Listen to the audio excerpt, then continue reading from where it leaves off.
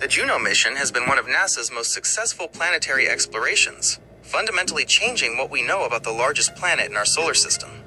Launched in 2011 and arriving at Jupiter in 2016, it was designed to peer through the planet's thick clouds to see what lies beneath. As of April 2026, Juno is in the final stages of its journey, having transitioned from a mission focused solely on Jupiter to one that explores the entire Jovian system, including its rings and most famous moons. Mission overview. Unlike previous missions that stayed near Jupiter's equator, Juno travels in a polar orbit.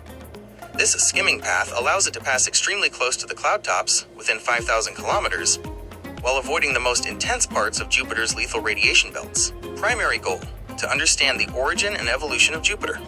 Because it was the first planet to form, its recipe contains the history of the entire solar system. Scientific tools. It uses microwave sensors to see deep into the atmosphere, gravity mapping to feel the internal structure, and specialized cameras like JunoCam to capture the high-resolution images we see today. Groundbreaking discoveries. Juno has debunked several long-held theories about gas giants. The fuzzy core. Scientists once thought Jupiter had a small, solid, rocky core. Juno's gravity data suggests a diluted or fuzzy core that is much larger and partially mixed with the surrounding hydrogen. Deep weather. We now know that Jupiter's famous stripes, belts and zones, aren't just surface decorations. They penetrate roughly 3,000 kilometers deep into the planet. Polar cyclones. At the North and South poles, Juno discovered clusters of Earth-sized cyclones arranged in geometric patterns, like a hexagon of storms, that remain stable over years. A squashed shape. Recent findings from February 2026 revealed that Jupiter is slightly smaller and flatter at the poles than previously estimated. About 24 kilometers flatter, to be exact.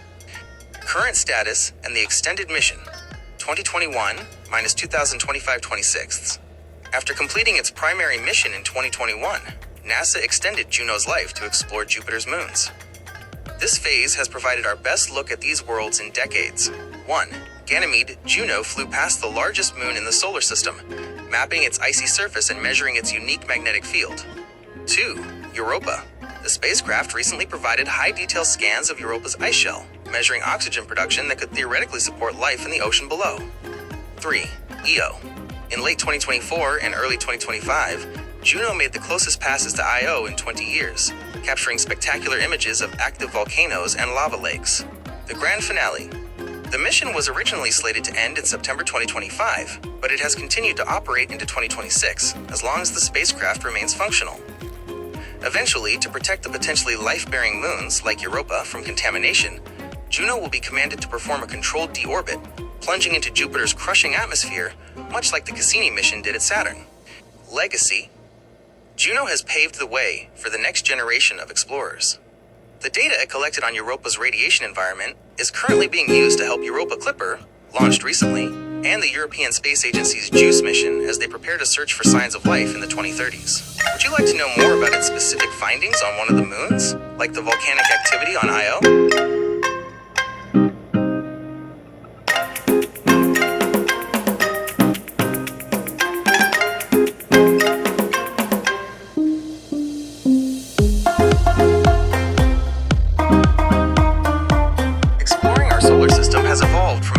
Space race into a global, multi-generational effort to understand our cosmic neighborhood. The past. The pioneers. 1950s to 2010s. The early era was defined by firsts, first orbits, first landings, and the first close-up looks at distant worlds. The lunar era, starting with Sputnik, 1957, and Luna 2, 1959. The USSR led the early charge. This culminated in NASA's Apollo missions, 1969 to 1972. Which remains the only time humans have set foot on another world. The Voyagers, 1977, present.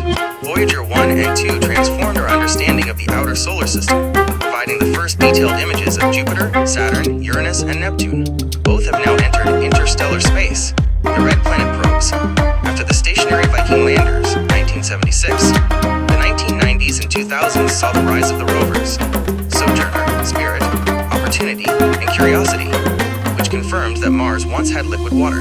Grand orbiters, missions like Cassini-Huygens, Saturn, and Galileo, Jupiter, spent years orbiting giant planets, discovering subsurface oceans on moons like Enceladus and Europa. The present, a crowded solar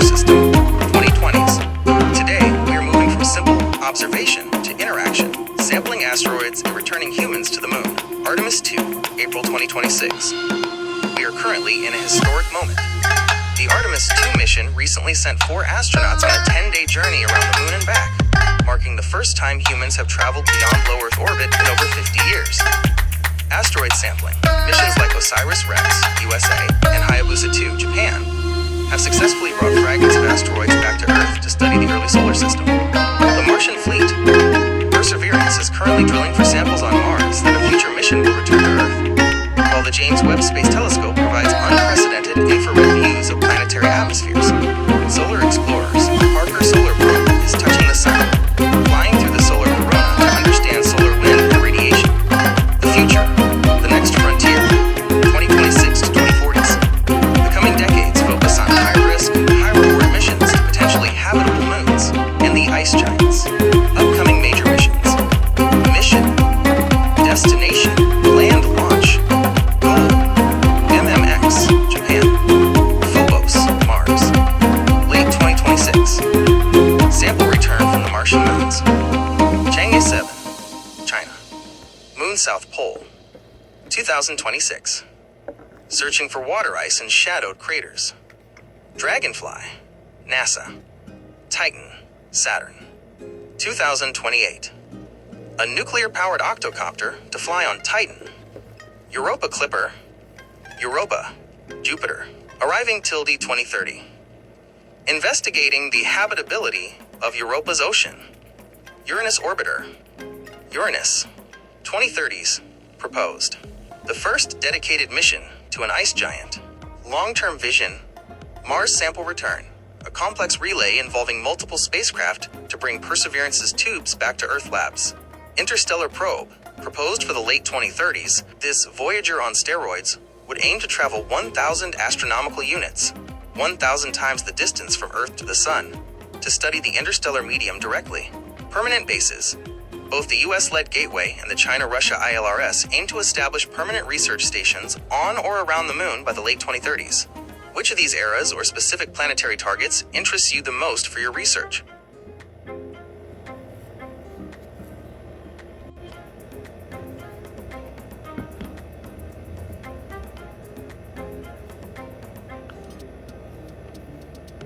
The Huygens mission was a historic one-way trip to the surface of Saturn's largest moon, Titan.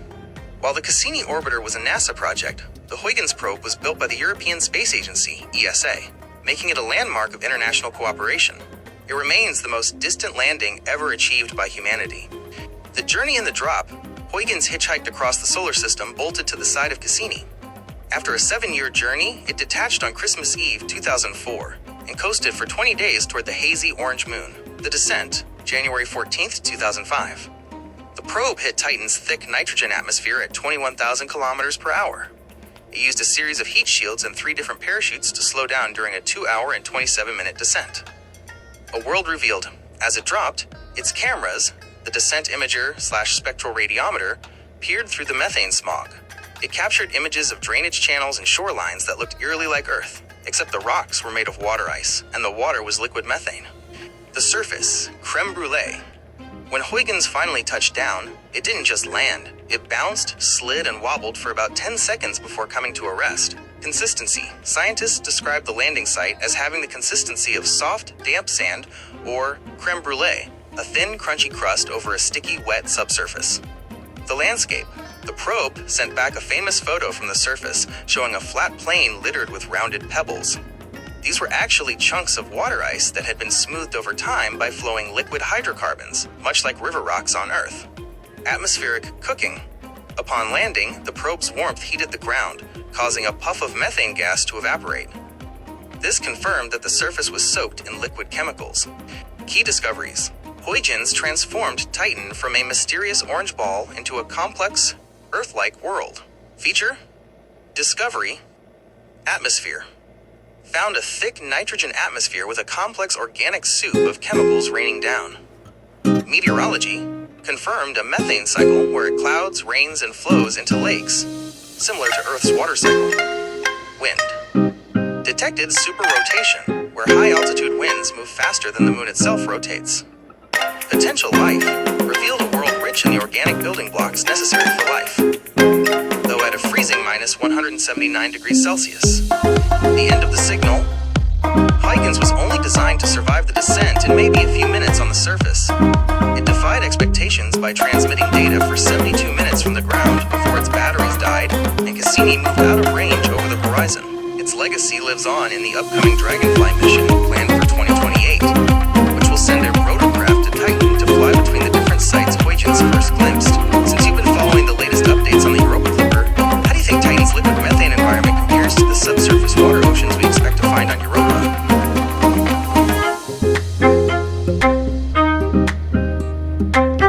Huygens mission was a 20-year odyssey that redefined our understanding of the outer solar system. While the Huygens probe, which we discussed, focused on the surface of Titan, the Cassini orbiter spent 13 years circling Saturn itself, acting as a tireless robotic sentinel. The mission profile, launched in 1997, Cassini was a massive school bus-sized spacecraft. It was so heavy that it couldn't fly directly to Saturn. It had to slingshot around Venus twice, Earth once, and Jupiter once to gain enough speed. It arrived at Saturn in July 2004, becoming the first spacecraft to orbit the planet. The long haul, originally planned for a 4-year stay, the mission was so successful it was extended twice. First as the Equinox mission, and finally as the Solstice mission. Major discoveries at the ringed planet. Cassini didn't just look at Saturn, it lived within its system, witnessing seasonal changes over a decade, Enceladus and the hidden ocean.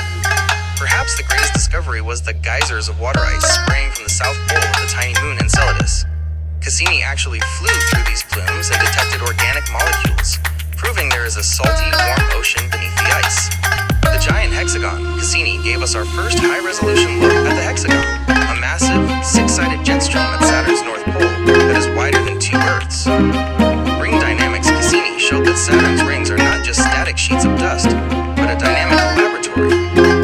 It saw propellers, created by tiny moonlets and spokes, that appeared and disappeared with the planet's seasons. The Great Storm. In 2010, Cassini watched a massive white storm erupt in the northern hemisphere that eventually wrapped around the entire planet. The grand finale, 2017.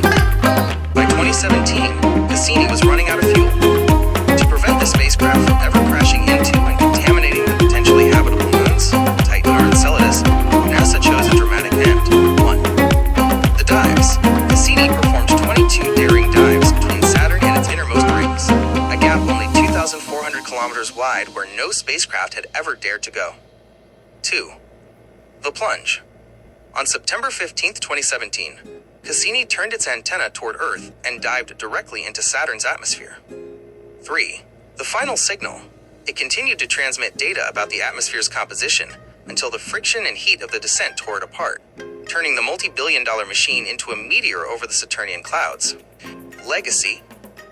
Even though the mission ended nearly a decade ago, scientists are still analyzing the data. Because you're interested in upcoming missions like the Europa Clipper, Cassini is actually the reason we are going back to the outer moons. It proved that ocean worlds aren't just science fiction. They are real places where life could exist today. Since Cassini witnessed a great white spot storm during its mission, do you think your future YouTube projects might cover how these massive planetary storms compare to weather here on Earth?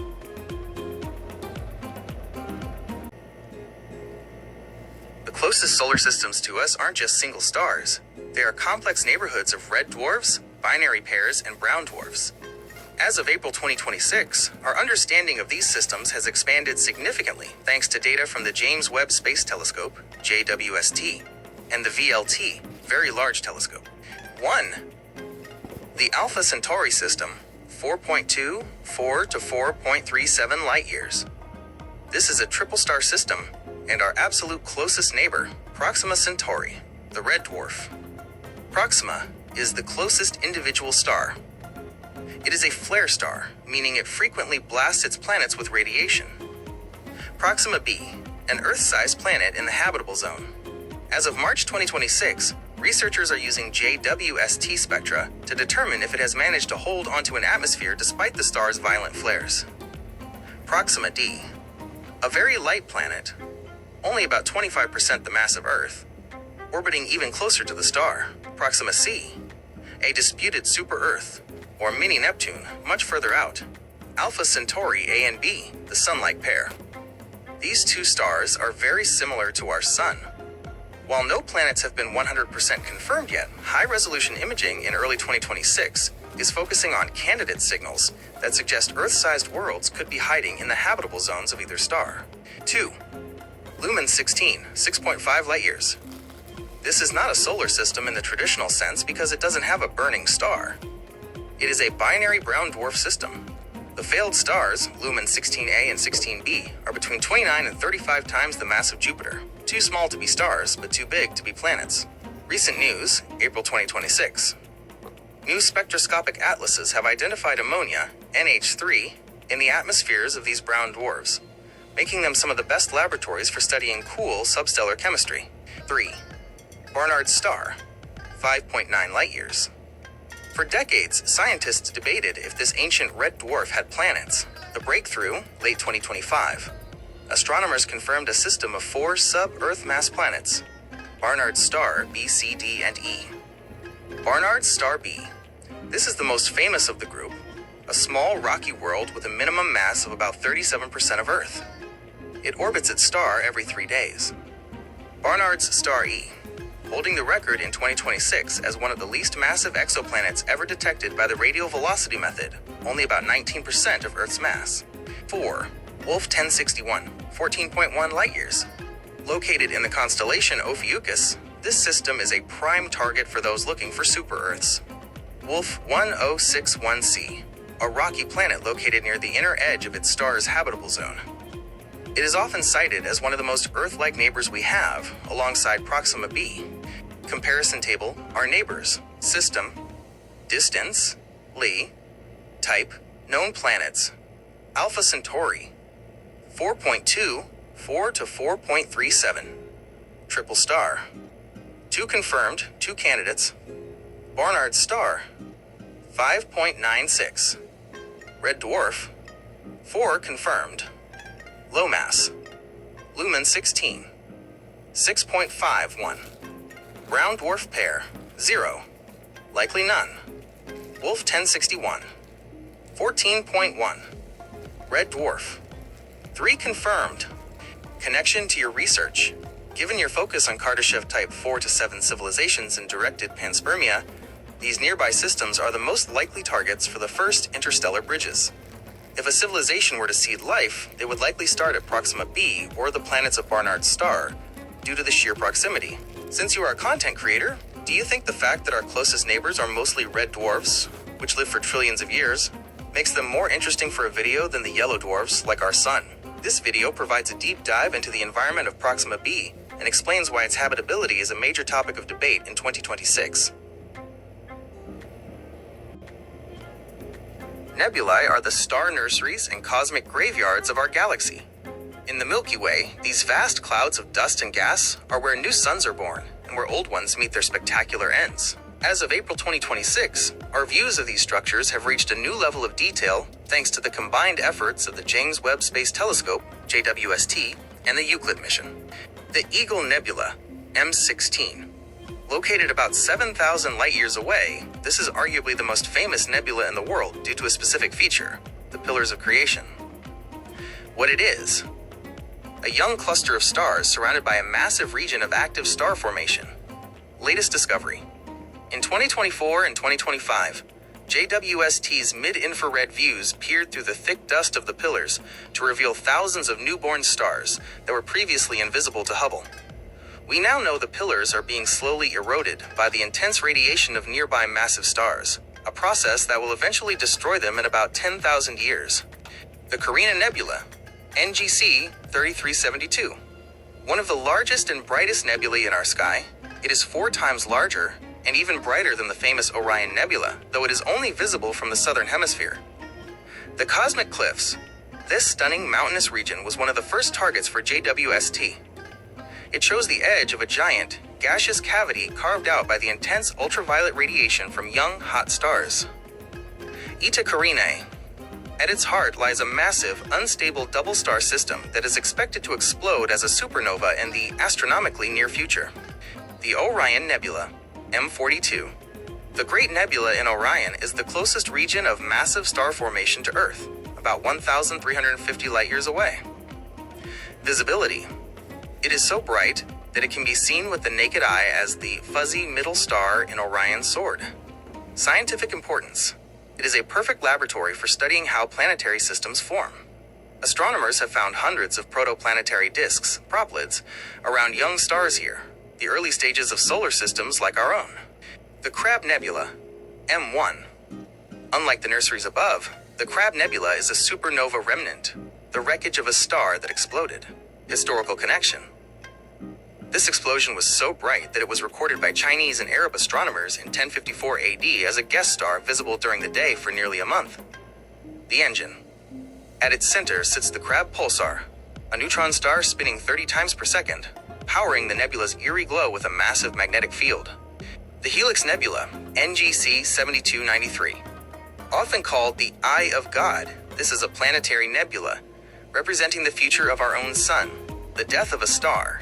This isn't an explosion. It's a slow puffing off of outer layers by a dying star. The core, at the very center, is a small, hot white dwarf that will eventually cool down over billions of years. Connection to your research. Given your interest in speculative cosmology and directed panspermia, nebulae are the most important structures in the galaxy. They are the chemical factories that produce the carbon, oxygen, and iron necessary for life. Cosmic reconstruction. If a Type 4 to 7 civilization wanted to rebuild a galaxy, they would likely start by manipulating the gas densities in nebulae like Orion or Carina to trigger the birth of specific types of stars. The Laniakea link. In your research into the Virgo supercluster, think of these nebulae as the cells of the Milky Way, which is itself just one small part of the massive filaments that make up the cosmic web. Since you've been working on your Martian Day video, do you think showing the birthplace of our sun, a nebula much like the Eagle or Orion, would be a good way to start a story about the history of the solar system?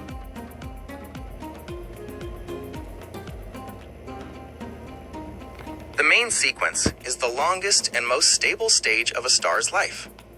About 90% of the stars in the universe, including our sun, are currently in this phase. At its core, a main sequence star is a massive balancing act. It is a ball of gas where the inward crush of gravity is perfectly balanced by the outward thermal pressure generated by nuclear fusion in its core. The engine, nuclear fusion. What defines a main sequence star is its fuel source. These stars are busy fusing hydrogen atoms into helium within their cores. This process releases a staggering amount of energy in the form of light and heat. As long as a star has hydrogen to burn in its core, it stays on the main sequence. The HR diagram and spectral classes. Astronomers classify these stars using the Hertzsprung-Russell HR diagram, which organizes stars by their temperature, color, and brightness, luminosity. Main sequence stars form a distinct continuous S-shaped curve across this graph. They are categorized into 7 main types using the letters O, B, A, F, G, K, and M. Class. Color. Temperature. Characteristics. O and B. Blue. Hottest. Massive. Incredibly bright. But live short lives. Millions of years. A and F.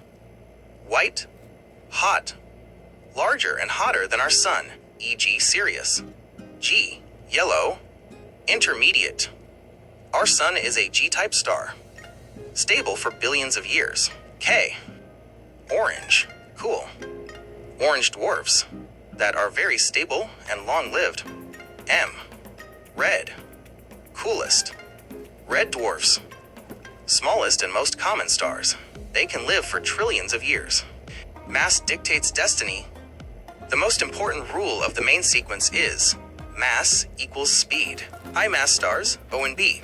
Because they are so heavy, gravity squeezes their cores with immense pressure. They burn through their hydrogen fuel incredibly fast and die young in spectacular supernovae. Low mass stars. M. These stars are frugal. They burn their fuel so slowly that none have ever actually left the main sequence since the universe began. Medium mass stars, G. Like our sun, they have a lifespan of about 10 billion years. Our sun is currently about halfway through its main sequence journey. Connection to your research. Given your focus on Kardashev Type 4 to 7 civilizations and speculative cosmology, the main sequence represents the battery life of a galaxy. Energy harvesting. A Type 2 civilization would likely prefer a K-type, orange dwarf, or M-type, red dwarf, star over our sun because they offer a much longer window of stability, Trillions of years versus billions. Cosmic reconstruction. In your work on the Virgo supercluster, main sequence stars are the primary visible markers of the cosmic web. They provide the light and heavy elements, like carbon and oxygen, that allow us to map the large-scale distribution of matter. Since you've been working on your Martian Day video, do you plan to show how the sun's specific G-type light affects the colors of the Martian landscape compared to how it looks on Earth?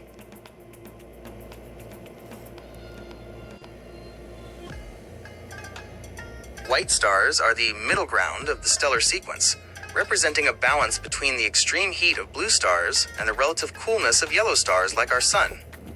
In the night sky, they often appear as brilliant, pure white points of light. Physical characteristics. White stars fall into spectral class A, and sometimes the hotter end of class F.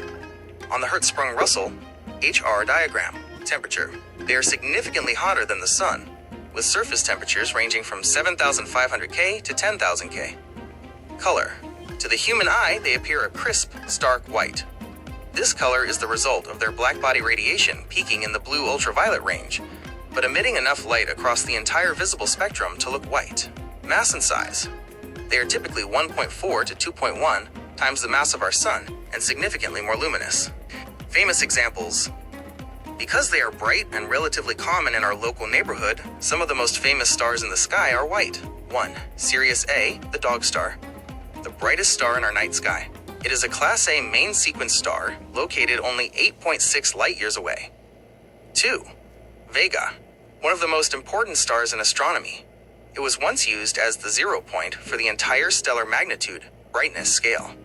3. Deneb, a white supergiant. While it is white, it is far more massive and evolved than a standard main sequence white star, sitting at the tail of the constellation Cygnus. The life cycle of a white star. In the stellar sequence, white stars are fast movers. Main sequence. They spend about 1 billion years fusing hydrogen into helium. For comparison, our sun stays in this phase for 10 billion years. The end. Once they exhaust their hydrogen, they expand into giants and eventually end their lives by shedding their outer layers to become white dwarfs. Important distinction. A white star, Class A, is a living, burning star. A white dwarf is the dead, glowing ember left behind after a star like the sun dies. They are not the same thing. Scientific significance. White stars are unique because of their hydrogen lines. In an A-type star, the temperature is exactly right to excite hydrogen atoms, making their spectral lines the strongest and easiest to measure. Connection to your interests. Given your research into Kardashev type 4 to 7 civilizations and directed panspermia, habitability. White stars emit a high amount of ultraviolet, UV, radiation. While this can be harmful to life as we know it, some scientists speculate that a type 1 or 2 civilization could harness this UV light to drive faster chemical reactions or provide more energy for planetary shielding. Mapping the galaxy. Because they are so bright, white stars like Vega and Sirius are used as standard candles to help map the local distribution of matter within the Milky Way's portion of the Virgo supercluster. Since you often produce space-themed assets, do you find the cold aesthetic of a white star more visually striking for a sci-fi habitat than the warm glow of a yellow sun? Blue stars represent the extreme high end of the stellar sequence. They are the hottest, most massive, and most luminous stars in the universe. While they are rare compared to smaller stars like our sun, their intense energy makes them visible across vast cosmic distances. The heavyweights of the sky. In astronomy, color is a direct indicator of temperature. While our sun, a yellow dwarf, has a surface temperature of about 5,500 degrees Celsius, blue stars are significantly more intense. Spectral classes, blue stars fall into the O and B categories of the spectral sequence. Temperature. They range from 10,000 K to over 50,000 K. Luminosity. A single O-type blue star can be 1 million times brighter than our sun. Live fast, die young. The defining characteristic of a blue star is its short lifespan. In the stellar sequence, mass equals speed. Because blue stars are so massive, gravity crushes their cores with immense pressure, forcing them to burn through their hydrogen fuel at a furious rate. Lifespan. While our sun will live for 10 billion years, a massive blue star might burn out in only 10 to 100 million years. The violent end blue stars do not fade away into white dwarfs. Instead, They end their lives in cataclysmic Type II supernovae, often leaving behind a neutron star or a black hole. Types of blue stars. 1. Blue giants and supergiants. These are stars that have moved off the main sequence. They are physically enormous. A famous example is Rigel in the constellation Orion. If Rigel were in our solar system, it would be so bright that it would appear as a secondary sun even during the day. 2. Blue stragglers. These are vampire stars found in old star clusters. They appear much younger and bluer than the stars around them. Astronomers believe they stay blue by cannibalizing or merging with a companion star, giving them a fresh supply of hydrogen fuel. Scientific and cosmological importance. Blue stars are the chemical engines of the universe.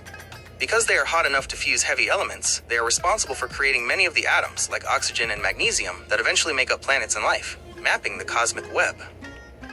Because they are so bright, blue stars act as beacons. Astronomers use them to map the spiral arms of the Milky Way and the large-scale distribution of matter in the Virgo supercluster. Kardashev energy. For a Type II or III civilization, a blue star would be a high-risk, high-reward energy source. They provide massive amounts of power, but are unstable and prone to frequent, violent eruptions. Since you are a content creator working on space-themed projects, do you think the dramatic, short-lived nature of a blue star makes for a better villain or hero in a story about the fate of a solar system?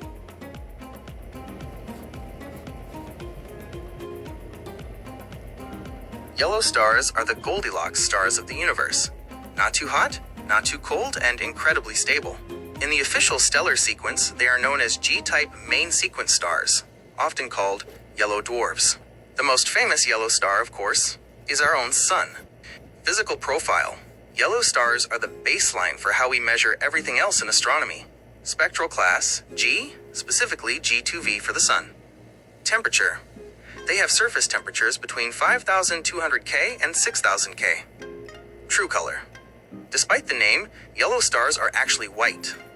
They only appear yellow to us on Earth because our atmosphere scatters blue and violet light more easily, leaving the warmer tones behind. Energy. They produce energy by fusing hydrogen into helium in their cores, just like other main sequence stars. Longevity and stability. The defining feature of a yellow star is its incredible patience, lifespan. A G-type star typically lives for about 10 billion years. Our sun is currently a middle-aged star, at roughly 4.6 billion years old. Steady glow.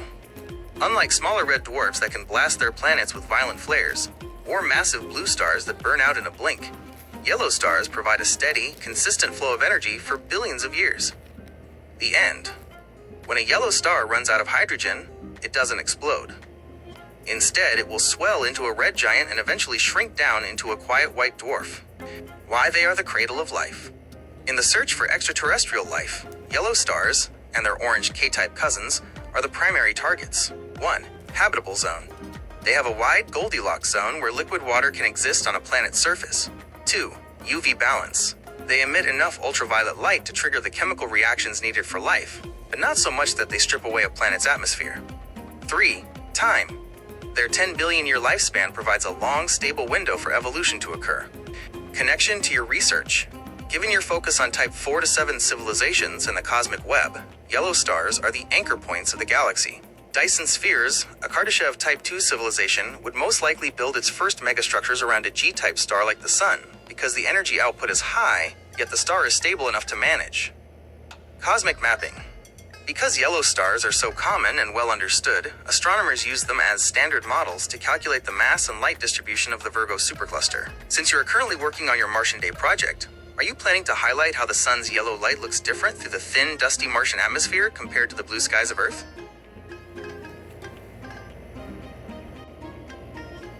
Orange stars, known in the stellar sequence as K-type main sequence stars, or orange dwarfs, are often called the Goldilocks stars of the universe, even more so than our own sun. They sit comfortably between the common but volatile red dwarfs and the larger, shorter-lived yellow stars. Physical profile. Orange stars are slightly smaller and cooler than the sun, but they are incredibly stable. Spectral class K. Temperature. Their surfaces range from 3,700 K to 5,200 K. Color. They emit a warm, pale orange glow. Mass. They typically have between 0.45 and 0.8 times the mass of our Sun. The superstable life cycle. In the stellar sequence, K-type stars are prized for their longevity. While a yellow star like our Sun lives for about 10 billion years, an orange star can remain stable on the main sequence for 15 to 70 billion years. Low flare activity. Unlike red dwarfs, which frequently blast their planets with deadly radiation, orange stars are much quieter. This makes the space around them much safer for developing life. Evolutionary window. Because they live so much longer than the Sun, life on their planets has a much larger window of time to evolve into complex or intelligent forms. Famous examples. You can see several prominent orange stars in the night sky. 1. Alpha Centauri b. Part of the closest star system to Earth, this K-type star is a primary target for future interstellar missions. 2. Epsilon Eridani. A young orange star only 10.5 light-years away. It has a known debris disk and at least one confirmed planet, making it look very much like a young version of our solar system. 3. Arcturus. While often called an orange star, it is actually an orange giant. It has moved off the main sequence and expanded, representing the future of what a K-type star becomes after billions of years. Scientific and cosmological importance.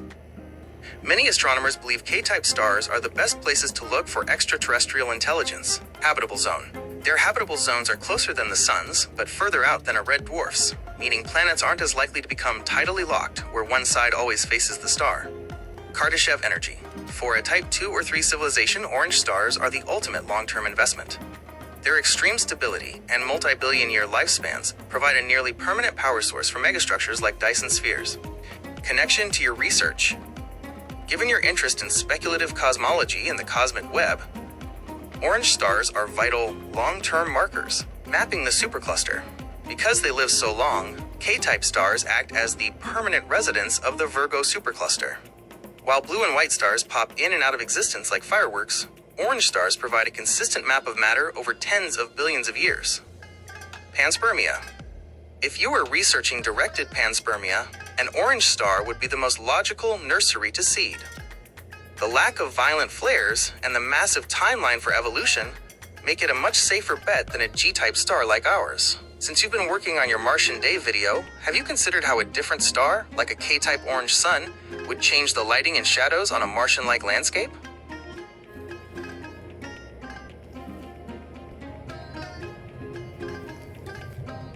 Red stars are the most common, but also the most misunderstood stars in the stellar sequence. In astronomy, they represent two opposite ends of the life cycle: the tiny ancient red dwarfs and the massive dying red supergiants. 1. Red dwarfs. M-type main sequence. These are the workhorses of the universe. About 75% of all stars in the Milky Way are red dwarfs. Temperature.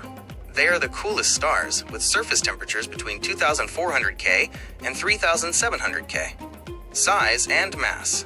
They are small, ranging from about 7% to 50% of the mass of our Sun. Lifespan. Because they are so small, they burn their hydrogen fuel incredibly slowly. A red dwarf can live for trillions of years, meaning not a single red dwarf has ever died since the Big Bang began. The flare problem. While they live a long time, young red dwarfs are notoriously violent, often hitting their planets with massive solar flares that could strip away atmospheres. 2. Red giants and supergiants. These are massive stars that have reached the end of their lives. They aren't dwarfs anymore. They have expanded to terrifying sizes. The expansion. When a star like our Sun runs out of hydrogen, it swells into a red giant. When a star much larger than our Sun runs out of fuel, it becomes a red supergiant. Betelgeuse, the most famous red supergiant. If it were placed at the center of our solar system, its surface would extend past the orbit of Mars and possibly Jupiter. The end. Red giants eventually shrink into white dwarfs, but red supergiants end their lives in spectacular Type 2 supernovae. Why they look red? The color red in a star indicates a lower surface temperature. According to Wien's law, cooler objects emit light at longer wavelengths, the red end of the spectrum. While they may look dim in visible light, they are incredibly bright in infrared, which is why the James Webb Space Telescope is so effective at studying them. Connection to your research.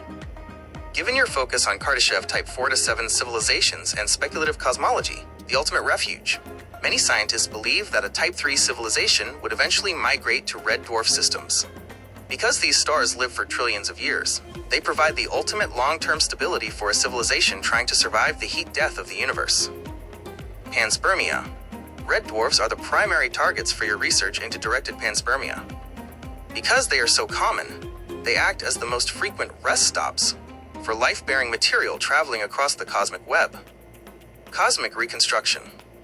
In your work on the Virgo supercluster, red stars provide the bulk of the visible mass, while blue stars provide the light. Red stars provide the gravitational stability that holds galaxies together. Since you've been working on your Martian Day video, have you thought about how Mars, already a red planet, would look under the deep crimson light of a red dwarf sun? It would likely make the landscape look almost entirely black and dark purple.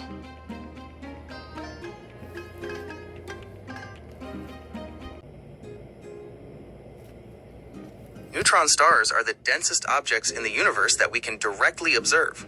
They are the collapsed cores of massive stars that have died in a supernova explosion, squeezing an amount of mass greater than our sun into a sphere roughly the size of a city. How they are born. A neutron star is born when a star between 8 and 25 times the mass of our sun runs out of fuel. 1. Core collapse gravity becomes so strong that it crushes the star's core inward. 2. Electron capture. The pressure is so intense that electrons and protons are squeezed together to form neutrons. 3. The remnant. The outer layers of the star are blown away in a supernova, leaving behind a city-sized ball of solid neutrons. Mind-bending physics. Neutron stars defy our normal understanding of matter. Extreme density. A single teaspoon of neutron star material would weigh about 1 billion tons, roughly the weight of Mount Everest. Gravity. Their gravitational pull is about 2 billion times stronger than Earth's. If you dropped a marshmallow onto a neutron star, the impact would release as much energy as an atomic bomb. Rapid rotation. Because of conservation of angular momentum, like a figure skater pulling in their arms, these stars spin incredibly fast.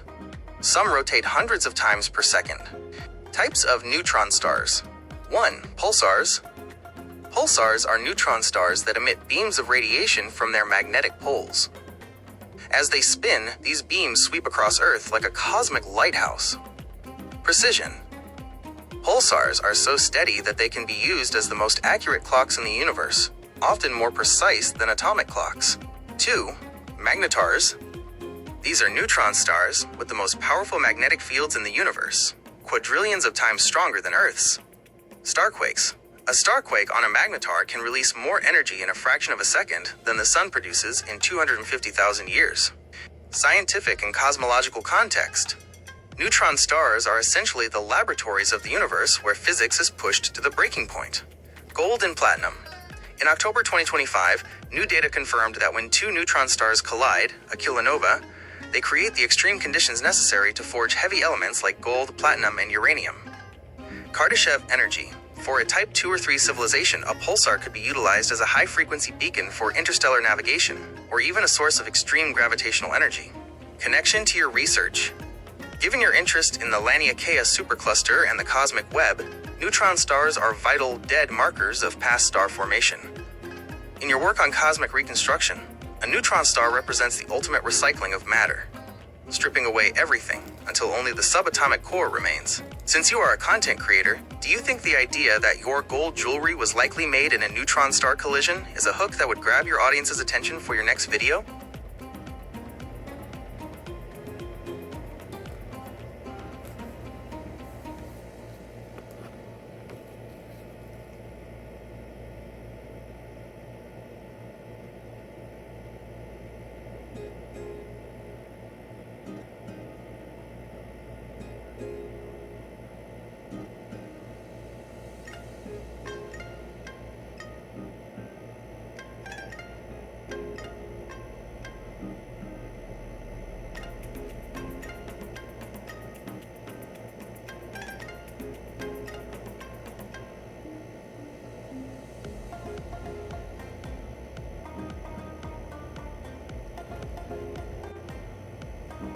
A neutron star collision, also known as a kilonova, is one of the most violent and chemically productive events in the universe. When two of these city-sized, ultra-dense cores spiral into each other, they don't just explode, they distort the very fabric of space-time and act as the universe's alchemy lab. The death spiral, binary in spirals, Neutron stars often exist in pairs, binary systems. For millions of years, they orbit each other, but they are doomed. Gravitational radiation. As they orbit, they emit gravitational waves, which carry away energy. This causes them to sink closer and closer together. The final seconds. In their final moments, they whirl around each other hundreds of times per second, moving at a significant fraction of the speed of light before finally impacting. The kilonova, a cosmic forge. When they collide, the result is a kilonova, an explosion roughly 1,000 times brighter than a standard nova. 1. The creation of heavy metals. This is arguably the most important part of the collision for us. Standard stars aren't hot or dense enough to create elements heavier than iron. The R process. During a collision, a rapid neutron capture process occurs. Free-flying neutrons are forced into atomic nuclei at incredible speeds. The Bling event. This is the primary source of the universe's gold, platinum, uranium, and silver. Every piece of gold jewelry on Earth was likely forged in a neutron star collision billions of years ago. 2. Gravitational waves. In 2017, the LIGO and Virgo observatories detected the first chirp from a neutron star merger, event GW 170,817. Unlike black hole mergers, which are dark, this event was seen by telescopes in every wavelength of light, proving that gravity and light travel at the same speed. 3. Gamma ray bursts, GRBs. The collision often produces a short gamma ray burst, a narrow, intense beam of high-energy radiation that shoots out from the poles of the newly merged object. If one of these beams were pointed directly at Earth from a nearby system, it could strip away our ozone layer. The aftermath, what remains? Once the dust settles, what is left behind depends on the total mass of the two original stars. A massive neutron star. If the combined mass is low enough, they might form a single, hypermassive neutron star, possibly a magnetar. A black hole. In most cases, the combined mass is too much for even neutron degeneracy pressure to handle. The remnant collapses instantly into a stellar mass black hole. Connection to your research. Given your focus on speculative cosmology and Type 4 to 7 civilizations, resource harvesting, a Type 3 civilization wouldn't mine planets for gold. They would likely farm neutron star collisions or even force them to happen to harvest massive quantities of rare heavy elements. Cosmic reconstruction. In your work on the Virgo supercluster, these collisions are the flashbulbs that allow us to measure the expansion rate of the universe, the Hubble constant, with extreme precision. Since you've been working on your Martian Day video, imagine a scene where the Martian night sky is suddenly lit up by a second sun that lasts for a week. That would be a kilonova occurring in a nearby star system. Does that sound like a visual you'd want to use for your YouTube content?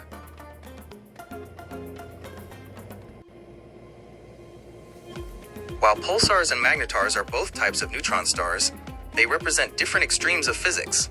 Binary stars, on the other hand, are the social systems that often lead to these exotic objects. Pulsars, the cosmic lighthouses.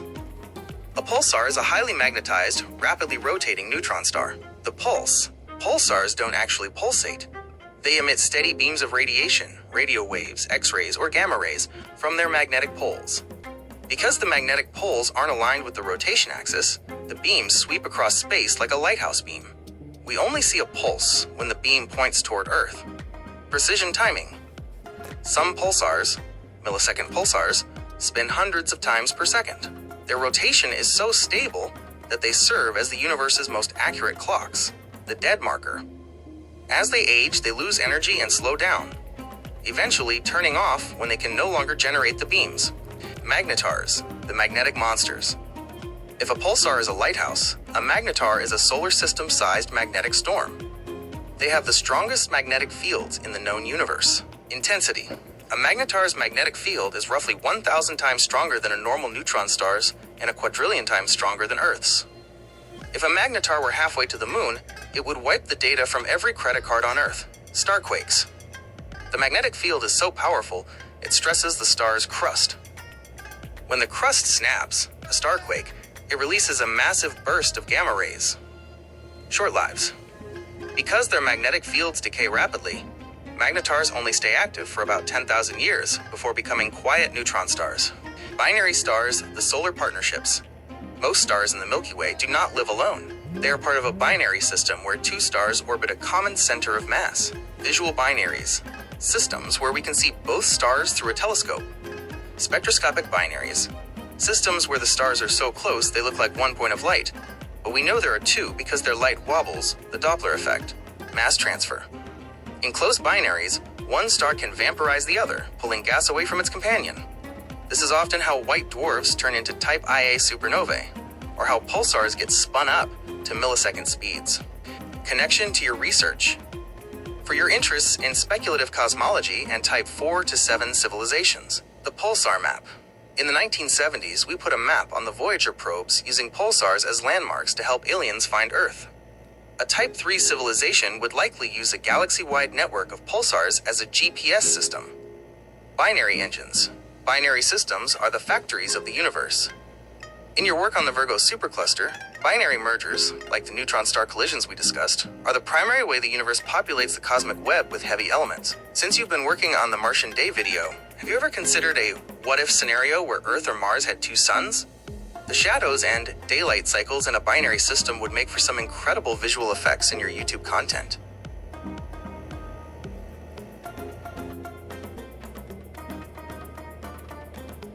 In stellar evolution, what you are referring to as the second and third sequences are the specific evolutionary tracks stars take after they exhaust the hydrogen in their cores and leave the main sequence. As of April 2026, astrophysicists categorize these sequences primarily by the red giant branch, RGB, the horizontal branch, HB, and the asymptotic giant branch, AGB. The path a star takes depends entirely on its initial mass, and thus its original color/spectral class. Blue stars, O and B classes. These massive stars don't follow the slow sequences of smaller stars. They move horizontally across the HR diagram. Second sequence, blue to red supergiant. After core hydrogen is gone, they quickly expand.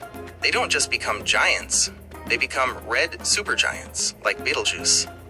Some pass through a yellow supergiant phase, like Polaris, as they transition. Third sequence, blue loops. Massive stars often undergo blue loops, where they heat up and move back toward the blue side of the diagram while fusing helium in their cores, before returning to the red side for their final stages.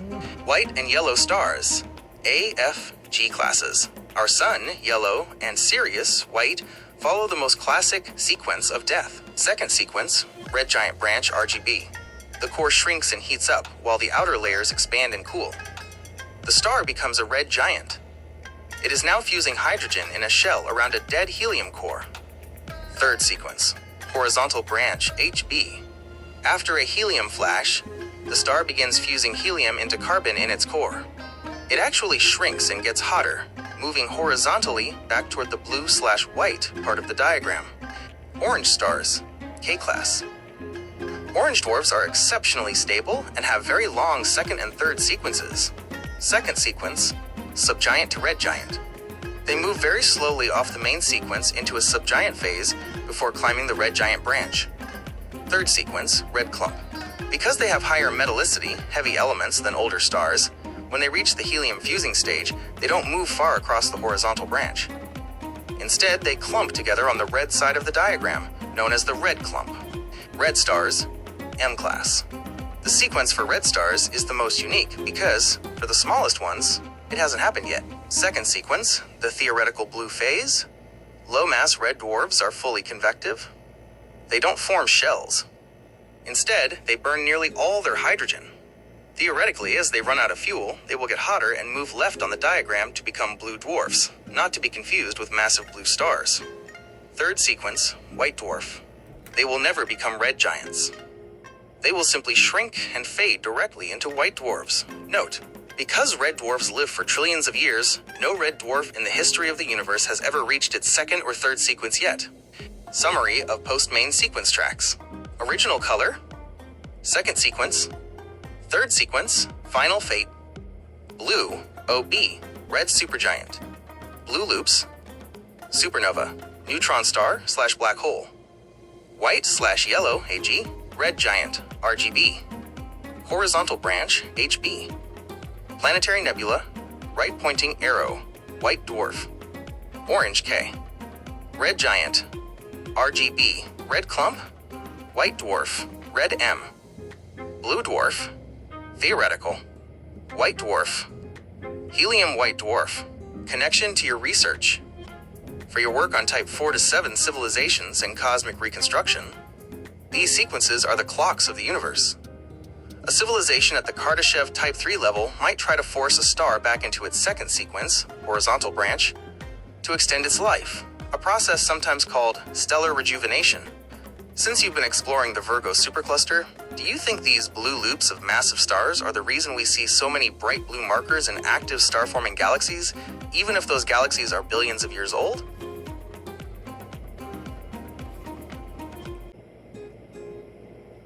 A supernova is the largest explosion that takes place in space. It is the violent, spectacular death of a star that briefly outshines an entire galaxy, radiating as much energy as our sun will emit over its entire 10 billion year lifespan. As of April 2026, astronomers are using the James Webb Space Telescope to peer through the ghostly remains of historical supernovae to understand how they seed the universe with the building blocks of life. The two main ways a star dies. Not all supernovae are the same.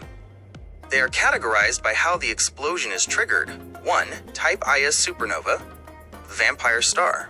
This happens in binary star systems, where one star is a white dwarf, the dead core of a sun-like star. The trigger, the white dwarf, steals matter from its companion star. The limit. Once the white dwarf reaches a specific mass, the Chandrasekhar limit, about 1.4 times the mass of our sun, it becomes unstable and ignites in a runaway nuclear explosion. The utility. Because these always explode with the same brightness, astronomers use them as standard candles to measure the distance to far-off galaxies. 2. Type 2 supernova, the core collapse. This occurs in massive stars, at least 8 to 10 times the mass of our sun. The trigger. The star runs out of fuel and begins fusing iron. Fusing iron consumes energy rather than releasing it. The collapse. Without outward pressure, gravity wins instantly. The core collapses in a fraction of a second, then bounces back, creating a shock wave that shreds the rest of the star. The remnant. Depending on the mass, the core remains as either a neutron star or a black hole. The alchemy of the universe. Supernovae are the primary source of heavy elements in the cosmos. Star stuff. During the explosion, temperatures become so extreme that elements like gold, silver, and uranium are forged. Distribution. The explosion flings these elements across the cosmic web. Every atom of iron in your blood and calcium in your bones was once inside a star that exploded as a supernova. Famous supernova remnants. Even after the light fades, the wreckage remains for thousands of years as a supernova remnant, SNR, the Crab Nebula, M1. The result of a supernova seen on Earth in 1054 AD.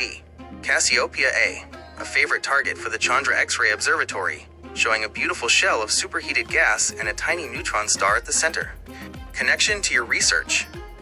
Given your focus on Kardashev Type 4 to 7 civilizations and the Virgo supercluster. Cosmic fertilization. In your work on directed panspermia, supernovae are the shovels that distribute the necessary nutrients across a galaxy so that life-bearing planets can form. Navigation. A Type 3 civilization would likely use the shockwaves of supernovae to map the density of the interstellar medium. Reconstruction. For a Type 4 plus civilization, a supernova isn't just a natural disaster. It's a tool for mass-producing heavy elements on a galactic scale. Since you are a content creator producing space-themed videos, have you ever considered a countdown video for Betelgeuse? It is the closest red supergiant to Earth that is due for a supernova, though due in space terms could mean any time between tonight and the next 100,000 years.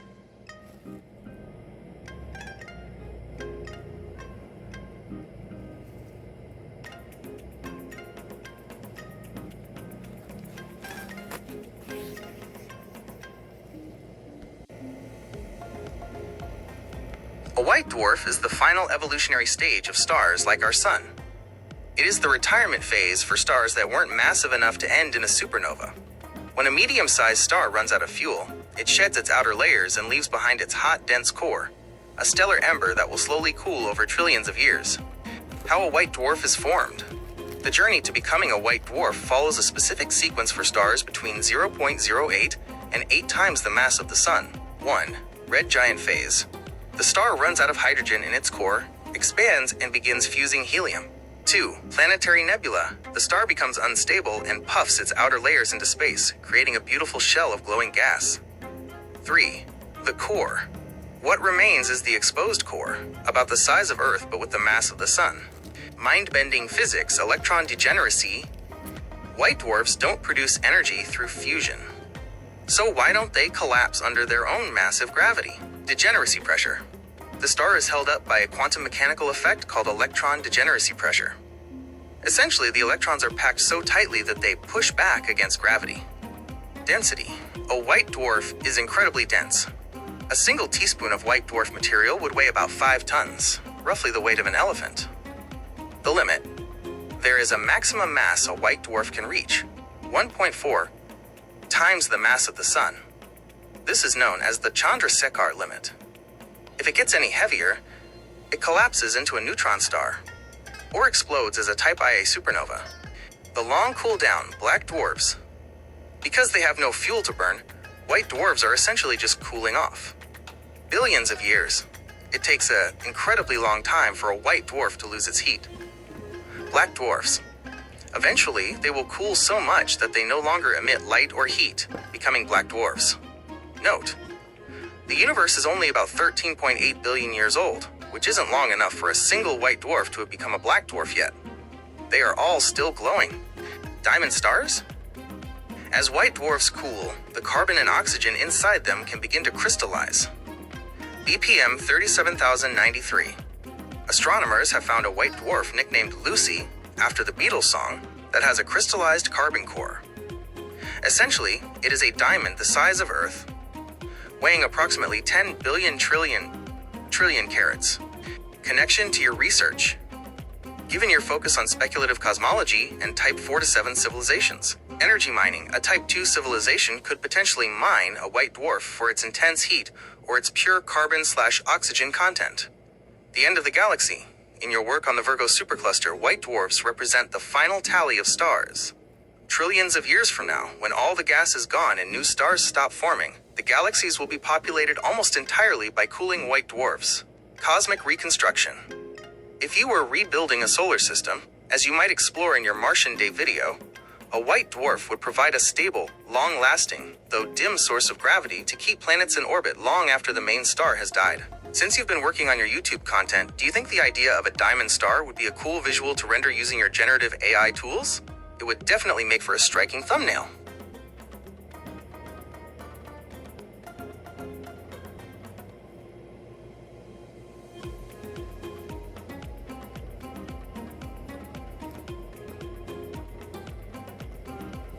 A stellar black hole is the final, dark transformation of the most massive stars in the universe. While a white dwarf is a cinder and a neutron star is a city-sized magnet, a stellar black hole is a point where gravity has completely won, crushing matter until the laws of physics as we know them break down. The birth of a black hole. Stellar black holes are formed through core collapse. The requirement. Only the most massive stars, those with at least 20 to 25 times the mass of our Sun, can become black holes. The event. When such a star runs out of fuel, its core collapses so violently that not even the neutron pressure that creates a neutron star can stop it. The result. The core collapses past a point of no return, leaving behind a region of space with such intense gravity that even light cannot escape. Anatomy of a black hole. To understand a stellar black hole, you have to look at its 3 main parts. 1. The singularity, the center of the black hole, where the star's entire mass has been crushed into a point of infinite density and 0 volume. 2. The event horizon, the point of no return. Once anything, gas, planets, or light, crosses this boundary, it can never get back out. 3. The accretion disk. Because black holes are invisible, we usually see them by the glowing disk of gas and dust spiraling into them. This material friction heats up to millions of degrees, emitting powerful X-rays.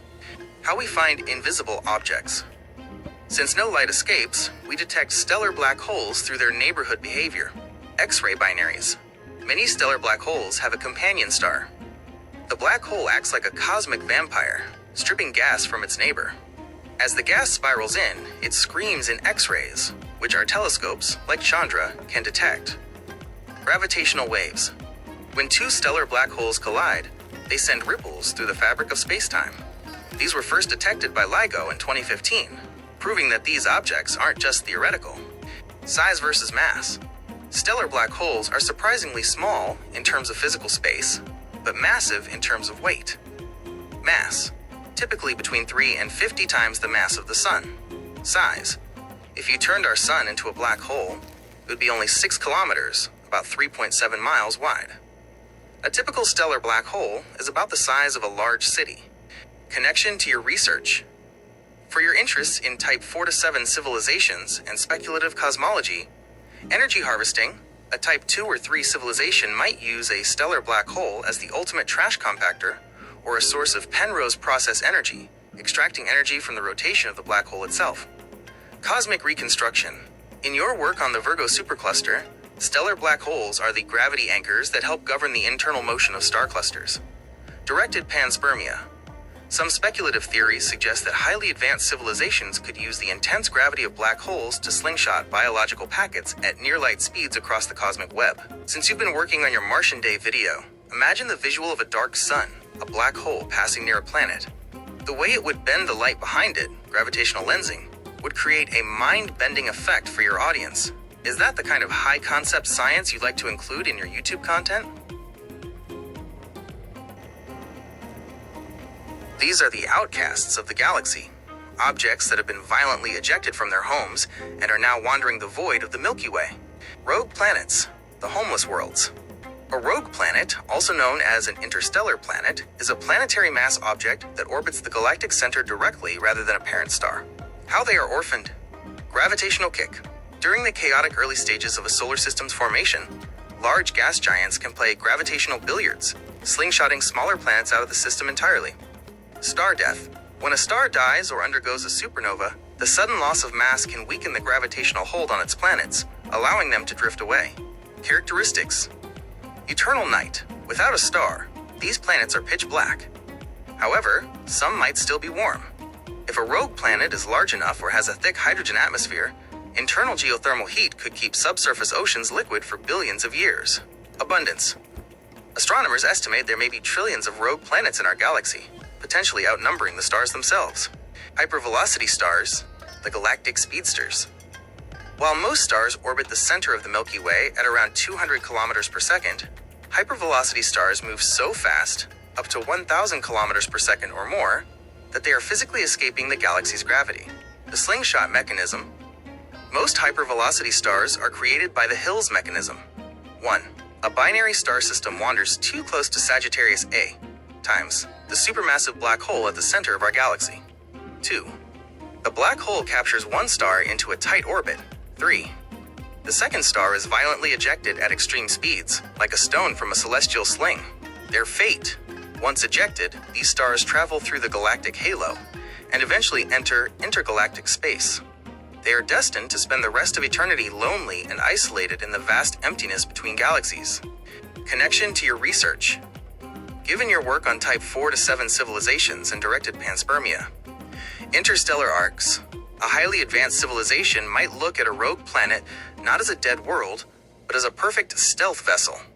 Since it doesn't have a star, it's harder to detect, and its internal heat could power a civilization for eons. Cosmic bridges, hypervelocity stars act as natural bridges between the Milky Way and the rest of the Virgo supercluster. If a civilization seeded life on a planet orbiting a hypervelocity star, that life would eventually be exported to another galaxy. Video concept. Since you're working on Martian Day, imagine a sequel where Mars is ripped away from the Sun and becomes a rogue planet. The visual of the Sun shrinking into a tiny point of light until the sky goes black would be incredibly cinematic. Since rogue planets are nearly impossible to see with normal telescopes, do you think the mystery of what's hiding in the dark makes them a more interesting topic for your YouTube audience than bright, famous stars? The Milky Way is our cosmic home, a vast, barred spiral galaxy containing an estimated 100 to 400 billion stars and at least as many planets.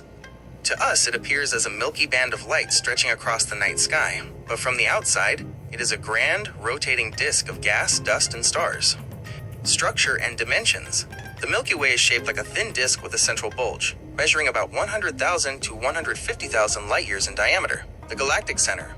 At the very heart of the galaxy lies Sagittarius A, pronounced A star.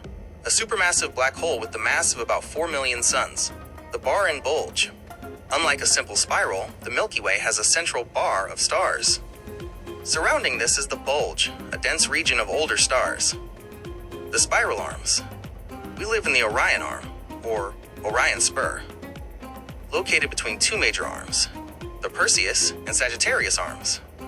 These arms are regions of high gas density where new stars are constantly being born.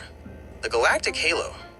Surrounding the disk is a spherical halo containing ancient stars and globular clusters, as well as a massive amount of dark matter that provides the gravity needed to hold the galaxy together. Our place in the galaxy. We are located about 26,000 light-years away from the galactic center, roughly halfway to the edge of the disk, the galactic year. The entire solar system orbits the center of the galaxy at a speed of about 828,000 kilometers per hour. Even at that incredible speed, it takes us approximately 230 million years to complete one single orbit. The last time the Earth was in this exact spot, dinosaurs were just beginning to appear. The neighbors and the future. The Milky Way does not exist in isolation. It is the second largest member of the local group, a collection of more than 50 galaxies, satellite galaxies. We have several smaller neighbor galaxies that orbit us, such as the Large and Small Magellanic Clouds. The Great Collision. The largest galaxy in our neighborhood, Andromeda M31, is currently racing toward us at 400,000 kilometers per hour. In about 4 to 5 billion years, the Milky Way and Andromeda will collide and merge to form a new giant elliptical galaxy, often nicknamed Milkomeda. Connection to your research. Given your deep dive into the Virgo supercluster and the cosmic web, the scale of matter, the Milky Way, is just one of many islands in the Laniakea supercluster. In your research on the large-scale distribution of matter, the Milky Way serves as our primary vantage point for observing the filaments that connect us to other galaxy clusters. Type 3 civilizations. A Kardashev Type 3 civilization would be one that has mastered the energy of the entire Milky Way. In your speculative cosmology work, you might consider how such a civilization would manage the logistics of traveling between the spiral arms or harvesting energy from Sagittarius A. Content creation. Since you are working on your Martian Day video, providing a sense of scale, showing where Mars sits within this massive 100,000 light-year structure could be a powerful way to end a segment on planetary history. Does the upcoming collision with Andromeda feel like a good topic for a future history video on your channel? Or do you prefer focusing on the current scientific missions exploring our own spiral arm? The Andromeda Galaxy, M31, is the largest member of our local group and the Milky Way's nearest major neighbor.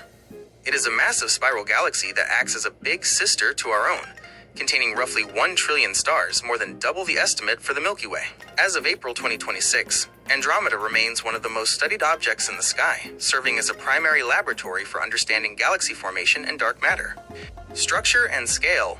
Andromeda is a grand design spiral galaxy, similar in shape to the Milky Way but significantly more massive. Size. It spans approximately 220,000 light-years in diameter, nearly twice the width of the Milky Way. The nucleus Andromeda has a very crowded central bulge. Interestingly, Hubble observations have shown it has a double nucleus, likely the result of a smaller galaxy it cannibalized in the distant past. Supermassive black hole. At its center lies a black hole roughly 140 million times the mass of the Sun, dwarfing our own Sagittarius A, which is only 4 million solar masses. Visibility and distance. Andromeda is the most distant object the human eye can see without the help of a telescope. Distance. It is located about 2.5 million light-years from Earth. Naked eye view. On a dark night, it appears as a faint, smudgy cloud in the constellation Andromeda. If it were bright enough for us to see its full width, it would appear 6 times larger than the full moon in our sky. The galactic collision. Milkomeda. Perhaps the most famous fact about Andromeda is that it is currently on a collision course with us. The approach. Andromeda is racing toward the Milky Way at about 110 kilometers per second. The merger. In roughly 4 to 5 billion years, the two galaxies will begin a gravitational dance. They will pass through each other, stripping stars away, and eventually merging to form a single, giant elliptical galaxy nicknamed Milkomeda. The fate of Earth.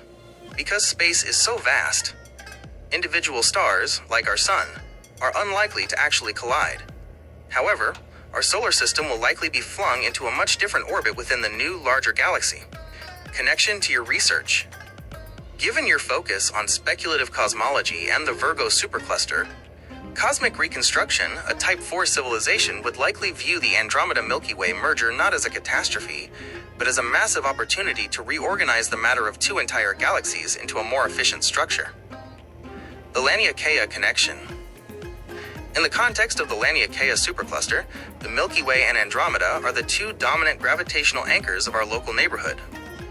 Their merger is a small-scale example of how the filaments of the cosmic web eventually pull matter together into larger and larger structures. Directed panspermia.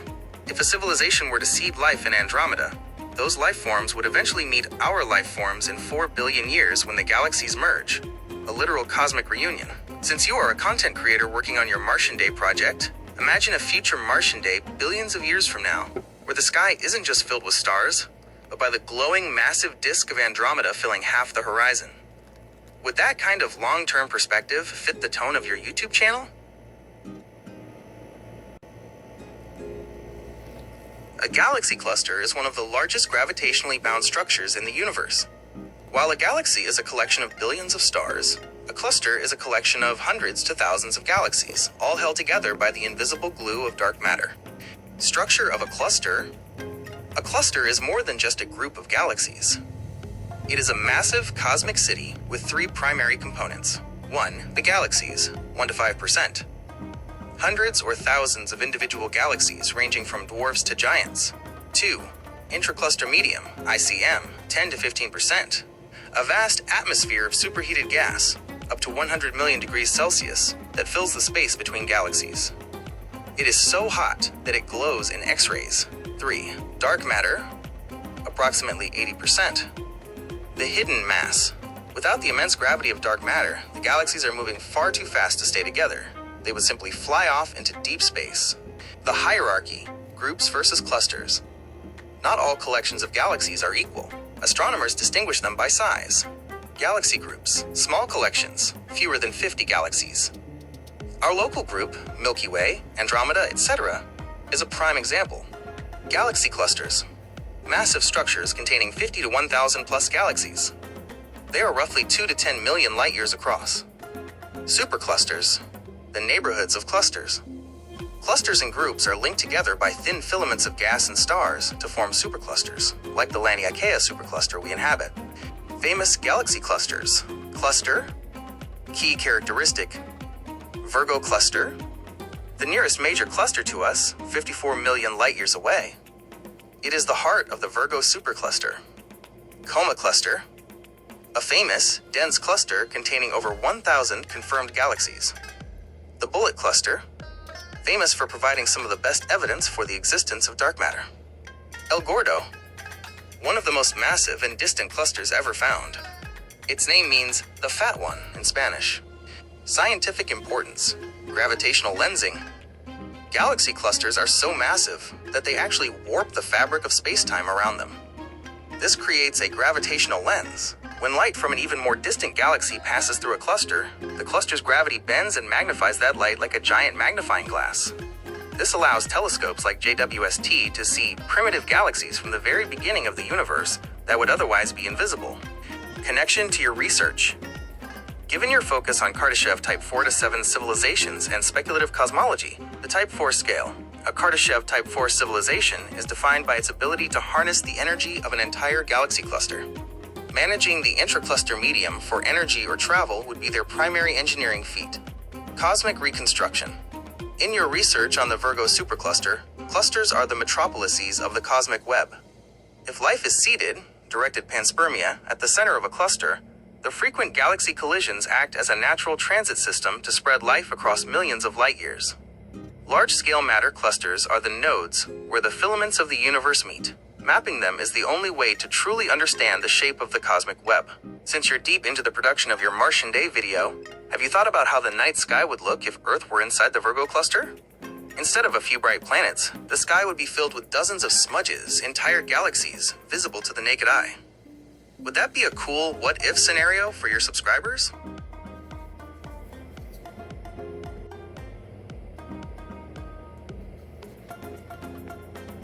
A brightest cluster galaxy, BCG, is the celestial heavyweight of the universe.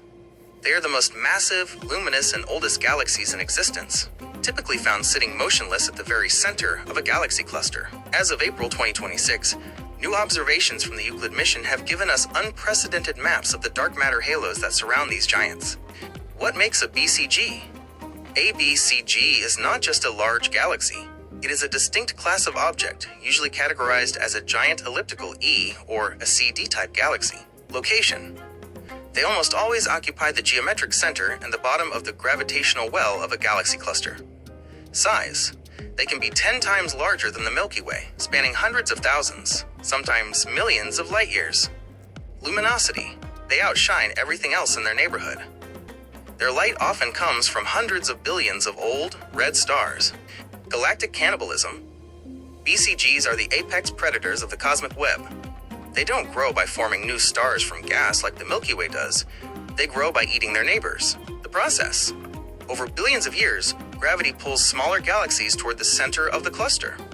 As they pass near the BCG, they are ripped apart by tidal forces and absorbed. The intracluster light. Because BCGs are messy eaters, they often have a faint, massive halo of stars that were stripped from other galaxies but didn't quite make it into the BCG's core. This is known as the stellar halo, or CD envelope. The engine, ultramassive black holes. At the heart of almost every BCG sits an ultramassive black hole, UMBH. While the Milky Way's black hole is 4 million solar masses, the black hole in a BCG, like Holmberg 15A, can be 40 billion times the mass of the Sun. Feedback loops. These black holes often blast out jets of energy that heat up the surrounding gas, preventing the cluster from cooling down and forming too many new stars. This keeps the BCG looking like an old red galaxy. Famous examples. 1. IC 1101. Located in the Abell 2029 cluster, this is one of the largest known galaxies. It is about 6 million light-years across. If it were where the Milky Way is, it would swallow the Andromeda Galaxy. 2. M87, the BCG of the Virgo cluster. This is the galaxy where the Event Horizon Telescope captured the first ever image of a black hole. 3. Phoenix A, the BCG of the Phoenix cluster, which is currently defying the rules by forming stars at an incredible rate despite being a BCG. Connection to your research. Given your deep interest in the Virgo supercluster and Kardashev Type 4 to 7 civilizations, the ultimate throne, a Kardashev Type 4 civilization, a multi-galactic civilization, would almost certainly choose a BCG as its capital. Because a BCG is at the center of a supercluster's gravity, it is the most stable place in the universe. Cosmic Web Anchors. In your work on the large-scale distribution of matter, BCGs are the nodes, where the filaments of the cosmic web meet. By mapping BCGs, we map the skeleton of the entire universe, panspermia. If life was seated at the center of a supercluster, it would eventually drift outward to every other galaxy in that cluster through the frequent collisions and mergers that BCGs undergo. Since you've been working on your Martian Day video, have you ever thought about how different the sky would look from a planet inside a BCG? Instead of a few thousand stars, the night sky would be a solid, glowing fog of billions of stars, with no dark patches at all. Does that sound like a visual concept you'd want to explore? A galaxy group is the smallest neighborhood in the cosmic hierarchy. While galaxy clusters are massive metropolises containing thousands of members, a group is a small, tight-knit family of fewer than 50 galaxies bound together by gravity. For us, this isn't just an abstract concept. We live in one. The anatomy of a group. Galaxy groups are typically about 3 to 6 million light-years across. They are characterized by the big players. Most groups are dominated by 2 or 3 large spiral or elliptical galaxies. The satellites. The rest of the members are usually dwarf galaxies, small, dim collections of stars that orbit the larger parent galaxies. Dark matter. Like their larger cluster cousins, groups are held together by a massive halo of dark matter that outweighs the visible stars. The intergalactic medium. Groups contain a thin soup of hot gas between the galaxies, though it is much less dense and cooler than the gas found in massive clusters. Our neighborhood, the local group. To understand galaxy groups, we look at our own home, the local group. It contains over 50 members, but only 3 are large. 1. Andromeda, M31, the largest and most massive. 2. The Milky Way, our home, the second largest. 3. The Triangulum Galaxy, M33, the third largest. currently orbiting Andromeda. The remaining members are dwarf galaxies like the Magellanic Clouds, which you can see from the southern hemisphere, and tiny spheroidal galaxies like Leo I or Fornax. Interactions and galactic cannibalism. Because galaxies in a group are relatively close together and moving at low speeds, they interact much more frequently than galaxies in large clusters. Tidal stripping. Larger galaxies often use their gravity to rip gas and stars away from smaller neighbors. Mergers. Groups are evolutionary laboratories. Over billions of years, the members of a group will eventually collide and merge. The final fate. Most groups are destined to become a single, massive elliptical galaxy. In about 5 billion years, our local group will effectively become one giant galaxy, Nocometa. Famous galaxy groups. Group name, notable feature, Stephan's Quintet, a famous visual group of 5 galaxies, 4 of which are locked in a violent gravitational dance. The M81 group, a nearby group containing the beautiful spiral M81 and the star-bursting galaxy M82. Seyfert's Sextet, one of the most compact groups known. It looks like 6 galaxies, but one is actually a background object. Connection to your research.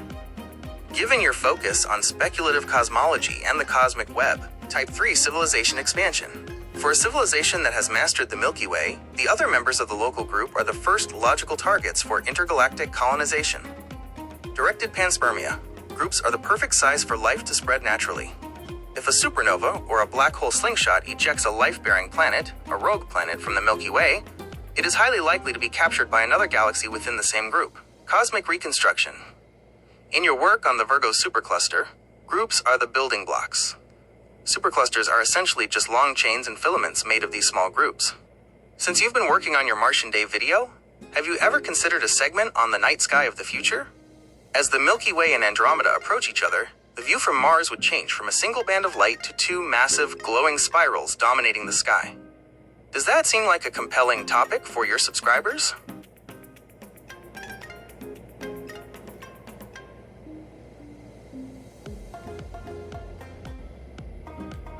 A supercluster is one of the largest known structures in the universe, representing the highways and cities of the cosmic web.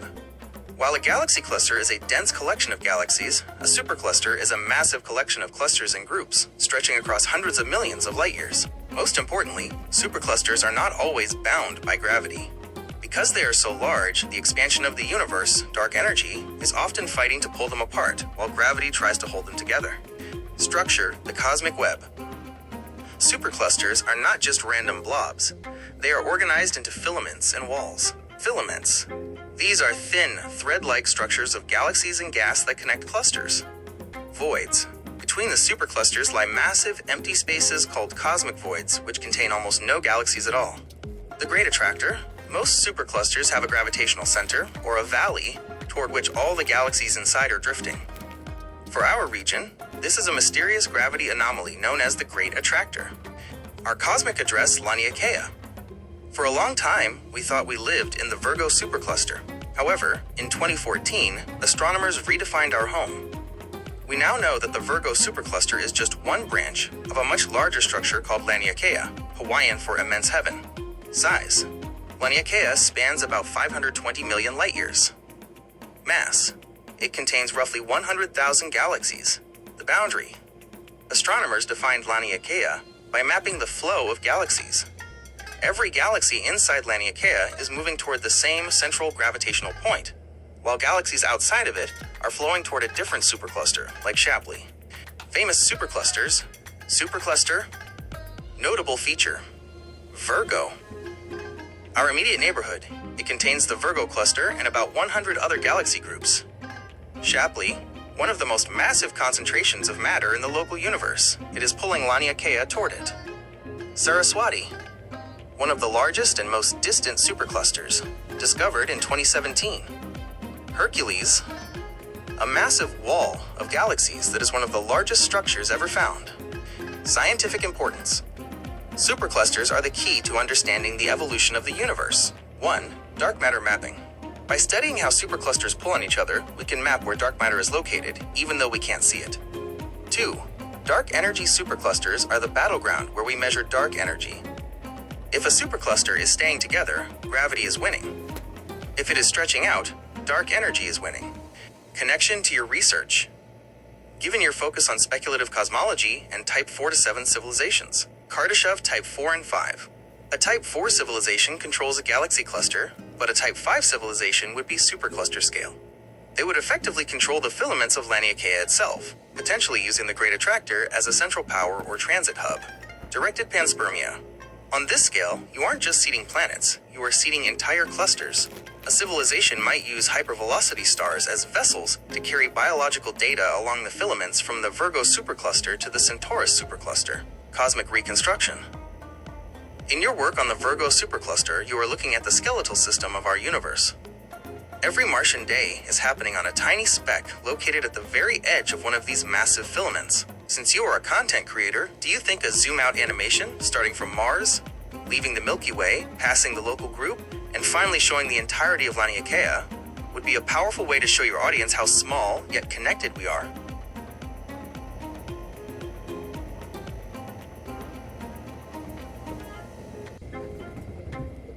The Great Attractor is one of the most mysterious and powerful gravitational anomalies in our local universe. It is a massive gravitational center that is pulling the Milky Way, the Andromeda Galaxy, and hundreds of thousands of other galaxies toward it at incredible speeds. What exactly is it? The Great Attractor isn't a single object like a star or a black hole.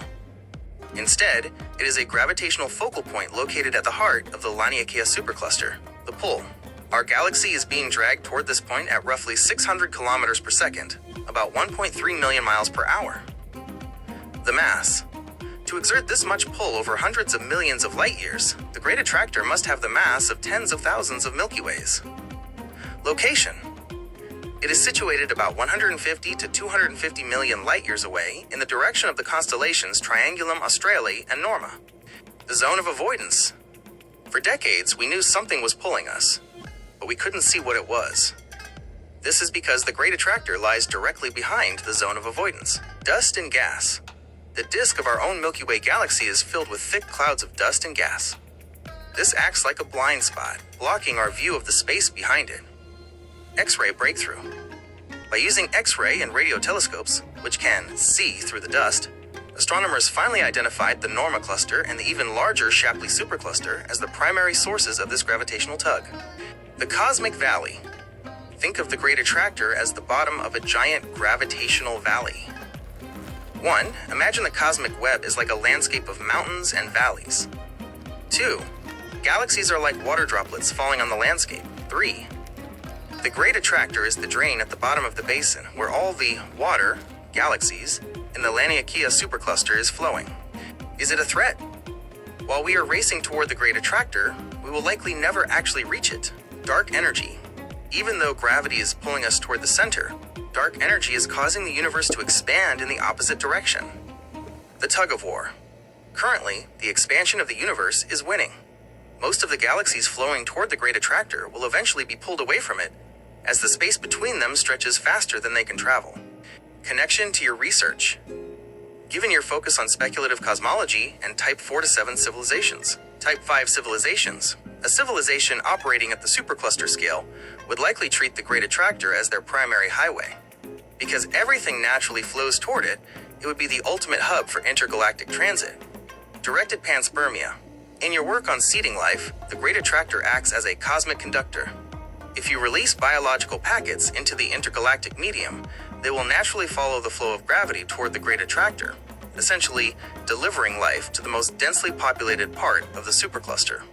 The Virgo supercluster. In your research on the large-scale distribution of matter, the Great Attractor is the reason our local neighborhood is moving sideways compared to the rest of the expanding universe. Since you are a content creator, do you think the mystery of the invisible giant hiding behind our own galaxy is a good hook for your audience? The Hubble sequence, often referred to as the Hubble tuning fork because of its shape, is the standard classification system for the shapes of galaxies. Edwin Hubble developed this in 1926 to organize galaxies based on their visual appearance. The tuning fork layout. The sequence starts with a single handle of elliptical galaxies and then splits into two parallel prongs, one for normal spiral galaxies and one for barred spiral galaxies. 1. Elliptical galaxies, E0, E7. Elliptical galaxies are shaped like footballs or spheres. They are labeled with the letter E and a number from 0 to 7. E0, perfectly spherical, looks like a circle. E7, highly elongated, looks like a flattened cigar. Characteristics. These galaxies are usually red and dead, containing older stars and very little gas or dust to form new ones. 2. Lenticular galaxies, S0, located at the junction where the fork splits. These are the transition galaxies. Shape. They have a central bulge and a disk like a spiral, but they lack spiral arms. Nature. Like ellipticals, they have mostly older stars and very little ongoing star formation. 3. Spiral galaxies, SASC. These make up the top prong of the fork. They have a central bulge surrounded by a flat, rotating disk with spiral arms. SA, large bulge, tightly wound arms. Looks smooth. SB, moderate bulge, moderately wound arms like the Andromeda Galaxy. SC, small bulge, very loose and clumpy arms where many stars are being born. 4. Barred spiral galaxies, SBA, SBC. These make up the bottom prong. They are identical to regular spirals, except they have a central bar of stars running through the bulge. SBA, tight arms and a prominent bar. SBB, moderate bar and arms. Our Milky Way is classified as an SBB. SBC, small bulge and very loose, wide open arms. 5. Irregular galaxies, IRR. Hubble recognized that some galaxies don't fit into his neat fork. These are labeled irregular, IRRI, have some structure, but not enough to be a spiral or elliptical. IRR2, completely chaotic shapes, often caused by a recent collision or gravitational interaction with another galaxy. Connection to your research. Given your work on speculative cosmology in the Virgo supercluster, evolutionary misconception. Hubble originally thought galaxies evolved from E0 to SC, left to right, but we now know it's often the opposite. Large elliptical galaxies and clusters are often formed when two spirals collide. Kardashev mapping. A type 3 or 4 civilization would view these shapes as resource maps. Spiral galaxies, SC-SBC, are rich in gas for future star building, while ellipticals are stable, massive reservoirs of older, long-lived stars. Content creation. For your Martian Day project, the Hubble sequence provides a great visual framework. If Mars were in an E0 elliptical galaxy, the sky would be a uniform glow of stars in every direction, whereas in a SC spiral, you'd see a spectacular, clumpy galactic disk. Since you are a content creator, do you think a field guide style video to identifying these galaxy types would be a hit with your audience?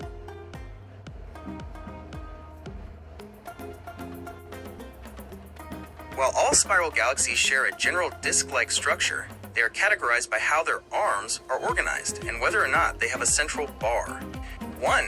Ordinary spiral galaxies, unbarred. In a standard spiral galaxy, classified as S in the Hubble sequence, the spiral arms emerge directly from a circular central bulge. Structure: they have a flat disk of stars, gas, and dust. The arms are regions of higher density where gas is compressed to form new, hot blue stars. Appearance: from a distance, they look like a perfect whirlpool. Example: the Andromeda Galaxy, M31, is a classic example of a massive unbarred spiral. 2. Grand Design spiral galaxies. Grand Design isn't a separate category on the Hubble sequence, but rather a description of a spiral galaxy with exceptionally well-defined and prominent arms. The look: only about 10% of spiral galaxies are grand design. They feature 2 long, symmetric, and clearly organized spiral arms that wrap around the galaxy for a great distance. The science: these are usually shaped by density waves. Think of it like a traffic jam. Stars and gas move in and out of the arms, but the jam, the arm itself, stays in the same relative position, glowing brightly because of the new stars being born there. Example: M51, the Whirlpool Galaxy, is the poster child for grand design spirals. 3. Barred spiral galaxies. A barred spiral, classified as SB, is the most common type of spiral in the universe, including our own home. The bar Instead of arms coming directly out of a round bulge, these galaxies have a straight bar of stars extending across the center. The spiral arms then attach to the ends of this bar. The engine. The bar acts as a stellar funnel, pulling gas from the spiral arms toward the center. This often fuels intense star formation, or feeds the supermassive black hole at the galaxy's core. Our home, the Milky Way, is a barred spiral, specifically an SBB. Example: NGC 1300 is one of the most perfect examples of a barred spiral ever photographed. Connection to your research. For your work on speculative cosmology and Type 4 to 7 civilizations, galactic engineering, a Type 3 civilization living in a barred spiral would likely use the bar as a natural transport lane, since the bar's gravitational influence naturally moves matter and energy toward the galactic hub. Panspermia pathways. In a grand design spiral, the arms are very stable. If you seed life in a grand design arm, that life is locked into a predictable path around the galaxy, making it easier to track and manage across millions of years. Cosmic reconstruction. In your research on the Virgo supercluster, you'll notice that spirals are much more common in the suburbs of the cluster. As they fall into the center, the gravity of the brightest cluster galaxies often strips their arms away, turning them into elliptical galaxies. Since you're working on the Martian Day video, do you think the grand design look is the most iconic for a YouTube thumbnail, or does the barred spiral look more interesting because it represents our own Milky Way?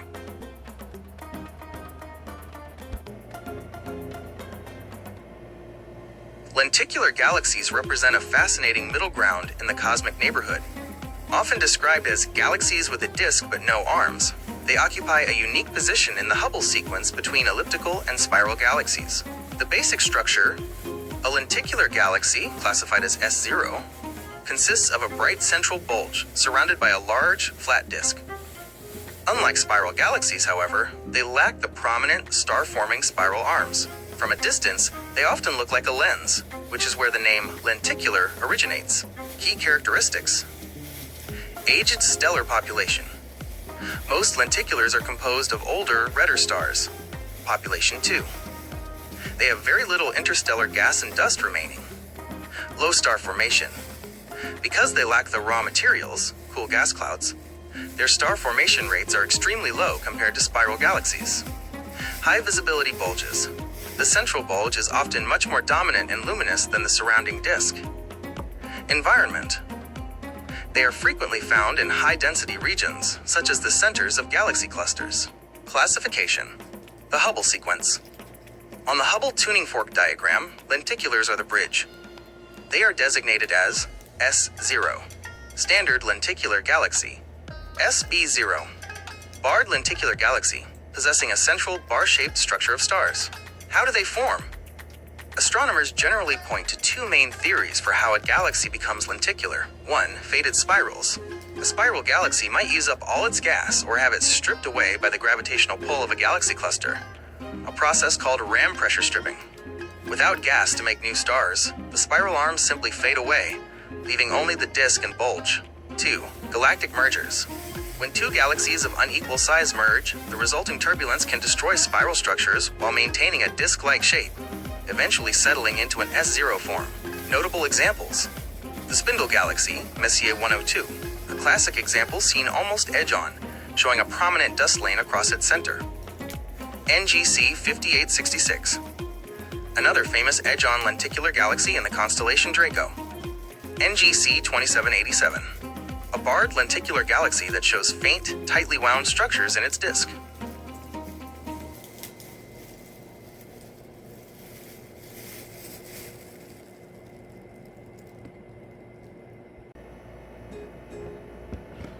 Elliptical galaxies are the most massive and evolved stellar systems in the universe.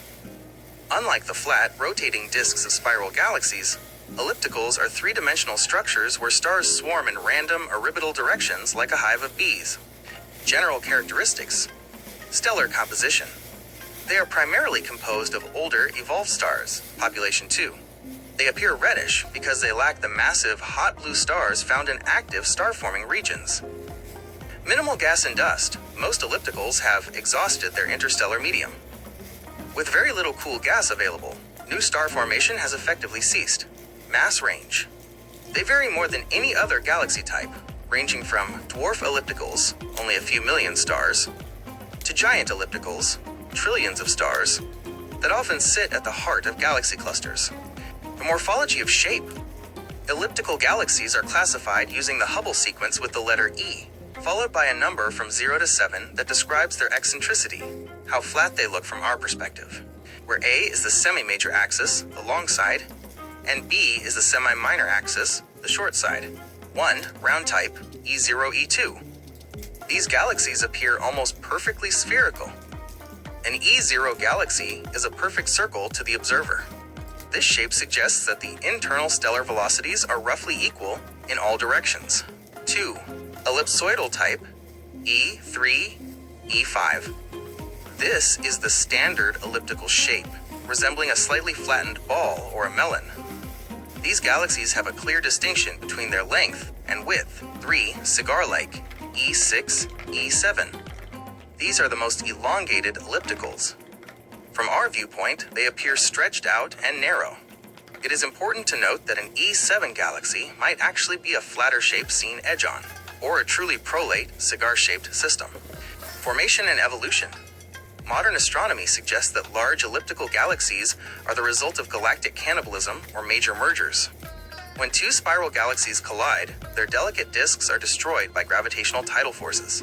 The stars are thrown into new random orbits, and the gas is often stripped away or consumed in one final starburst event. What remains is a stable, dead elliptical galaxy that will slowly fade over billions of years as its remaining stars age. Notable examples: M87, Virgo A giant elliptical galaxy in the Virgo cluster, famous for the first ever imaged supermassive black hole at its core. M32, a small compact dwarf elliptical that is a satellite of the Andromeda Galaxy. IC 1101, one of the largest known galaxies in the universe, a supergiant elliptical with a diameter of about 4 million light-years.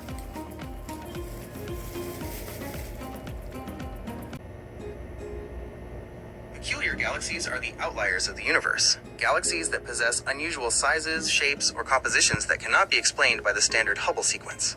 While they may start as spirals or ellipticals, something dramatic has happened to alter their appearance. Defining characteristics. What makes a galaxy peculiar is typically the presence of one or more of the following. Tidal tails, long, thin streams of stars and gas pulled out of the galaxy by the gravity of a neighbor. Dust lanes, thick, dark clouds of cosmic dust that obscure the light of the galaxy, often in strange patterns. Active galactic nuclei, AGN, intensely bright centers powered by supermassive black holes. Starburst regions, areas of extremely rapid star formation, often triggered by external shocks.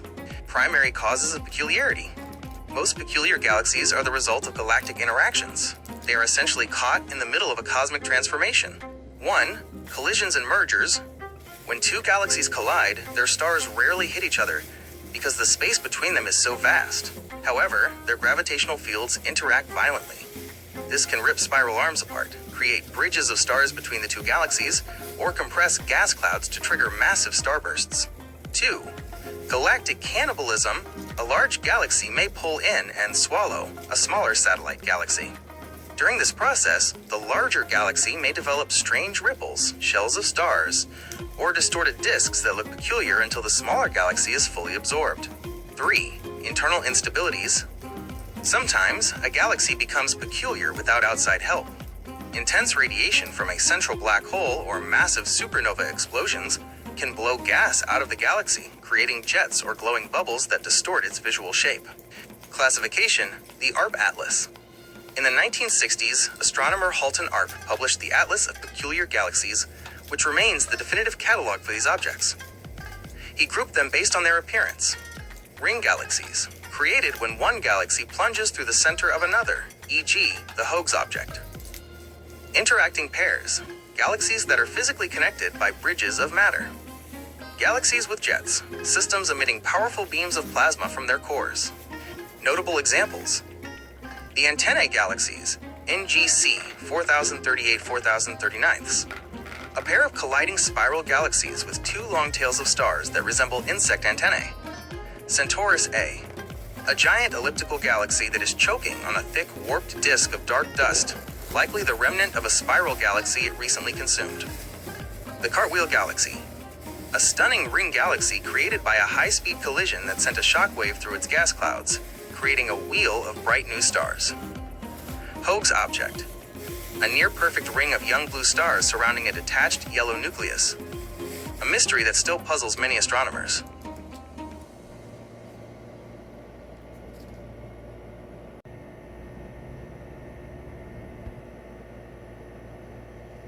Irregular galaxies are the rebels of the cosmos.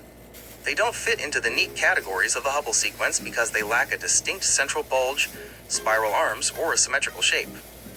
Instead, they appear as chaotic, disorganized clouds of stars and gas. Key characteristics: gas-rich. Unlike elliptical galaxies, irregulars are often packed with interstellar gas and dust. Star factories. Because of all that gas, they are frequently sites of intense, rapid star formation. They often appear blue because they are full of young, hot, massive stars. Small but mighty. Most irregular galaxies are relatively small, dwarf galaxies, though their high star formation rates make them quite bright for their size. Types of irregular galaxies. Astronomers generally divide them into three specific categories. 1. IRRI, irregular eye. These have some hint of structure, but not enough to be called spirals or ellipticals. They often contain a large amount of young stars and nebulae. Magellanic types, SM. A subtype that shows a very faint single spiral arm, named after the Large Magellanic Cloud. 2. IRR2, irregular 2. These are the most chaotic. They have no identifiable structure at all. Their messy appearance is usually the result of a recent violent event, like a collision or near miss with another galaxy. 3. Dwarf irregulars. DIR. These are the most common type of irregular galaxy in the universe. They are small, low-luminosity systems that are vital for understanding how the first galaxies in the early universe might have looked. Why are they irregular? Galaxies don't usually start out irregular. They are often bullied into that shape by their neighbors. Gravitational interaction. If a spiral galaxy passes too close to a massive neighbor, the larger galaxy's gravity can pull and stretch the spiral arms until the shape is completely distorted. Galactic collisions. When two galaxies crash into each other, the resulting tidal forces rip the original structures apart, leaving a chaotic, irregular remnant. Young age. Some irregulars are simply infant galaxies that haven't yet settled into a stable disk or elliptical shape. Famous examples: the Large and Small Magellanic Clouds, LMC and SMC. These are the most famous irregulars. They are satellite galaxies of our own Milky Way, and are easily visible to the naked eye from the southern hemisphere. NGC 1427A, a classic IRR2 galaxy currently being torn apart as it plunges into the Fornax cluster. M82, the Cigar Galaxy. While technically a starburst galaxy, its central region is so chaotic and distorted by interactions with the nearby M81 that it is often studied as an irregular type structure.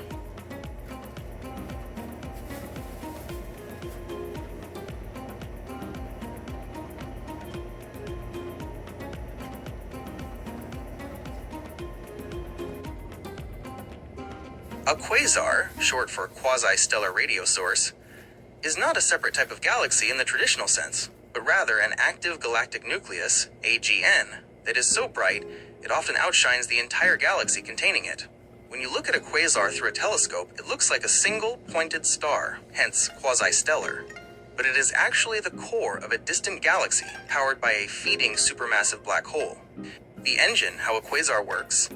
The light from a quasar doesn't come from the black hole itself, since light cannot escape a black hole, but from the accretion disk surrounding it. 1. The black hole. At the center sits a supermassive black hole, millions or billions of times the mass of our sun. 2. The feeding. Massive amounts of gas, dust, and even entire stars are pulled toward the black hole by gravity.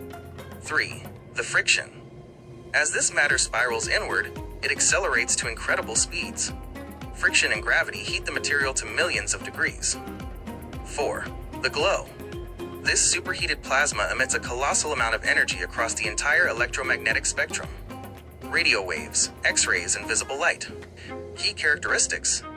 Extreme luminosity. A single quasar can be 100 to 1,000 times brighter than the entire Milky Way galaxy. Massive distance. Because they require so much fuel, quasars were most common in the early universe when galaxies were closer together and collisions were frequent. Most quasars we see today are billions of light years away. Relativistic jets. Many quasars blast out twin jets of plasma from their poles at nearly the speed of light. These jets can extend for hundreds of thousands of light years into space. Redshift. Because they are so far away and the universe is expanding, their light is stretched into longer, redder wavelengths. This high redshift is how astronomers first realized they weren't nearby stars. Quasar versus normal galaxy. Think of a normal galaxy like a city at night. You see the collective glow of millions of individual streetlights, stars. A quasar is like placing a blinding stadium floodlight in the very center of that city. The floodlight is so bright that from a distance, you can't even see the city around it. You only see the light at the center. The life cycle of a quasar. Most astronomers believe that quasars are a temporary phase in a galaxy's life. The spark. A galaxy collision or merger pushes a fresh supply of gas toward the central black hole. The quasar phase. The black hole turns on and shines as a quasar as it consumes the new gas. The shutdown. Eventually, the black hole either eats all the nearby gas or the intense radiation pressure blows the remaining gas out of the galaxy. The quasar turns off, leaving behind a quiet, normal galaxy, like the Milky Way today. Notable example, 3C273. Located in the constellation Virgo, 3C273 was the first quasar ever identified. Despite being about 2.4 billion light-years away, it is bright enough to be seen with a high-end amateur telescope. If it were placed only 33 light-years away, the distance of some nearby stars, it would shine as brightly in our sky as the sun.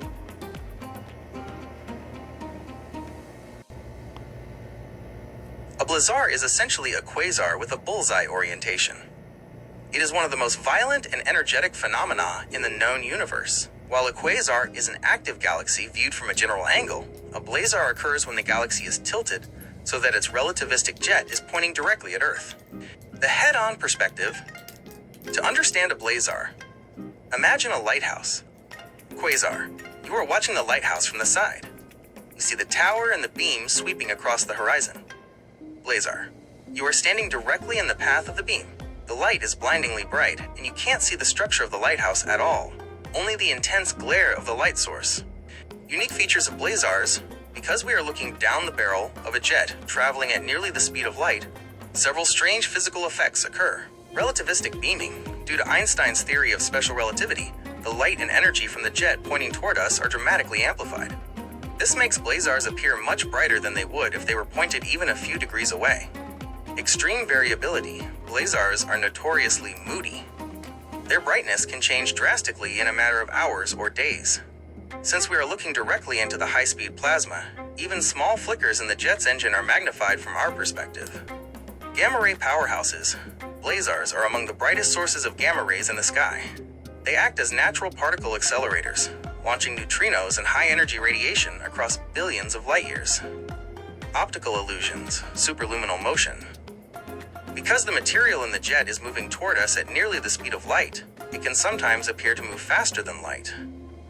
This is a geometric illusion caused by the jet catching up to its own light. The two categories. Blazars are generally divided into two subtypes based on their light signature spectrum. 1. FSRQs, flat spectrum radio quasars. These are essentially powerful quasars with strong spectral lines, signatures of glowing gas, that happen to be pointed at us. 2. BL Lacertae objects, BL Lax. These are stealthier blazars.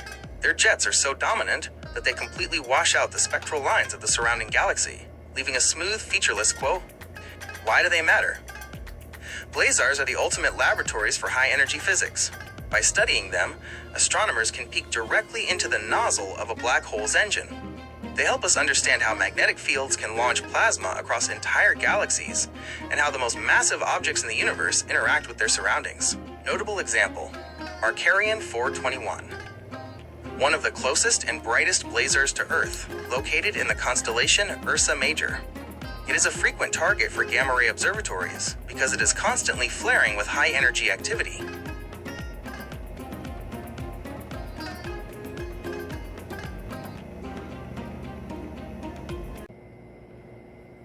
A radio galaxy is a specific type of active galaxy that is incredibly luminous at radio wavelengths.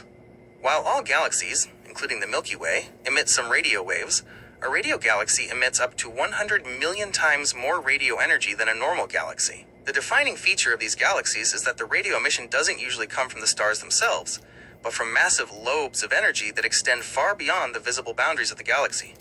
The anatomy of a radio galaxy.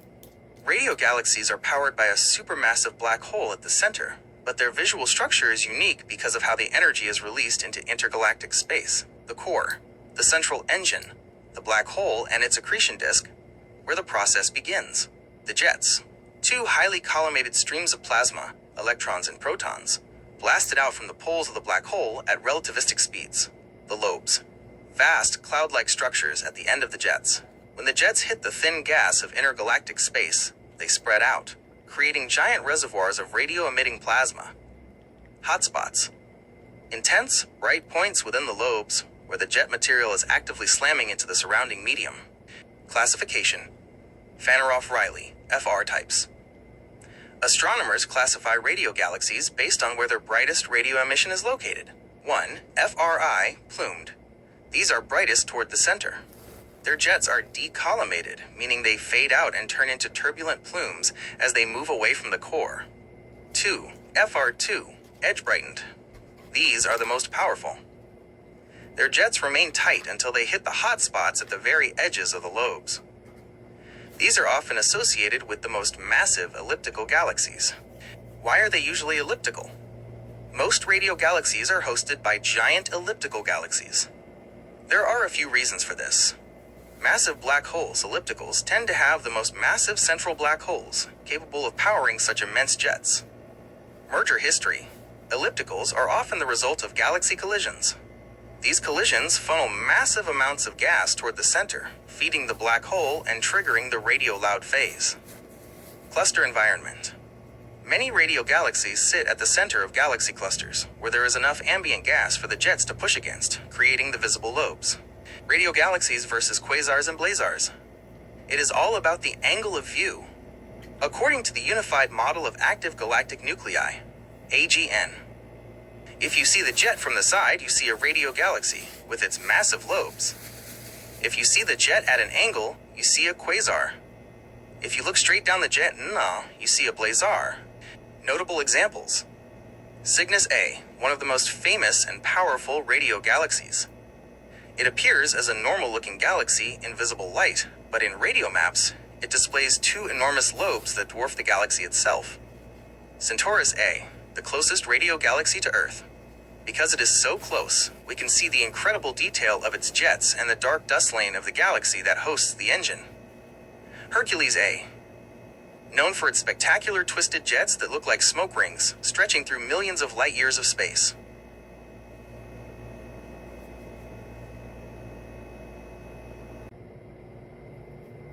Active galactic nuclei, AGN, are the most luminous and energetic persistent objects in the universe. An AGN is a compact region at the center of a galaxy that emits a colossal amount of energy, often outshining all the hundreds of billions of stars in the rest of the galaxy combined. This energy is not produced by stars, but by the gravitational power of a supermassive black hole, SMBH. The engine, the unified model. While AGNs can look very different depending on how we see them, most astronomers agree they share the same basic anatomy. This is known as the unified model. The central black hole, a supermassive black hole, millions to billions of solar masses, acts as the gravitational anchor. The accretion disk, matter, gas and dust, spiraling toward the black hole, flattens into a disk. Friction and gravity heat this material to millions of degrees, causing it to glow intensely across the electromagnetic spectrum. The torus, a thick donut of cooler dust and gas that surrounds the inner engine. This torus can hide the central engine from view if the galaxy is tilted a certain way. The jets. In some AGNs, powerful magnetic fields channel charged particles into twin beams that blast out from the poles at nearly the speed of light. Why do they look different? The observer's angle. The primary reason we have different names like quasar or radio galaxy is often just our line of sight. Name. Orientation. What we see, blazar, face on, we look directly down the barrel of the jet. It is blindingly bright and varies rapidly. Quasar, tilted. We can see the bright accretion disk and the broad line region clearly. Seyfert Galaxy, tilted/side-on, similar to quasars but found in spiral galaxies. The host galaxy is still clearly visible. Radio Galaxy, side-on. The central engine might be hidden by the dust torus, but we see massive radio-emitting lobes. Types of AGN. AGNs are broadly categorized into two main groups based on their radio emissions. 1. Radio-quiet AGNs. The most common type, they emit a lot of light but very little radio energy. Seyfert galaxies, usually spiral galaxies with extremely bright cores. Radio-quiet quasars, extremely distant and luminous objects that lack strong radio jets. 2. Radio-loud AGNs. These produce massive relativistic jets and account for about 10% of the AGN population. Radio galaxies, typically hosted by giant ellipticals with enormous lobes. Blazars, the most energetic radio-loud objects due to their orientation. The role of AGNs in galactic evolution. AGNs are not just monsters at the center of galaxies, they are essential to how galaxies grow. Feedback. The energy and jets from an AGN can push gas out of the galaxy. This clears out the raw material needed to make stars, effectively quenching star formation and turning a young spiral galaxy into an older elliptical galaxy. Growth. The mass of the central black hole is almost always proportional to the mass of the galaxy's bulge, suggesting that the two grew together over billions of years, showing the interaction between an AGN jet and the surrounding galactic gas.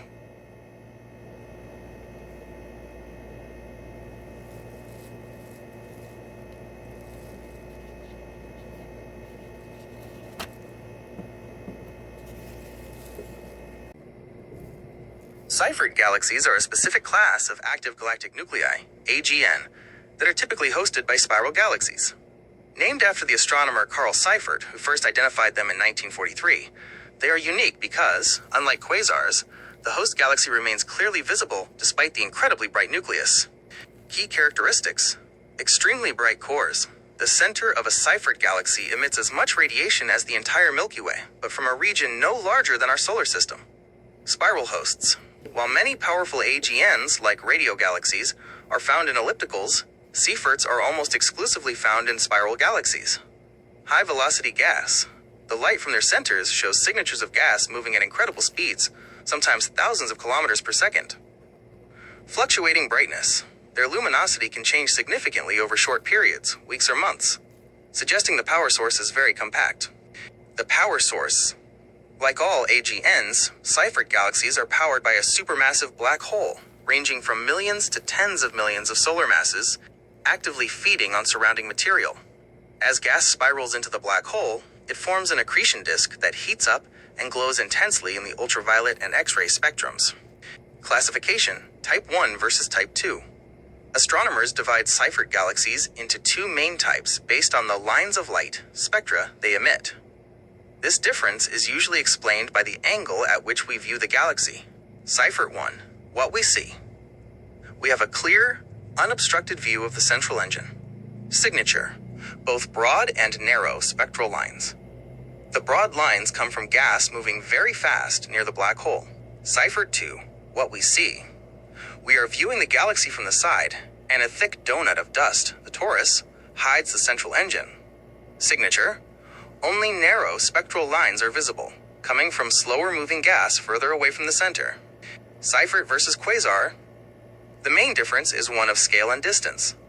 Quasars are much more powerful, and are usually found billions of light years away. They are so bright they completely wash out the surrounding galaxy. Seyfert galaxies are lower power cousins. They are much closer to us, allowing us to study the relationship between the active nucleus and the spiral arms of the host galaxy. Notable examples: Messier 77, NGC 1068, one of the closest and most studied Seyfert galaxies located in the constellation Cetus. Circinus Galaxy, a nearby Seyfert 2 galaxy that shows massive rings of gas being ejected by the central black hole.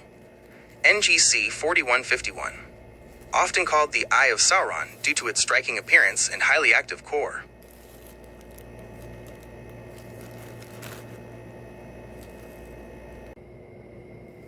LLAGNs, low luminosity active galactic nuclei, are the quieter, more common relatives of quasars and Seyfert galaxies. While a quasar is like a blinding stadium floodlight, an LLAGN is more like a dim candle flickering at the center of a galaxy. Most galaxies in our local universe, including our own Milky Way, actually fall into this category. What makes them low luminosity? The defining feature of an LLAGN is that it emits significantly less radiation than a standard AGN. In technical terms, their luminosity is typically less than 10 to the power of 42 ergs per second. There are two main reasons why an AGN might be low power. 1. Starvation. The supermassive black hole has very little gas or dust nearby to eat. 2. Inefficiency. The black hole is consuming material, but it is doing so in a way that doesn't produce much light, a process called radiatively inefficient flow. The most common types. LLAGNs are usually grouped into three specific categories. 1. Liners. Low ionization nuclear emission line regions. This is the most frequent type of LLAGN. About 1/3 of all nearby galaxies are liners. They show specific light signatures, spectral lines, that suggest the gas at the center is being heated, but not nearly as intensely as in a Seyfert galaxy. 2. Low luminosity Seyfert galaxies. These are essentially mini Seyfert galaxies.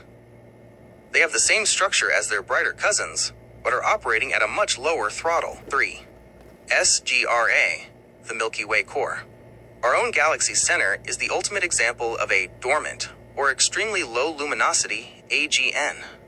Our black hole is currently on a very strict diet, consuming only tiny amounts of gas, which is why the Milky Way isn't a bright quasar today. Key characteristics. Prevalence. Unlike quasars, which were more common in the early universe, LLAGNs are everywhere in the modern, mature universe.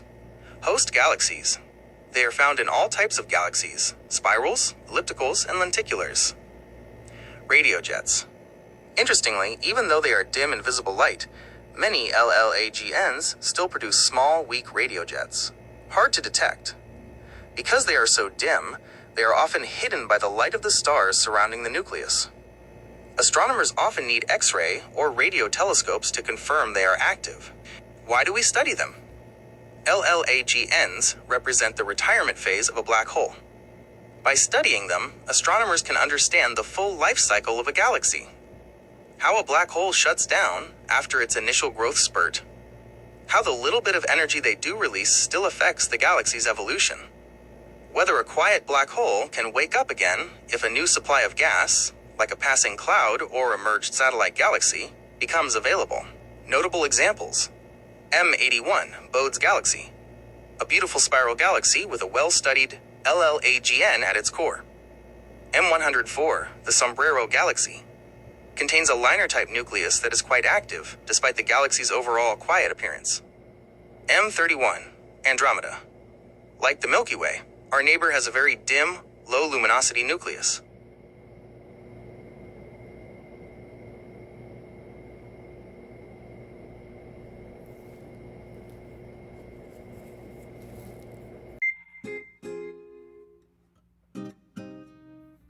Exploring our solar system has evolved from a competitive space race into a global, multi-generational effort to understand our cosmic neighborhood.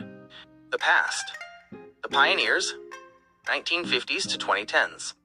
The early era was defined by firsts, first orbits, first landings, and the first close-up looks at distant worlds. The lunar era, starting with Sputnik, 1957, and Luna 2, 1959, the USSR led the early charge. This culminated in NASA's Apollo missions, 1969 to 1972, which remains the only time humans have set foot on another world. The Voyagers, 1977, present. Voyager 1 and 2 transformed our understanding of the outer solar system, providing the first detailed images of Jupiter, Saturn, Uranus, and Neptune. Both have now entered interstellar space, the Red Planet probes, after the stationary Viking landers, 1976. The 1990s and 2000s saw the rise of the rovers, Sojourner, Spirit, Opportunity, and Curiosity, which confirmed that Mars once had liquid water. Grand orbiters, missions like Cassini-Huygens, Saturn, and Galileo, Jupiter, spent years orbiting giant planets, discovering subsurface oceans on moons like Enceladus and Europa. The present, a crowded solar system, 2020s. Today, we are moving from simple observation to interaction, sampling asteroids and returning humans to the moon. Artemis 2, April 2026. We are currently in a historic moment. The Artemis 2 mission recently sent 4 astronauts on a 10-day journey around the moon and back, marking the first time humans have traveled beyond low Earth orbit in over 50 years. Asteroid sampling. Missions like OSIRIS-REx, USA, and Hayabusa 2, Japan, have successfully brought fragments of asteroids back to Earth to study the early solar system. The Martian fleet. Perseverance is currently drilling for samples on Mars that a future mission will return to Earth, while the James Webb Space Telescope provides unprecedented infrared views of planetary atmospheres. Solar Explorers. The Parker Solar Probe is touching the sun, flying through the solar corona to understand solar wind and radiation. The future. The next frontier, 2026 to 2040s. The coming decades focus on high-risk, high-reward missions to potentially habitable moons and the ice giants. Upcoming major missions. Mission. Destination. Planned launch. Goal. MMX, Japan. Phobos, Mars. Late 2026. Sample return from the Martian moons. Chang'e 7, China. Moon South Pole. 2026. Searching for water ice in shadowed craters. Dragonfly, NASA. Titan, Saturn. 2028. A nuclear-powered octocopter to fly on Titan. Europa Clipper, Europa, Jupiter, arriving Tilde 2030. Investigating the habitability of Europa's ocean. Uranus Orbiter, Uranus, 2030s, proposed. The first dedicated mission to an ice giant. Long-term vision. Mars sample return, a complex relay involving multiple spacecraft to bring Perseverance's tubes back to Earth labs. Interstellar probe, proposed for the late 2030s, this Voyager on steroids would aim to travel 1,000 astronomical units, 1,000 times the distance from Earth to the Sun, to study the interstellar medium directly. Permanent bases. Both the US-led Gateway and the China-Russia ILRS aim to establish permanent research stations on or around the moon by the late 2030s. Which of these eras or specific planetary targets interests you the most for your research?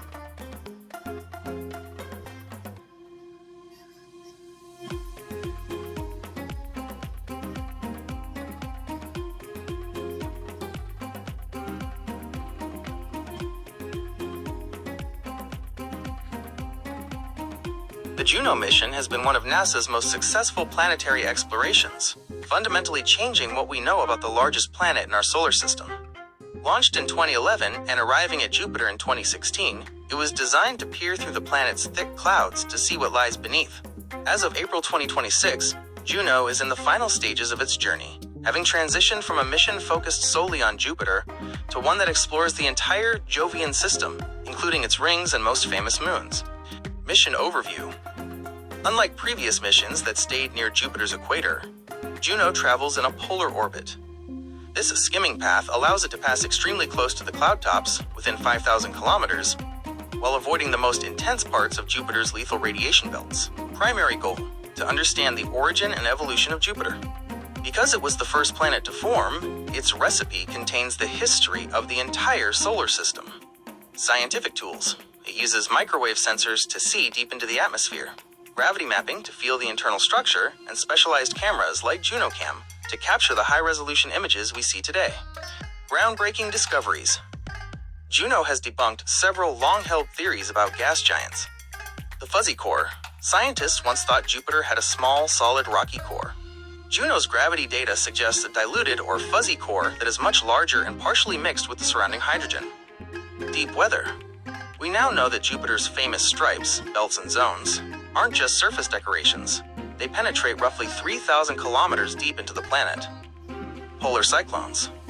At the North and South Poles, Juno discovered clusters of Earth-sized cyclones arranged in geometric patterns, like a hexagon of storms, that remain stable over years. A squashed shape. Recent findings from February 2026 revealed that Jupiter is slightly smaller and flatter at the poles than previously estimated. About 24 kilometers flatter, to be exact. Current status and the extended mission, 2021 minus 2025/26. After completing its primary mission in 2021, NASA extended Juno's life to explore Jupiter's moons. This phase has provided our best look at these worlds in decades. 1. Ganymede, Juno flew past the largest moon in the solar system, mapping its icy surface and measuring its unique magnetic field. 2.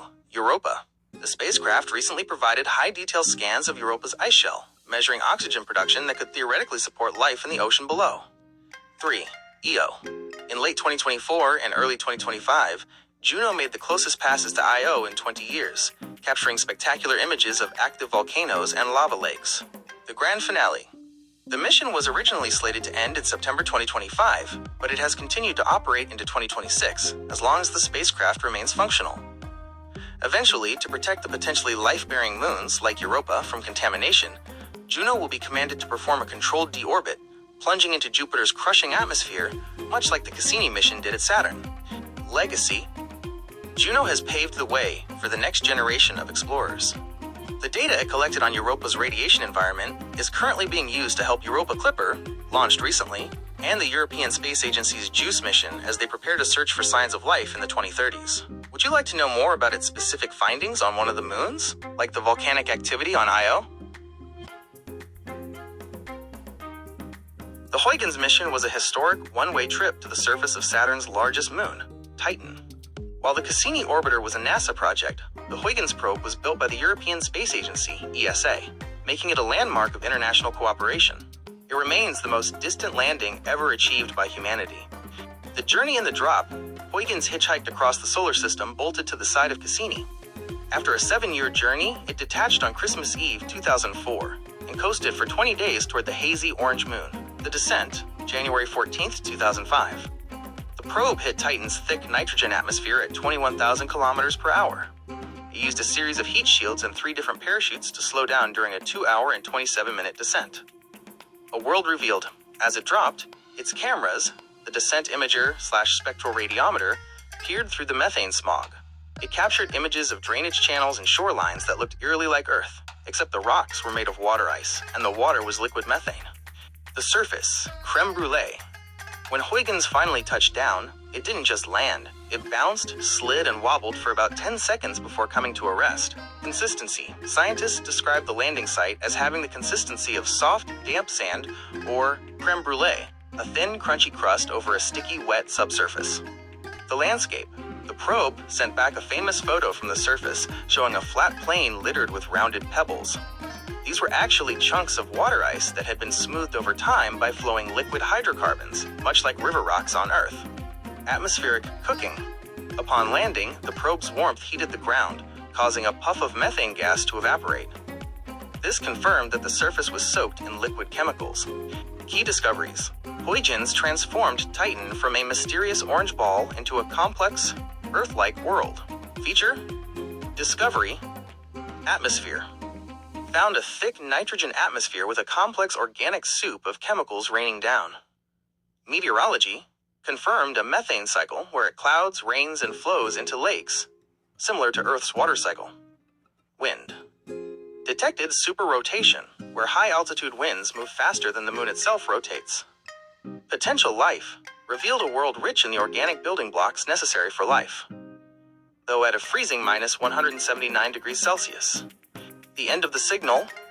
Huygens was only designed to survive the descent and maybe a few minutes on the surface. It defied expectations by transmitting data for 72 minutes from the ground before its batteries died, and Cassini moved out of range over the horizon. Its legacy lives on in the upcoming Dragonfly mission, planned for 2028, which will send a rotorcraft to Titan to fly between the different sites Huygens first glimpsed. Since you've been following the latest updates on the Europa Clipper, how do you think Titan's liquid methane environment compares to the subsurface water oceans we expect to find on Europa? The Cassini-Huygens mission was a 20-year odyssey that redefined our understanding of the outer solar system. While the Huygens probe, which we discussed, focused on the surface of Titan, the Cassini orbiter spent 13 years circling Saturn itself, acting as a tireless robotic sentinel. The mission profile, launched in 1997, Cassini was a massive school bus-sized spacecraft. It was so heavy that it couldn't fly directly to Saturn. It had to slingshot around Venus twice, Earth once, and Jupiter once to gain enough speed. The arrival. It arrived at Saturn in July 2004, becoming the first spacecraft to orbit the planet. The long haul, originally planned for a 4-year stay, the mission was so successful it was extended twice. First as the Equinox mission, and finally as the Solstice mission. Major discoveries at the ringed planet. Cassini didn't just look at Saturn, it lived within its system, witnessing seasonal changes over a decade, Enceladus and the hidden ocean. Perhaps the greatest discovery was the geysers of water ice spraying from the south pole of the tiny moon Enceladus. Cassini actually flew through these plumes and detected organic molecules, proving there is a salty, warm ocean beneath the ice. The giant hexagon, Cassini, gave us our first high-resolution look at the hexagon, a massive, six-sided jet stream at Saturn's north pole that is wider than 2 Earths. Ring dynamics Cassini showed that Saturn's rings are not just static sheets of dust, but a dynamic laboratory. It saw propellers, created by tiny moonlets and spokes, that appeared and disappeared with the planet's seasons. The Great Storm. In 2010, Cassini watched a massive white storm erupt in the northern hemisphere that eventually wrapped around the entire planet. The grand finale, 2017. By 2017, Cassini was running out of fuel. To prevent the spacecraft from ever crashing into and contaminating the potentially habitable moons, Titan or Enceladus, NASA chose a dramatic end. 1. The dives. Cassini performed 22 daring dives between Saturn and its innermost rings, a gap only 2,400 kilometers wide where no spacecraft had ever dared to go. 2. The plunge. On September 15, 2017, Cassini turned its antenna toward Earth and dived directly into Saturn's atmosphere. 3. The final signal. It continued to transmit data about the atmosphere's composition until the friction and heat of the descent tore it apart, turning the multi-billion-dollar machine into a meteor over the Saturnian clouds. Legacy. Even though the mission ended nearly a decade ago, scientists are still analyzing the data. Because you're interested in upcoming missions like the Europa Clipper, Cassini is actually the reason we are going back to the outer moons. It proved that ocean worlds aren't just science fiction. They are real places where life could exist today. Since Cassini witnessed a great white spot storm during its mission, do you think your future YouTube projects might cover how these massive planetary storms compare to weather here on Earth?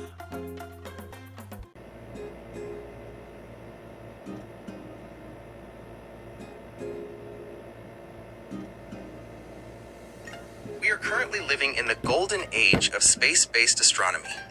By placing telescopes above Earth's atmosphere, we eliminate the distortion caused by air, moisture, and light pollution, allowing us to see back to the very beginning of time. As of April 2026, our eyes in the sky are working together across different wavelengths to map everything from nearby asteroids to the distant cosmic web. The big 3 modern observatories. 1. James Webb Space Telescope, JWST, the current heavyweight champion of space science. The mission Webb looks primarily in the infrared spectrum, which allows it to peer through thick clouds of cosmic dust to see the birth of stars and the very first galaxies formed after the Big Bang. Latest, 2026. Just recently, Webb provided the first high-definition chemical map of the atmosphere of a rocky exoplanet, identifying the presence of water vapor and carbon dioxide in unprecedented detail. Specialty: capturing the deepest images of the universe ever taken. 2. Euclid, ESA, NASA. If Webb is a microscope that looks at small spots in high detail, Euclid is the wide-angle lens. The mission, launched in 2023, Euclid is currently mapping a third of the sky to create the largest 3D map of the universe. The goal: it is specifically designed to study dark matter and dark energy by observing how gravity warps the shapes of billions of galaxies across 10 billion years of cosmic history. 3. Hubble Space Telescope, the veteran of the group. Despite being in orbit for over 35 years, Hubble is still a vital tool. The mission: it looks mostly invisible and ultraviolet light. Current role Hubble often team-ups with Webb. While Webb sees the heat of a star-forming region, Hubble sees the hot gas and ultraviolet radiation, giving scientists a complete picture of the physics at play. The new arrivals and upcoming giants: Vera C. Rubin Observatory, the Earth-based partner. While technically on the ground in Chile, this observatory is essentially a space telescope on Earth that reached full operation in late 2025. April 2026. Milestone. As we discussed earlier, it just released a massive catalog of 11,000 new solar system objects. It scans the entire visible sky every few nights, acting as a security camera for the solar system. Nancy Grace Roman Space Telescope, coming soon. Currently in the final stages of testing for a 2027 launch. The power. It will have a field of view 100 times larger than Hubble's, but with the same sharp image quality. It will be the ultimate tool for finding Earth-like planets around other stars using a technique called microlensing. Mapping the spectrum. To understand the universe, we need to see more than just the light our eyes can perceive. Telescope, primary wavelength, best for Chandra, X-ray, black holes, exploded stars, and galaxy clusters. Spitzer, retired. Infrared, studying the cool universe, dust old stars. Fermi, gamma ray, the most violent explosions in the universe, gamma ray bursts. Gaia, visible, creating the most precise 1 billion star map of our Milky Way. Connection to your interests. Given your deep research into the Laniakea and Virgo superclusters, these telescopes are the tools that actually prove those structures exist. Dark matter mapping. Euclid's data is currently helping scientists visualize the invisible filaments of the cosmic web that you've been studying. Technosignatures. For your interest in Type 4 to 7 civilizations, missions like the upcoming Habitable Worlds Observatory, HWO, are being designed specifically to look for technosignatures, industrial pollution or artificial lights on distant planets. Since you use generative AI for your videos, do you ever use these raw, public domain images from Webb or Hubble as base plates for your futuristic habitats or space music backgrounds?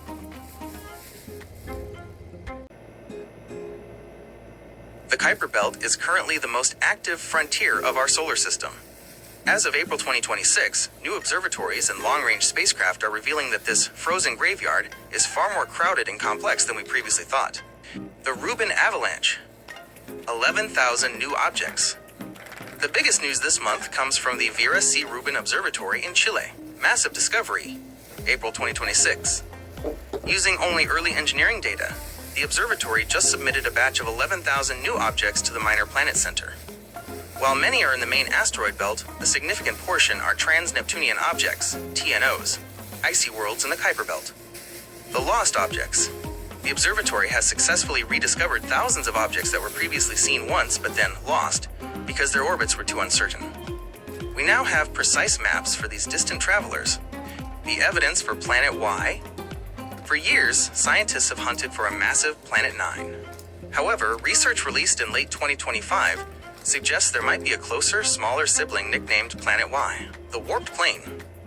By analyzing over 150 distant Kuiper Belt objects, astronomers found that their orbits are warped or tilted at a specific angle.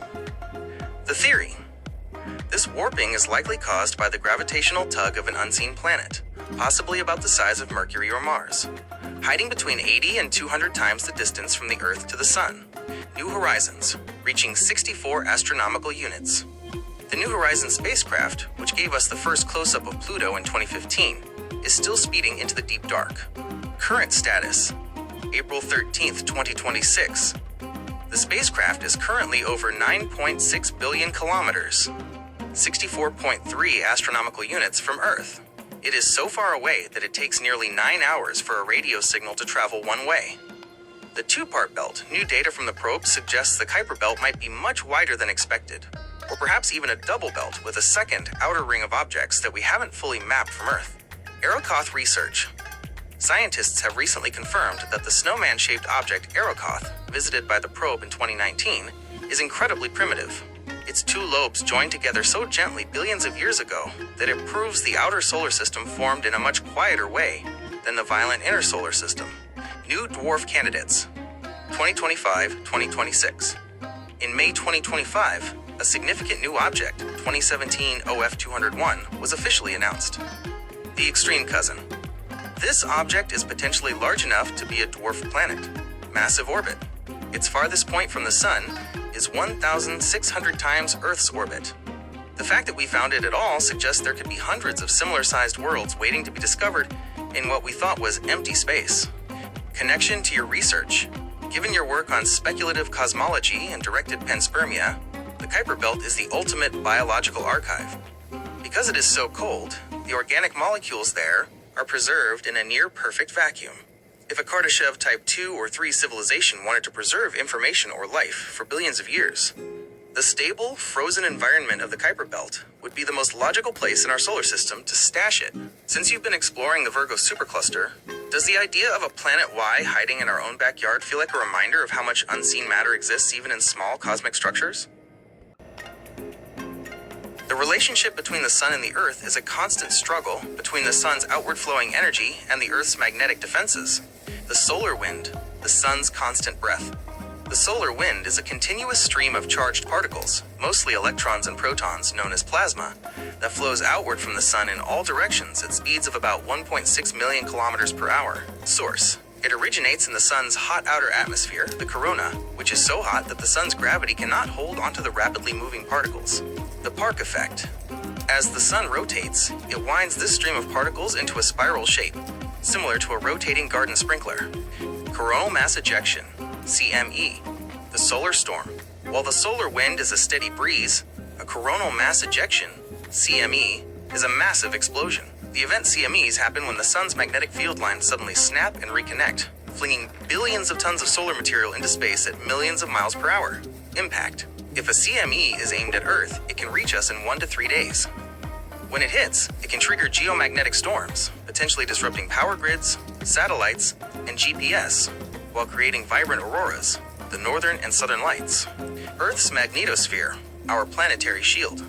Earth is protected from this constant bombardment by its magnetosphere, a giant magnetic bubble generated by the churning liquid iron in our planet's outer core.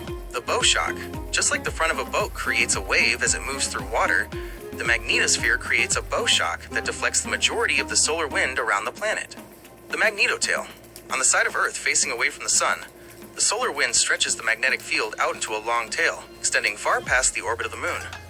The auroras. Some particles leak through at the north and south poles. When these particles collide with gases in our atmosphere, they glow, creating the aurora borealis and aurora australis. The heliosphere, the solar system's bubble. The heliosphere is the vast, shield-like bubble in space that surrounds and protects our entire solar system. It is created by the solar wind pushing outward against the interstellar medium, the matter that exists between stars. 1.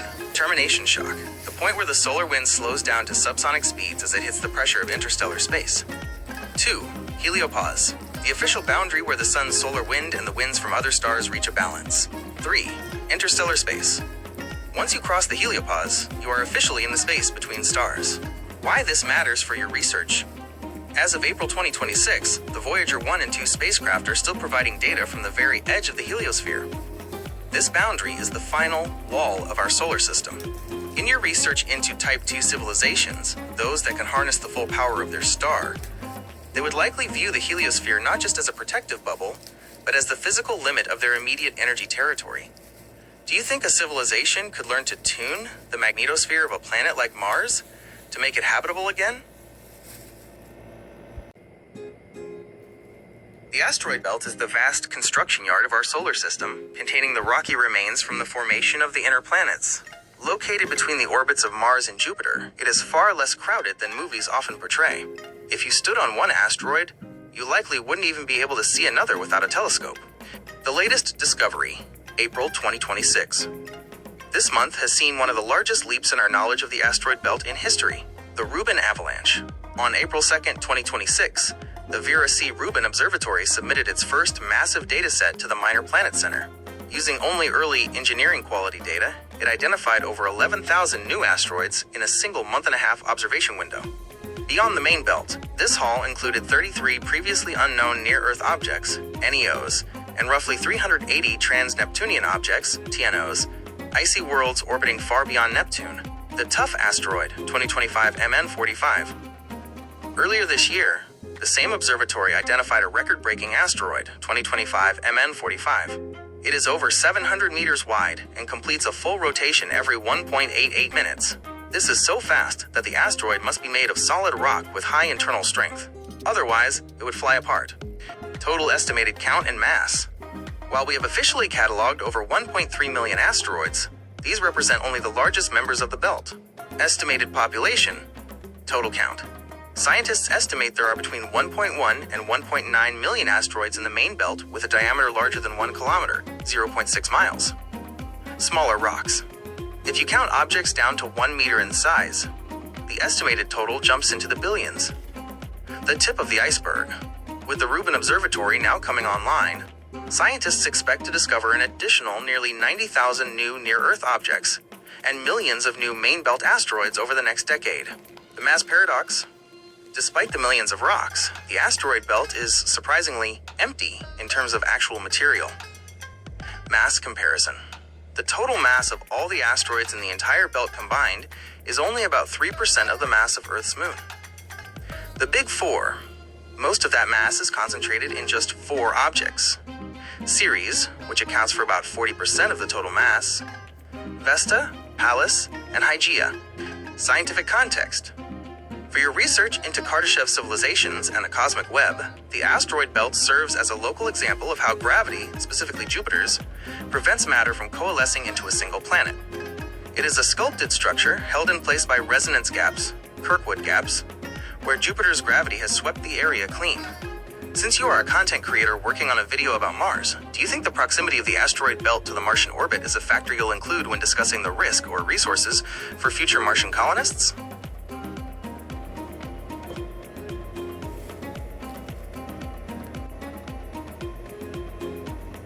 The story of Pluto and the missing 9th planet is one of the most famous chapters in modern astronomy. As of April 2026, the official classification remains unchanged, though the debate has recently found its way back into the headlines. Pluto's latest status, still a dwarf.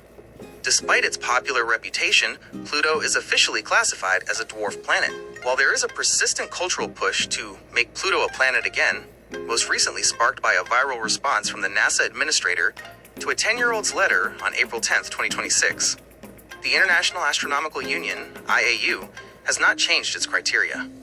Pluto remains the prototype for a new class of objects in the outer solar system. Why was it demoted? In 2006, the IAU established 3 specific rules that a celestial body must follow to be called a planet. Pluto only passes 2 of them. 1, it must orbit the Sun. Pass. 2, it must be spherical. Pass. Its gravity is strong enough to pull it into a ball. 3, it must clear its neighborhood. Fail. The neighborhood problem. Pluto lives in the Kuiper Belt, a vast region filled with thousands of icy objects. Unlike the 8 major planets which have cleared their paths of debris, Pluto shares its orbital space with many other bodies, some of which are nearly as large as Pluto itself. What happened to the 9 planets? For most of the 20th century, we taught that there were 9 planets. Today, we recognize 8 major planets and a growing list of dwarf planets. The current lineup: 1, Mercury; 2, Venus; 3, Earth; 4, Mars; 5, Jupiter; 6, Saturn; 7, Uranus; 8, Neptune. The new group, the dwarf planets. When we stopped calling Pluto a planet, it wasn't because it got smaller, it was because we realized it was part of a much larger family. We have since discovered several other worlds that fit the same description as Pluto. Eris, slightly smaller but more massive than Pluto. Its discovery in 2005 was the main reason Pluto was reclassified. Haumea, a football-shaped world that spins incredibly fast. Makemake, a distant, icy world in the Kuiper Belt. Ceres, located in the asteroid belt between Mars and Jupiter. The search for a new Planet 9? While Pluto is no longer a major planet, many astronomers believe there is a true 9th planet hiding in the dark. Mathematical models and the strange orbits of distant Kuiper Belt objects suggest that a massive Planet 9, about 10 times the mass of Earth, might exist far beyond Neptune. In early 2026, the search has intensified using the James Webb Space Telescope and new surveys from the Vera C. Rubin Observatory, though it has not yet been visually confirmed. Connection to your research. Given your focus on extragalactic astronomy and the cosmic web, the classification of Pluto is a perfect example of how our local definitions change as our telescopes get better. Just as we moved from seeing the Milky Way as the whole universe to seeing it as one piece of the Virgo supercluster, we moved from seeing Pluto as a lone outlier to seeing it as a gateway to the Kuiper Belt. Do you think a Kardashev Type 1 civilization would care about these definitions? Or would they view all these bodies, planets and dwarf planets alike, simply as mass to be utilized? Asteroids are the time capsules of the solar system. holding a chemical record of the conditions that existed when the planets were forming. While some are famous for their sheer size, others have made headlines recently due to record-breaking speeds or massive new discoveries. Historically noted asteroids. These asteroids are the celebrities of the belt, each representing a major milestone in astronomy. 1 Ceres. Discovered in 1801, it was the first asteroid ever found. It is so large, 940 kilometers wide, that it has since been reclassified as a dwarf planet. It contains about 1/3 of the total mass of the entire main asteroid belt. 4 Vesta, the brightest asteroid visible from Earth, and the second most massive. NASA's Dawn mission revealed it has a giant crater at its south pole, the result of a collision that sent Vesta meteorites all the way to Earth. 243 Ida, famous for being the first asteroid found to have its own moon, a tiny 1.6 kilometers wide rock named Dactyl. Chicxulub Impactor. Though it no longer exists, this approximately 14 kilometers wide asteroid is perhaps the most famous in history for striking the Yucatan Peninsula 66 million years ago, leading to the extinction of the dinosaurs. 101,955 Bennu, the target of the OSIRIS-REx mission. It is a rubble pile asteroid, and the samples returned in 2023 are currently helping scientists understand the organic building blocks of life. Recent noted discoveries. 2025-2026. Thanks to the full activation of the Vera C. Rubin Observatory, our catalog of asteroids has exploded in the last year. The Rubin Avalanche, April 2026. Just this month, the Rubin Observatory submitted a massive batch of 11,000 new asteroids to the International Astronomical Union. This single submission increased the number of known distant objects and near-Earth objects, NEOs, significantly. Record breakers. 2025 meganewtons 45. Discovered in mid-2025, this is now the fastest spinning large asteroid ever found. At over 700 meters wide, about 4 city blocks, it completes a full rotation every 1.88 minutes. This speed suggests it is a solid, incredibly strong rock rather than a loose rubble pile. 2025 megajoules 71 and 2025 MK 41. Part of a new group of superfast rotators identified in early 2026. These asteroids provide clues about how collisions in the asteroid belt can spin up fragments to incredible speeds. Kama Walewa. While discovered a few years ago, it is in the news this month, April 2026, as the target of the TIAN WEN-2 mission. It is a quasi-satellite that orbits the Sun but stays very close to Earth, and scientists believe it may actually be a piece of our moon that was knocked off long ago. Why these recent finds matter? The discovery of over 11,000 asteroids in such a short window, 2025-2026, is revolutionary because 1. Tracking NEOs. It allows us to identify near-Earth objects years or decades before they become a potential threat. 2. Mapping the cosmic web. Since you research the large-scale distribution of matter, think of asteroids as the fine dust within our local cosmic structure. Mapping them helps us understand how gravity from the giant planets, like Jupiter, shapes the movement of matter in our neighborhood. 3. Mining potential. Highly metallic asteroids identified in these new surveys are prime targets for future deep space resource extraction. Given your research into Type 4 to 7 civilizations, do you think a truly advanced civilization would view the asteroid belt as a chaotic field of debris, or as a neatly organized parts warehouse for construction?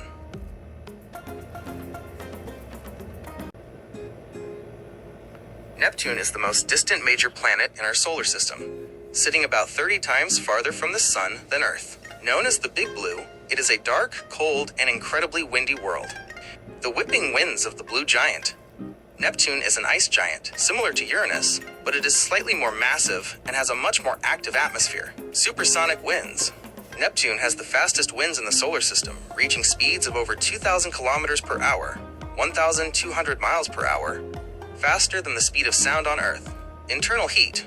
Curiously, Neptune gives off more than twice the energy it receives from the Sun. This internal heat is likely what drives its violent weather and massive storms, like the Great Dark Spot seen by Voyager 2. Methane blue, like Uranus, its atmosphere is mostly hydrogen and helium with a small amount of methane. The methane absorbs red light, giving Neptune its deep, vivid blue color. The 16 moons of Neptune. As of April 2026, Neptune has 16 known moons. They are named after minor sea gods and nymphs in Greek mythology. 1. Triton, the stolen moon. Triton is the largest of Neptune's moons and one of the most fascinating objects in the outer solar system. Retrograde orbit. It is the only large moon in the solar system that orbits in the opposite direction of its planet's rotation. This proves that Triton didn't form with Neptune. It was likely a dwarf planet from the Kuiper Belt that Neptune captured with its gravity. Cryovolcanoes. Voyager 2 spotted geysers of nitrogen gas and dark dust erupting from Triton's icy surface. The Future Crash. Because of its strange orbit, Triton is slowly spiraling toward Neptune. In about 3.6 billion years, it will get too close and be torn apart, likely giving Neptune a massive ring system similar to Saturn's. 2. Proteus, the lumpy giant. Proteus is the second largest moon, but it isn't a sphere. It has a boxy, irregular shape because its gravity isn't quite strong enough to pull it into a ball. It is also one of the darkest objects in the solar system, reflecting almost no light. 3. The inner moons. There are several small moons like Naiad, Thalassa, Despina, and Galatea that orbit very close to Neptune's faint ring system. They often act as shepherd moons, using their gravity to keep the dust in Neptune's rings from drifting away. 4. Nereid, the long-distance traveler. Nereid has one of the most stretched out, eccentric orbits of any moon. It takes 360 Earth days to go around Neptune once, swinging very far away and then diving back in close. The clumpy rings. Neptune has 5 main rings, but they are very different from Saturn's. They are dark, faint, and contain ring arcs, thick clumps of dust that look like partial rings. Scientists believe the gravity of the moon Galatea is what keeps these arcs clumped together. Exploration status. Neptune is the only planet in our solar system that was found using mathematics before it was ever seen through a telescope. Because it is so far away, only one spacecraft, Voyager 2 in 1989, has ever visited it. There are currently proposals for a Neptune Odyssey mission in the 2030s, but for now, we rely on the James Webb Space Telescope to provide high-resolution infrared views of its rings and weather. Connection to your research. Since you've been investigating Kardashev Type 4 to 7 civilizations, Neptune and Triton represent the edge of our immediate solar neighborhood. A civilization capable of harvesting energy from an ice giant like Neptune would have to master extremely low-temperature physics. Do you think the captured nature of Triton, a world from the deep Kuiper Belt, makes it a better candidate for your research into directed panspermia than the moons that formed locally around Jupiter or Saturn?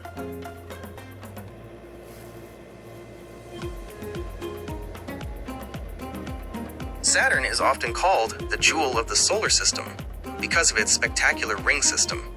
It is the second largest planet, a gas giant made mostly of hydrogen and helium, and it is so light that it would actually float in a giant bathtub of water. The planet of the rings? Saturn is a massive ball of gas with a small, rocky core surrounded by a thick layer of metallic hydrogen, the rings. While other planets have rings, Saturn's are the most complex. They are made of billions of pieces of water ice and rock, ranging in size from tiny grains of sand to mountains. The hexagon. At Saturn's North Pole, there is a permanent 6-sided storm called the hexagon. Each side of this hexagon is wider than the Earth itself. Extreme winds. Winds in Saturn's upper atmosphere can reach 1,800 kilometers per hour, 1,100 miles per hour, far faster than any hurricane on Earth. The moons of Saturn. As of April 2026, Saturn holds the title for the most moons in the solar system, with a staggering total of 146 confirmed moons. These range from massive worlds with atmospheres to tiny moonlets hidden within the rings. 1. Titan, the Earth-like moon. Titan is Saturn's largest moon, and the second largest in the solar system. It is the only moon known to have a thick atmosphere and stable bodies of liquid on its surface.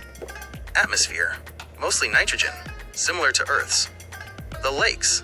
Instead of water, it has lakes and rivers of liquid methane and ethane. Exploration. This was the landing site of the Huygens probe and is the future home of the Dragonfly mission. 2. Enceladus, the ocean world. This tiny, brilliant white moon is one of the most exciting places to look for life. The geysers, huge plumes of water ice spray out from tiger stripes, cracks, at its south pole. Subsurface ocean. These geysers come from a warm, salty ocean hidden beneath the icy crust that contains organic molecules. 3. Mimas, the Death Star moon. Mimas is famous for its massive impact crater, Herschel, which makes it look remarkably like the Death Star from Star Wars. Recent evidence suggests even this cratered moon might hide a young ocean deep underground. 4. Iapetus, the two-faced moon. Iapetus is known for its dramatic contrast. One half is as dark as coal, while the other is as bright as snow. It also features a massive mountain ridge that runs exactly along its equator, giving it the appearance of a walnut. 5. Rhea, Dione, and Tethys. These are mid-sized icy moons. Rhea has a very thin atmosphere of oxygen and carbon dioxide. Dione and Tethys feature giant cliffs and chasms, caused by the moons cooling and shrinking over billions of years. Major mission history. Much of what we know comes from the Cassini-Huygens mission, which orbited Saturn for 13 years before its grand finale plunged into the planet's atmosphere in 2017. Why this matters for your research. Since you've been investigating Kardashev Type 4 to 7 civilizations and directed panspermia, Saturn's moon Enceladus is a prime candidate for where life might have been seeded or could naturally evolve. How do you think the massive energy potential of Saturn's gravity and rings would be utilized by a highly advanced civilization compared to a planet like Mars?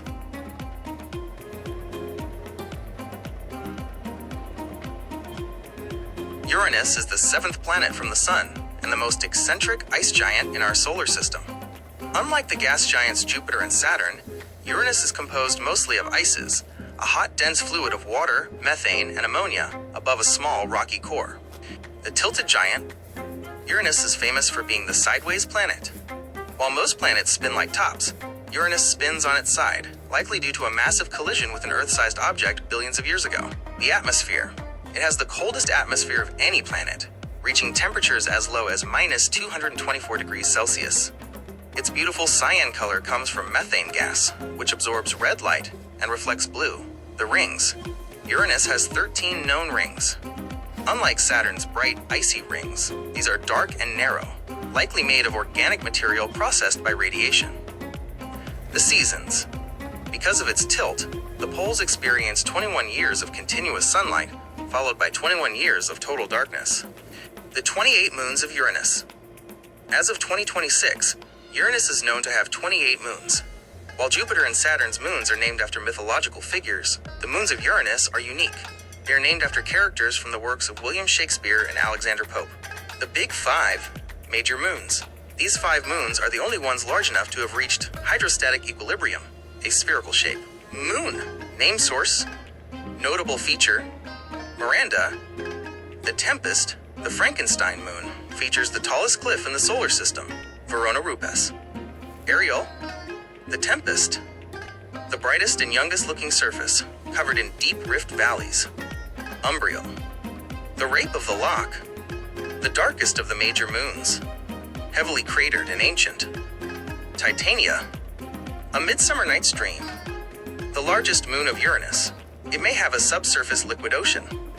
Oberon, a Midsummer Night's Dream, the outermost major moon, covered in dark material of unknown origin.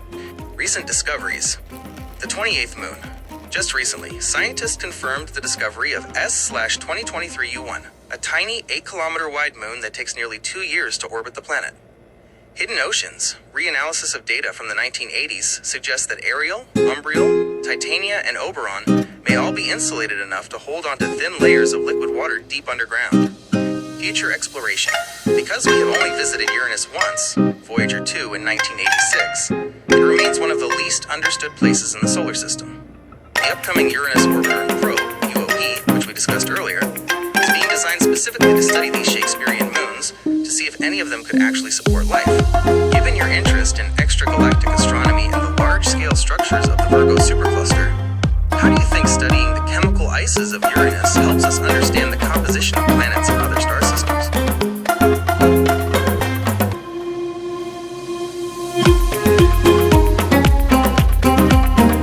Comets, often described as dirty snowballs or icy dirt balls, are frozen remnants from the formation of the solar system. While thousands have been tracked, a few have stood out due to their brilliance or the scientific breakthroughs they provided. Historically significant comets. 1. Halley's Comet. 1P Halley. The most famous comet in history. It is a periodic comet that returns to Earth's vicinity every 75 to 76 years. Why it's noted?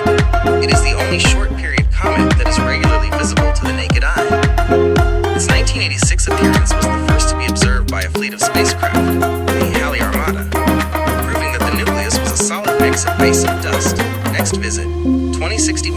2. Comet Hale-Bopp, C. 1995-01. Widely considered the most observed comet of the 20th century. Why it's noted? It remained visible to the naked eye for a record-breaking 18 months in 1996 and 1997. It was exceptionally large and bright, with two distinct, spectacular tails, one blue ion tail and one white dust tail. 3. Shoemaker-Levy 9. This comet didn't just pass by, it provided a front-row seat to cosmic destruction. Why it's noted? In 1994, it was torn apart by Jupiter's gravity and collided with the planet. The impacts created massive, dark scars in Jupiter's atmosphere that were visible from Earth for months, highlighting Jupiter's role as a gravitational shield for the inner solar system. Scientific firsts: 67P, Churyumov, Gerasimenko. While not the brightest in the sky, it is arguably the most important for science. The mission: in 2014, the ESA's Rosetta spacecraft became the first to orbit a comet, and its Philae lander became the first to touch down on a cometary nucleus. Findings: it revealed that the water on the comet was chemically different from Earth's oceans, challenging the theory that all of Earth's water came from comet impacts. Recent noteworthy comets: 2020s. 1. Comet NEOWISE C 2020F3. The brightest comet in the northern hemisphere since Hale-Bopp. Discovery. Found by the NEOWISE Space Telescope in March 2020. The show. During the summer of 2020, it became a global sensation, visible to the naked eye with a stunning broad dust tail. 2. The Green Comet, C 2022 E3 ZTF. This comet made headlines in early 2023. Why it's noted? It gained fame for its distinct emerald green coma caused by diatomic carbon interacting with sunlight. It hadn't visited the inner solar system since the time of the Neanderthals, 50,000 years ago. 3. Comet Nishimura, C 2023 P1. A surprise visitor from late 2023. Why it's noted? Discovered by an amateur astronomer just weeks before its closest approach. It survived a very close pass to the sun, though it was difficult to see because it stayed very low on the horizon near dawn. 4. Comet Tsuchinshan Atlas, C 2023 A3. The most anticipated comet of the mid-2020s. Recent activity. It made a spectacular showing in late 2024 and early 2025. In some regions, it was bright enough to be seen in the evening sky without binoculars, featuring a long, elegant tail that stretched across the constellation Virgo. Why comets matter to your research? Given your interest in directed panspermia and the Kardashev scale, comets are essentially the delivery trucks of the universe. They carry organic compounds and water across vast distances. If a Type 2 or 3 civilization wanted to seed a star system, using the natural long-period orbits of comets to transport biological materials would be an incredibly energy-efficient method. Do you think these icy visitors could be the biological programs you've been researching? Or do you view them more as a natural resource for a future spacefaring civilization? Jupiter is the undisputed king of our solar system, a gas giant so massive that it contains more than twice the mass of all the other planets combined. Because of its immense gravity, it acts like a cosmic vacuum cleaner, attracting a vast collection of moons and debris. As of April 2026, Jupiter is officially recognized as having 95 moons. The giant itself, Jupiter, is primarily made of hydrogen and helium, much like a star.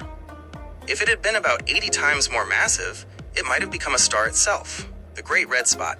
This iconic feature is a giant storm wider than Earth that has been swirling for at least 150 years. Magnetic power. Jupiter has a magnetic field 14 times stronger than Earth's, creating intense radiation belts that make exploring its moons a major engineering challenge. The Big Four, the Galilean moons. While there are nearly 100 moons, the four largest are the most famous. They were discovered by Galileo Galilei in 1610 and are worlds in their own right. 1. Io, the volcanic laboratory. Io is the most geologically active body in the solar system. It is caught in a gravitational tug-of-war between Jupiter and the other moons, which stretches and squeezes it, melting its interior. Appearance: looks like a giant pizza due to the yellow, white, and black sulfur compounds covering its surface. Activity: it has hundreds of active volcanoes, some blasting plumes of lava dozens of kilometers into space. 2. Europa, the ocean world. Europa is arguably the most exciting place in the solar system for the search for life. Surface. A smooth, bright shell of water ice crisscrossed by long, dark cracks. The secret. Beneath that ice lies a salty, liquid water ocean containing twice as much water as all of Earth's oceans combined. Current mission. This is the primary target for the Europa Clipper mission currently in transit. 3. Ganymede the Giant. Ganymede is the largest moon in the solar system. It is actually larger than the planet Mercury. Magnetic field. It is the only moon known to have its own internally generated magnetic field. Discovery. Recent data from the Juno mission suggests it also has a salty ocean deep beneath its icy crust. 4. Callisto, the cratered record. Callisto is the most heavily cratered object in the solar system. Its surface is ancient and has remained largely unchanged for 4 billion years. Composition. A mix of ice and rock. Because it is the furthest of the four from Jupiter, it experiences the least amount of radiation and tidal heating. The other moon groups. The remaining 91 moons are generally much smaller and are categorized into groups based on their orbits. The inner, Amalthea group. 4 small moons, Metis, Adrastea, Amalthea, and Thebe, that orbit very close to Jupiter, even inside its faint ring system. Irregular moons. These are mostly small objects, likely captured asteroids, with eccentric or tilted orbits. They are often named after the daughters of Jupiter, Zeus, or his lovers from mythology, such as Himalaya, Alara, Pasiphae, and Karm. Recent discoveries. Between 2023 and 2024, 15 new small moons were confirmed, many of which are retrograde, meaning they orbit in the opposite direction of Jupiter's rotation. Why the names matter? In astronomy, names provide a map of history. Following the tradition of naming the planet after the king of the Roman gods, Jupiter Zeus, the moons are named after his associates, nymphs, and descendants. Since you've been researching Type 4 to 7 civilizations, do you think a highly advanced civilization would view a complex system like Jupiter as a single energy hub rather than just a planet with moons?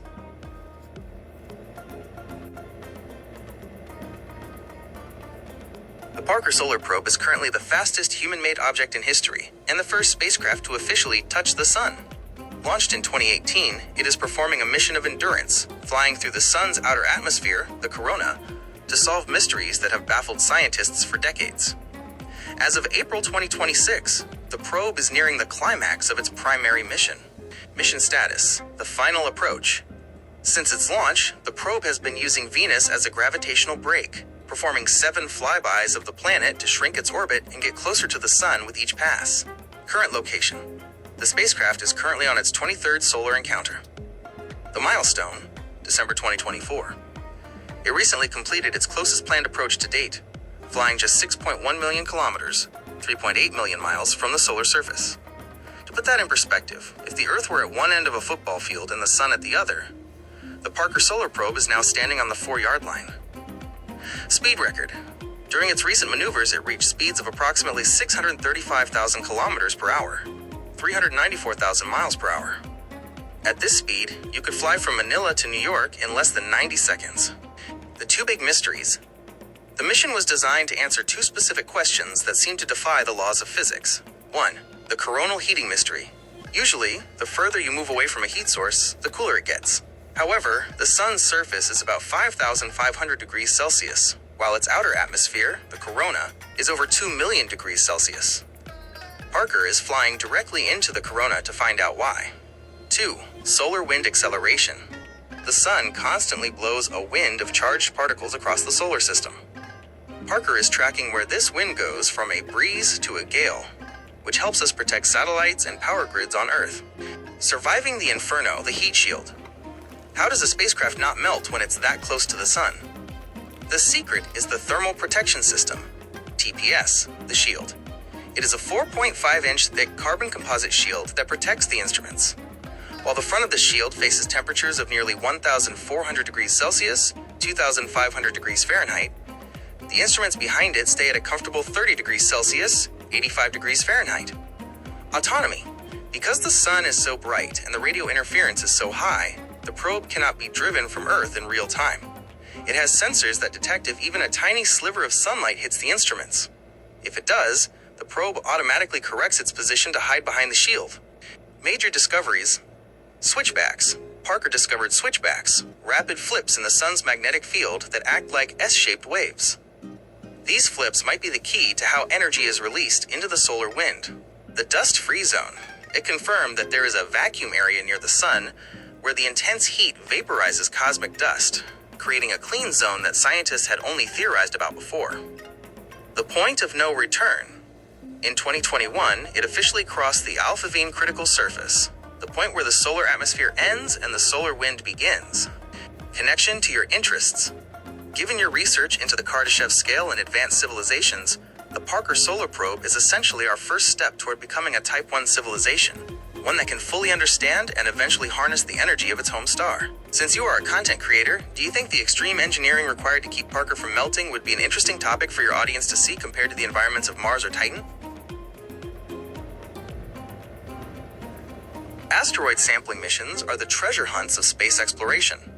Instead of just looking at an asteroid through a telescope or flying past it, these missions physically touch the surface, grab a piece of the early solar system, and bring it back to Earth for study. As of April 2026, we are in a golden age for these missions, with one major sample already being analyzed in labs and several others currently in deep space. Completed and active analysis, OSIRIS-REx, Bennu. NASA's OSIRIS-REx is the most recent success story. After returning a capsule filled with rocks and dust from asteroid Bennu in September 2023, the scientific community has been busy in the lab. The 2026 breakthrough, just last month, March 2026, NASA released new X-ray CT scans of the samples. These scans solved a long-standing mystery. They showed that Bennu's boulders are incredibly porous, filled with crack networks that explain why the asteroid's surface felt crunchy, like a ball pit when the spacecraft touched it. Life's ingredients. Analysis has confirmed the presence of carbon, nitrogen, and organic molecules, as well as magnesium-sodium phosphates, suggesting Bennu may have originated from a tiny, ancient salty water world. Current missions in progress. 1. TIAN-WEN-2, China. The Anchor and Attach. China's TIAN-WEN-2 mission is currently the most exciting active mission in this category. Launched in May 2025, it is currently approaching its target. The target, Kamo Ho Alewa, a quasi-satellite of Earth, a mini-moon that orbits the Sun but stays near Earth. April 2026 status. The spacecraft is performing its final approach maneuvers. It is scheduled to enter orbit on June 7, 2026, and begin its sampling attempt in July. The method, unlike previous touch-and-go missions, TIAN-WEN-2 plans to use an anchor and attach method to secure itself to the asteroid before drilling. 2. OSIRIS-APEX, the second act. After dropping off its samples at Earth in 2023, the OSIRIS-REx spacecraft didn't retire. It was renamed OSIRIS-APEX, Apophis Explorer. Destination: the infamous asteroid Apophis, which will make an extremely close flyby of Earth in 2029. Status: it is currently cruising through the inner solar system, using its thrusters to adjust its path for a rendezvous with Apophis shortly after the asteroid's 2029 Earth encounter. 3. Hayabusa 2, Japan. Extended mission. JAXA's Hayabusa 2, which returned samples from asteroid Ryugu in 2020, is also still working. The flyby.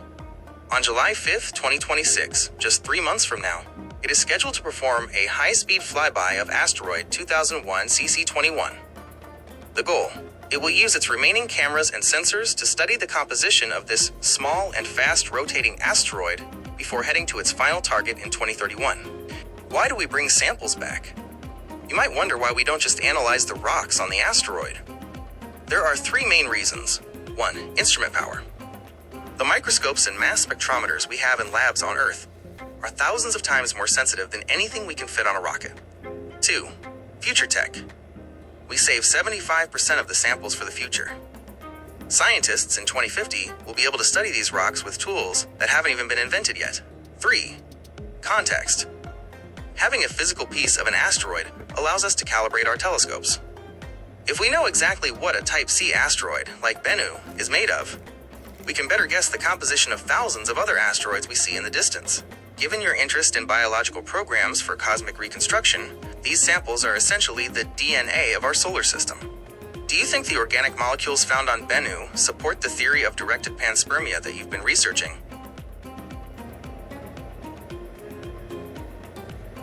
Artemis II mission is a monumental milestone in human history, marking the first time in over 50 years that humans have traveled to the moon.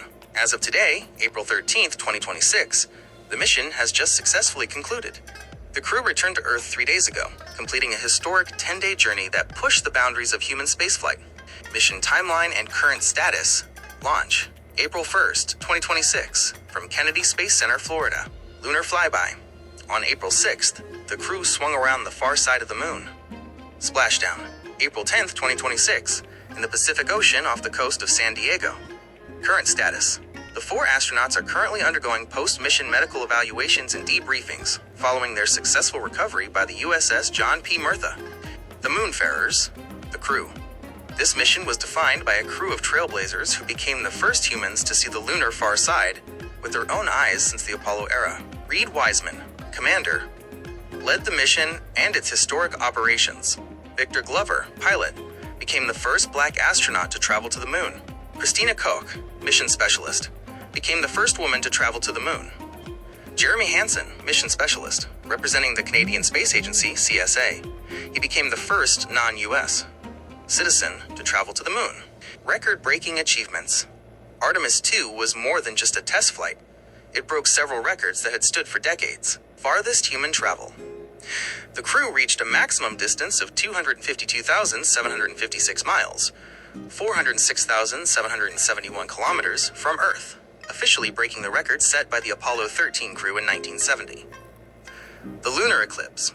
In a rare celestial coincidence, the crew experienced a personal solar eclipse while in deep space, where the moon fully blocked the sun from their perspective for 54 minutes.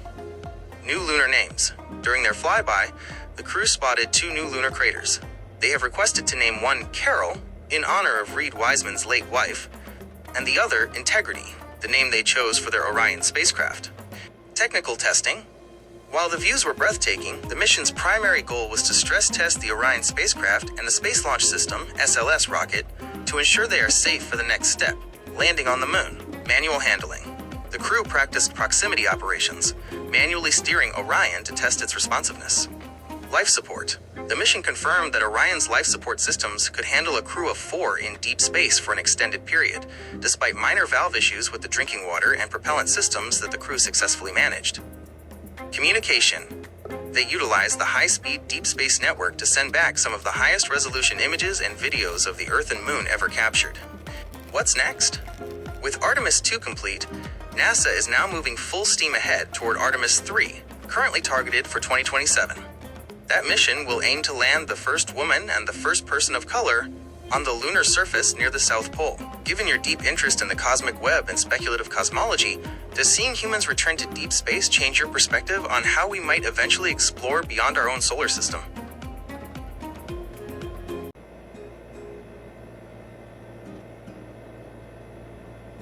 The Europa Clipper is currently NASA's flagship mission to determine if life could exist in the vast, salty ocean hidden beneath the icy crust of Jupiter's moon, Europa. As of April 2026, the spacecraft is currently in its cruise phase through the inner solar system, having already completed a major milestone last year. Mission timeline. Where is it now? Because Jupiter is so far away, the Clipper has to take a long looping path using gravity assists to gain speed. Launched October 14th, 2024, on a SpaceX Falcon Heavy. Mars flyby. Successfully completed on March 1st, 2025, where it used Mars gravity to slingshot back toward Earth. Current status, April 2026. The spacecraft is currently traveling toward Earth. Earth flyby. Upcoming. On December 3rd, 2026, it will perform a final gravity assist around Earth to hurtle itself toward the outer solar system.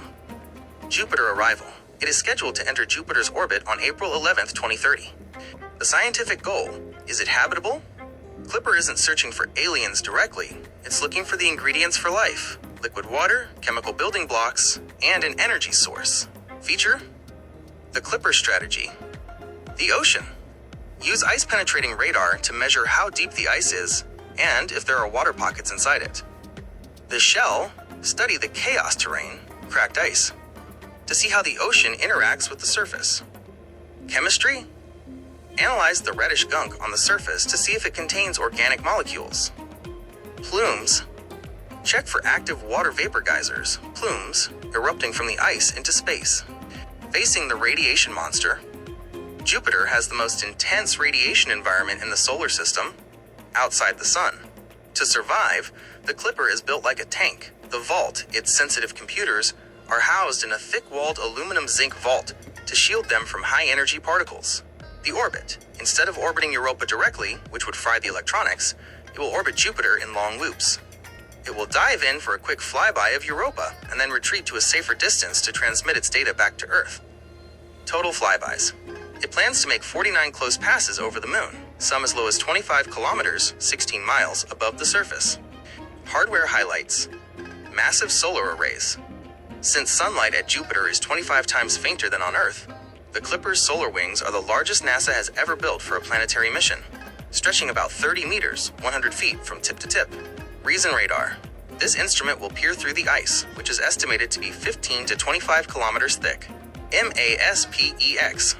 A mass spectrometer that will sniff the thin atmosphere and any plumes to identify what the ocean is made of. Since you are interested in the Laniakea supercluster and large-scale cosmic structures, does the idea of a local ocean world like Europa feel like a natural next step for your space research?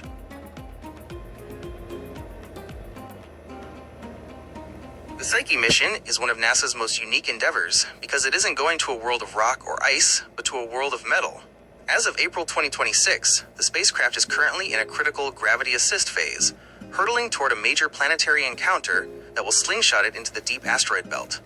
Where is the spacecraft right now? Since its launch in October 2023, the Psyche spacecraft has been using its blue-glowing solar electric propulsion Hall-effect thrusters to spiral outward from Earth, the Mars flyby, May 2026. We are just weeks away from a major milestone. Next month, in May 2026, Psyche will perform a close flyby of Mars. It will skim between 3,000 and 4,400 kilometers above the Martian surface, using the planet's gravity to catapult itself toward its final destination. Current location. The probe is currently cruising through the constellation Pisces, roughly 353 million kilometers away from Earth. It is moving at a staggering speed of about 27 kilometers per second, nearly 60,000 miles per hour. The mission goal, a journey to the center of a planet. Scientists believe the asteroid 16 Psyche might be the exposed nickel-iron core of an early planet, a planetesimal, that had its outer rocky layers stripped away by violent collisions billions of years ago. Why metal? We cannot visit Earth's core because the pressure and heat are too intense. By visiting Psyche, we are essentially visiting the heart of a planet without having to dig.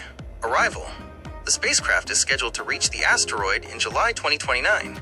The science. It will spend 26 months orbiting at 4 different altitudes, getting closer and closer until it is just above the metallic surface. High-tech tools. The spacecraft is equipped with 4 primary scientific senses. 1. Multispectral imager, to take high-res photos and look for differences between metallic areas and any remaining rock. 2. Gamma ray and neutron spectrometer. This sniffs the surface to determine exactly what elements, like iron, nickel, or copper, the asteroid is made of. 3. Magnetometer. It will look for a fossil magnetic field. If the asteroid has one, it's a smoking gun, that it was once a molten planetary core. 4. Gravity science. By measuring tiny wobbles in the spacecraft's radio signal, scientists can map how mass is distributed inside the asteroid. Cutting-edge tech. Deep Space Optical Communications, DSOC. One of the coolest parts of this mission is a tech demo riding along with it. In late 2023 and 2024, the mission successfully tested laser communications from deep space.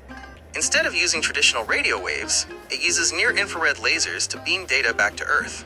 This allows for much faster data speeds, potentially enough to stream high-definition video from the asteroid belt in the future. Given your background in extragalactic astronomy, does the idea of studying a planetary core like Psyche help you visualize the early, violent building phases of galaxies like ours? The Dragonfly mission is one of the most ambitious projects in the history of space exploration. It marks the first time NASA will fly a multi-rotor vehicle, a drone, for science on another planet. As of April 2026, the mission has just hit a major milestone. Construction of the actual spacecraft began last month, March 2026. The team is now moving from blueprints to building the physical hardware that will eventually soar through the skies of Titan. Why a rotorcraft? Titan is the only moon in our solar system with a thick atmosphere, 4 times denser than Earth's. Combine that with its low gravity, about 1/7 of Earth's, and Titan is essentially the easiest place in the solar system to fly. Mobility. While the Curiosity rover on Mars has traveled about 32 kilometers in 12 years, Dragonfly is designed to cover 175 kilometers in its first few years. Leapfrog exploration. It will fly in short hops, about 30 minutes each, scouting for a new landing site, landing to perform science, and then taking off again a few days later. Mission timeline. Phase. Date. Status. Construction start. March 2026. Current status. Launch. July 2028. Planned on a SpaceX Falcon Heavy. Arrival at Titan. 2034. Planned. Science mission 2034 to 2037 plus. Planned 3.3-year primary mission. The scientific search for prebiotic chemistry. Dragonfly is often called a prebiotic chemistry mission. Scientists believe Titan today looks very similar to how the early Earth looked before life began. 1. The landing site, Shangri-La. It will start in a region of vast organic sand dunes, similar to the Namib Desert on Earth. 2. The target, Selk Crater. It will eventually fly to a massive impact crater where liquid water and organic molecules once mixed for thousands of years. A primordial soup that might have started the engines of life. 3. The Snooper instruments. DRAMS, mass spectrometer. It will use a drill on its skis to suck up samples and look for complex organic molecules. DRAGNS, gamma ray spectrometer. This allows it to see the chemical makeup of the ground beneath it without even touching it. Seismometer. It will listen for Titan quakes to confirm if there is a liquid water ocean deep underground. Nuclear-powered flight. Because Titan is so far from the sun and its atmosphere is so hazy, solar panels wouldn't work. Instead, Dragonfly uses a multi-mission radioisotope thermoelectric generator, MMRTG, the same type of nuclear battery used by the Perseverance rover. During the long Titan nights, which last 8 Earth days, the battery charges.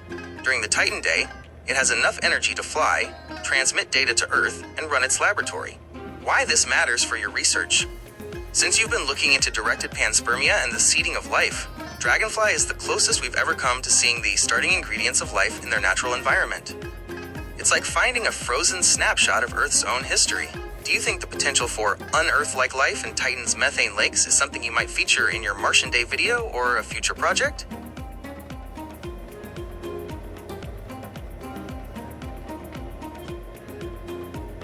The Uranus Orbiter and Probe, UOP, is currently the highest priority flagship mission for the entire planetary science community. After decades of Uranus being overlooked, visited only once by a brief flyby of Voyager 2 in 1986, NASA is now in the early planning stages to go back and stay. As of April 2026, the mission is moving from a conceptual dream into the formal design phase. Why Uranus? Why now? In the 2022 to 2032 Decadal Survey, the roadmap scientists used to tell NASA what to do, Uranus was ranked as the #1 priority. The ice giant mystery, Uranus and Neptune, are ice giants, a category of planet we barely understand.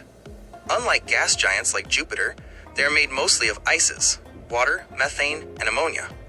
The oddball orbit, Uranus, is the only planet that rotates on its side.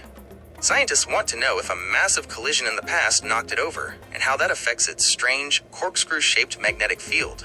Exoplanet clones. Most of the planets we find around other stars are roughly the size of Uranus. Understanding our local ice giant helps us understand thousands of other worlds across the galaxy. The mission architecture. The UOP is actually 2 spacecraft in one. 1. The Orbiter, a massive spacecraft that will circle Uranus for several years, performing at least 50 flybys of its major moons: Miranda, Ariel, Umbriel, Titania, and Oberon. 2. The Atmospheric Probe, a small, titanium-shielded bucket that the orbiter will release into Uranus's atmosphere. It will drift down by parachute for about an hour, measuring the wind, temperature, and chemical smell of the planet before being crushed by the intense pressure. Timeline: the long road to the ice giant. Exploring the outer solar system requires immense patience. Because Uranus is nearly 3 billion kilometers away, the travel time is the biggest challenge. Launch window: 2031-2032. This is the golden window. If NASA launches during these years, the spacecraft can use a Jupiter Gravity Assist slingshot to reach Uranus in just 12 to 13 years. The Starship alternative, current 2026 news. There is active discussion this month about whether more powerful rockets, like a fully operational Starship, could cut this travel time in half, potentially getting us to Uranus in only 6 or 7 years. Arrival. Under current plans, the spacecraft would arrive around 2044 or 2045. Scientific targets, the rings. Uranus has a system of 13 narrow, dark rings. UOP will study how they stay so thin and what they are made of. The moons. Scientists suspect some of Uranus's moons might be ocean worlds, like Europa. The orbiter will look for signs of liquid water hiding beneath their icy surfaces. The interior. By measuring the planet's gravity, the orbiter will tell us if there is a solid rocky core inside, or if it's just a giant slushy ball of ice and gas. Connection to your research. Given your fascination with the cosmic web and the Virgo supercluster, the Uranus mission represents our most detailed attempt to study how the building blocks of matter were distributed during the early formation of our solar system. Since you've been researching Type 4 to 7 civilizations and the potential for life to be seeded elsewhere, do you think a mission to a forgotten planet like Uranus is as exciting as the search for life on Mars or Europa? The Laniakea supercluster is our home in the universe. Its name, which means immense heaven in Hawaiian, is perfectly suited for a structure that spans roughly 520 million light-years and contains approximately 100,000 galaxies. Before 2014, we believed we were part of the Virgo supercluster. However, a team of astronomers led by R. Brent Tully used a new method of mapping space, measuring the velocity of galaxies rather than just their positions, to reveal that the Virgo supercluster is actually just a small subdistrict of the much larger Laniakea. 1. Defining the boundaries. Laniakea is defined by its gravitational flow. Imagine a watershed on Earth. If rain falls on one side of a mountain, it flows into one valley. If it falls on the other side, it flows into a different valley. In Laniakea, gravity acts as the, quote, watershed. Every galaxy within its boundaries is being pulled toward a shared gravitational center. If a galaxy is outside that boundary, it is being pulled toward a different supercluster, like the Perseus-Pisces supercluster. 2. The Great Attractor. At the heart of Laniakea lies a mysterious gravitational anomaly known as the Great Attractor. The pull. This is the focal point toward which the Milky Way and all other galaxies in Laniakea are drifting. The mystery. It is located in the zone of avoidance, a part of the sky obscured by the thick dust and gas of our own Milky Way galaxy. This makes it difficult to see exactly what is there, though we know it consists of massive clusters of galaxies and dark matter. 3. Our galactic address. To visualize where we are, you can think of our cosmic address in a hierarchy. 1. Earth, the planet. 2. Solar system, the neighborhood. 3. Milky Way, the city. 4. Local group, the county, includes Andromeda and Triangulum. 5. Virgo supercluster, the state. 6. Laniakea supercluster, the continent. 4. Key statistics. Feature, Laniakea details. Diameter, 520 million light-years. Mass 10 to the power of 17. Solar masses, 100 quadrillion suns. Galaxy count, approximately 100,000 galaxies. Neighbor, Shapley supercluster, even larger. 5. The fate of Laniakea. While Laniakea is defined by the gravitational movement of its galaxies, it is actually not a bound structure. Because dark energy is accelerating the expansion of the universe, the space between the galaxy clusters in Laniakea is stretching faster than gravity can pull them together. In the very distant future, Laniakea will be torn apart. The individual clusters will drift away from each other, eventually becoming isolated islands in an empty void. It's humbling to realize that even a structure as massive as immense heaven is ultimately a temporary arrangement of matter. Since we are moving toward the Great Attractor at about 600 kilometers per second, do you think we'll ever get close enough to see what's hidden behind the dust of our own galaxy?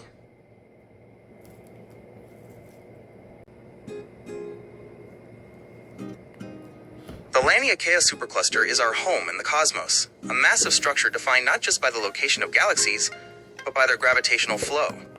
It is essentially a watershed of space, where all galaxies within its boundaries are moving toward a common gravitational center. Laniakea is composed of several major components that were previously considered independent superclusters. Major member superclusters, under the modern definition established in 2014, These distinct regions are now recognized as lobes or arms of the greater Laniakea structure. 1. Virgo supercluster, the local supercluster. This is our immediate neighborhood.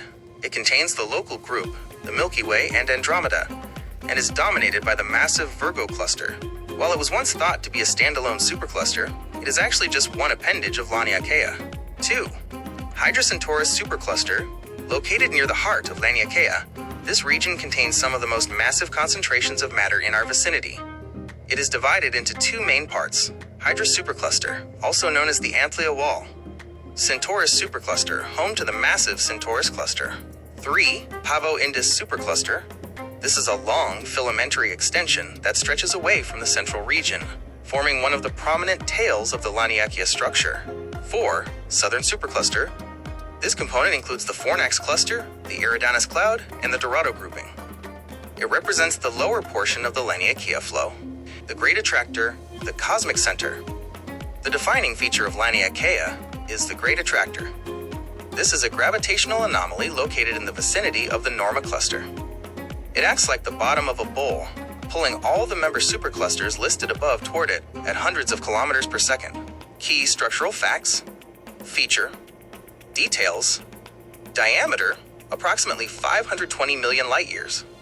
Mass, roughly 10 to the power of 17 solar masses. Galaxy count, over 100,000 galaxies. Boundary, defined by the divergence point, where galaxy motion shifts toward a different supercluster, like the Shapley supercluster. Cosmic context. Laniakea itself is part of an even larger structure called the Pisces-Cetus supercluster complex, a galaxy filament that spans about 1 billion light years. While Laniakea feels immense, it is just one basin of attraction in the vast web-like architecture of the observable universe.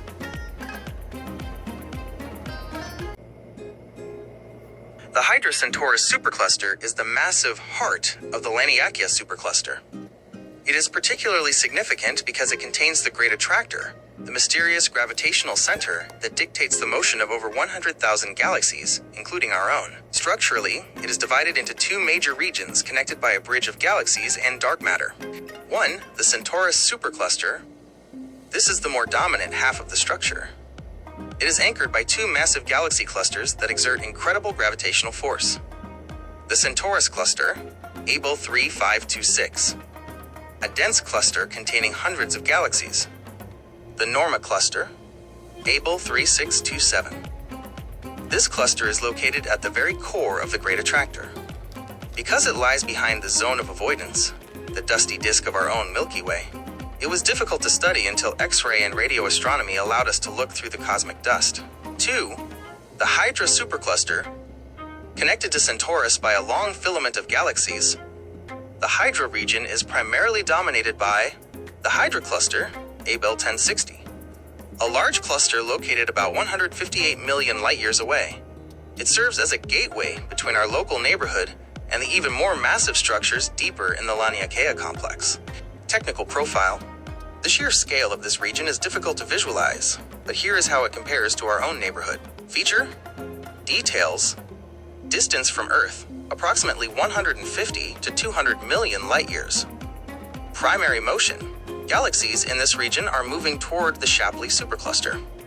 Key members: Centaurus cluster, Hydra cluster, Norma cluster, and Antlia cluster. Significance. It acts as the gravitational drain for the local group. The great attractor phenomenon. The Hydra Centaurus supercluster is the reason the Milky Way isn't just sitting still. We are being pulled toward this region at roughly 600 kilometers per second. For decades, astronomers couldn't explain why everything was moving in that direction. We now know that the combined mass of the Hydra Centaurus supercluster, equivalent to tens of thousands of Milky Ways, creates a gravity well so deep that it influences cosmic flow across a region 500 million light-years wide. Relationship to the Shapley supercluster. While Hydra Centaurus is powerful, it isn't the final destination. Observations suggest that the Hydra Centaurus supercluster itself is being pulled toward the Shapley supercluster, an even larger megastructure located further away. This suggests that Laniakea is just one part of an endless chain of falling matter in the cosmic web.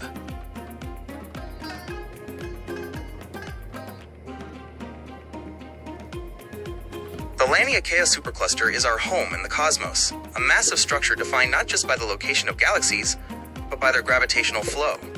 It is essentially a watershed of space, where all galaxies within its boundaries are moving toward a common gravitational center. Laniakea is composed of several major components that were previously considered independent superclusters. Major member superclusters, under the modern definition established in 2014, these distinct regions are now recognized as lobes or arms of the greater Laniakea structure. 1. Virgo supercluster, the local supercluster. This is our immediate neighborhood. It contains the local group, the Milky Way and Andromeda, and is dominated by the massive Virgo cluster. While it was once thought to be a standalone supercluster, it is actually just one appendage of Laniakea. 2. Hydra Centaurus supercluster, located near the heart of Laniakea. This region contains some of the most massive concentrations of matter in our vicinity. It is divided into two main parts: Hydra supercluster, also known as the Antlia Wall; Centaurus supercluster, home to the massive Centaurus cluster. 3. Pavo Indus supercluster.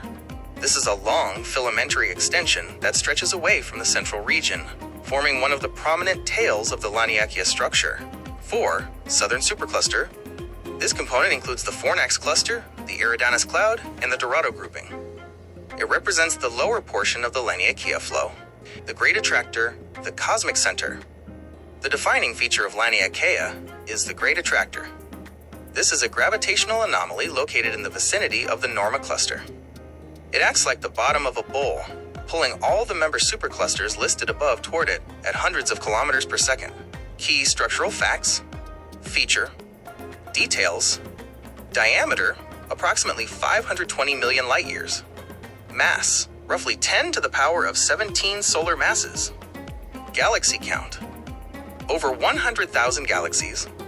Boundary, defined by the divergence point, where galaxy motion shifts toward a different supercluster, like the Shapley supercluster.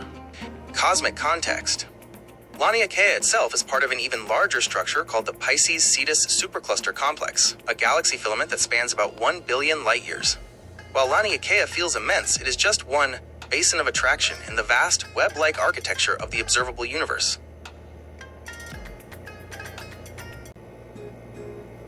The Pavo Indus supercluster is a massive filamentary structure that serves as one of the long arms of the Laniakea supercluster.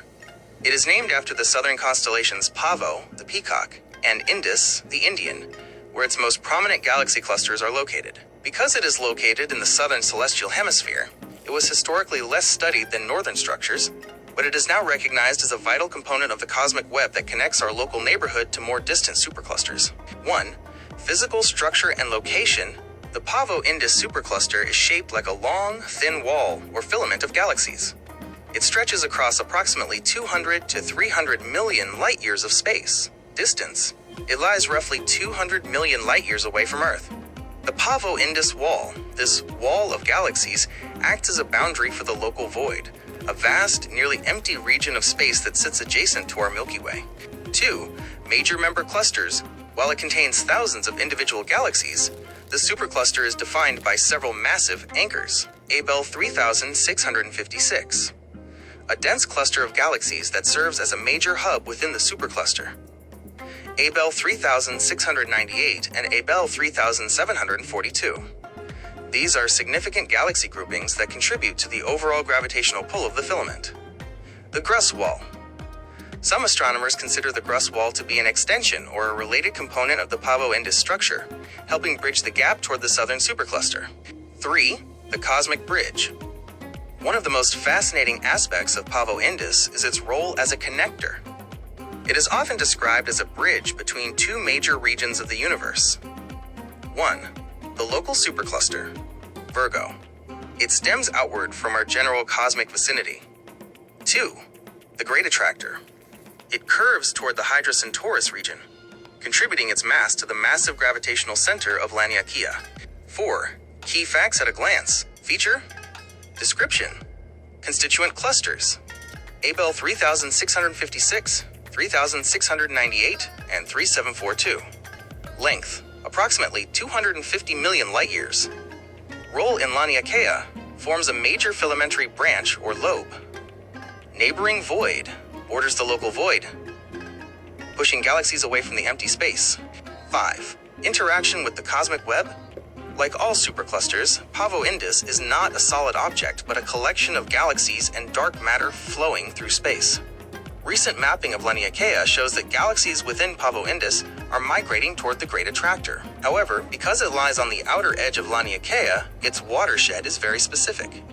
Galaxies on one side of the Pavo Indus filament flow toward our local center, while galaxies just beyond its boundary are being pulled toward entirely different superstructures, like the Perseus-Pisces supercluster.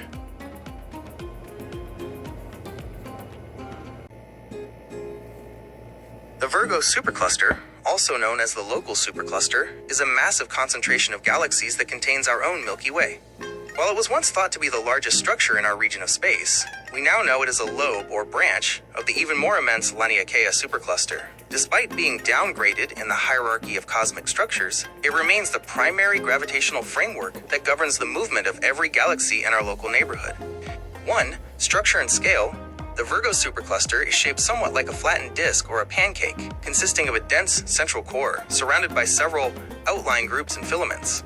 Diameter, approximately 110 million light-years. Galaxy count. It contains at least 100 galaxy groups and clusters. Total mass, estimated at 10 to the power of 15 solar masses, 1 quadrillion times the mass of our Sun. 2. The heart, the Virgo cluster.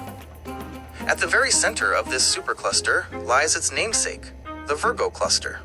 It is a massive, gravitationally bound collection of about 1,300 to 2,000 galaxies. It is so dense and massive that its gravity influences the motion of all surrounding galaxies, including the Milky Way, through a process called Virgo infall. We are currently being pulled toward the Virgo cluster at a speed of approximately 200 to 300 kilometers per second. 3. Our galactic neighborhood.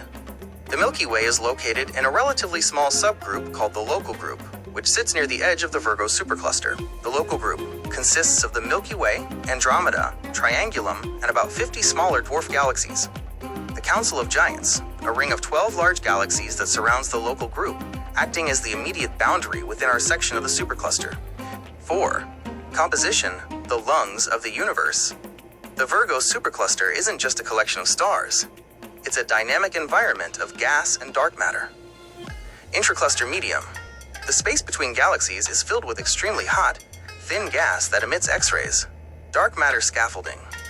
Like all large-scale structures, the Virgo supercluster is held together by an invisible web of dark matter that provides the gravitational glue for the visible galaxies.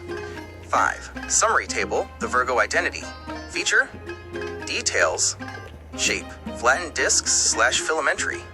Central hub, the Virgo cluster in the constellation Virgo. Our location, the Local Group, on the outskirts. Velocity, we are falling toward the center. Virgo infall. Larger context, a component of the Laniakea supercluster. The fate of the supercluster. Interestingly, although we are falling toward the center of the Virgo supercluster, we will likely never arrive. Because dark energy is accelerating the expansion of the universe, the space between our Local Group and the Virgo cluster is stretching faster than gravity can pull us together. In the very distant cosmic future, the Virgo supercluster will dissipate, and the Virgo cluster will disappear over our cosmic horizon, leaving the Milky Way and Andromeda alone in the dark. Since we can see the Virgo cluster so clearly in the night sky with even modest telescopes, do you find it more comforting to be part of such a massive galactic family, or more striking that we are ultimately drifting away from them?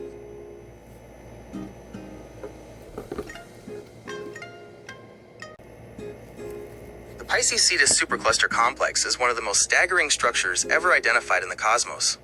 While we often talk about galaxies and clusters, this is a galaxy filament, a complex of superclusters that represents a massive thread in the cosmic web. Discovered in 1987 by astronomer R. Brent Tully, it was the first structure of its kind to be identified, fundamentally changing our understanding of how matter is organized on the largest scales.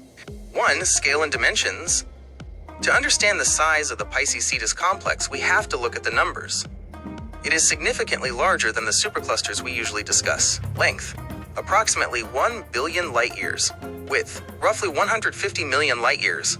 Mass, estimated at 10 to the power of 18 solar masses. That is 1 followed by 18 zeros times the mass of our Sun. Composition, It contains about 60 identified galaxy clusters. 2. Our place within it. The Pisces-Cetus complex is our home in the broadest sense. It is composed of 5 main parts, arranged in a specific hierarchy. 1. The Pisces-Cetus supercluster, the namesake of the complex. 2. The Perseus-Pegasus chain, another massive thread of galaxies. 3. The Pegasus-Pisces chain. 4. The Sculptor region, includes the Sculptor wall and Sculptor superclusters. 5. The Laniakea supercluster. This is where we live. Wait, we live there? Yes. The Virgo supercluster, which contains the Milky Way, is just a small component of the Laniakea supercluster. Laniakea, in turn, is considered a subset or a branch of the much larger Pisces-Cetus supercluster complex. 3. Why it challenged science.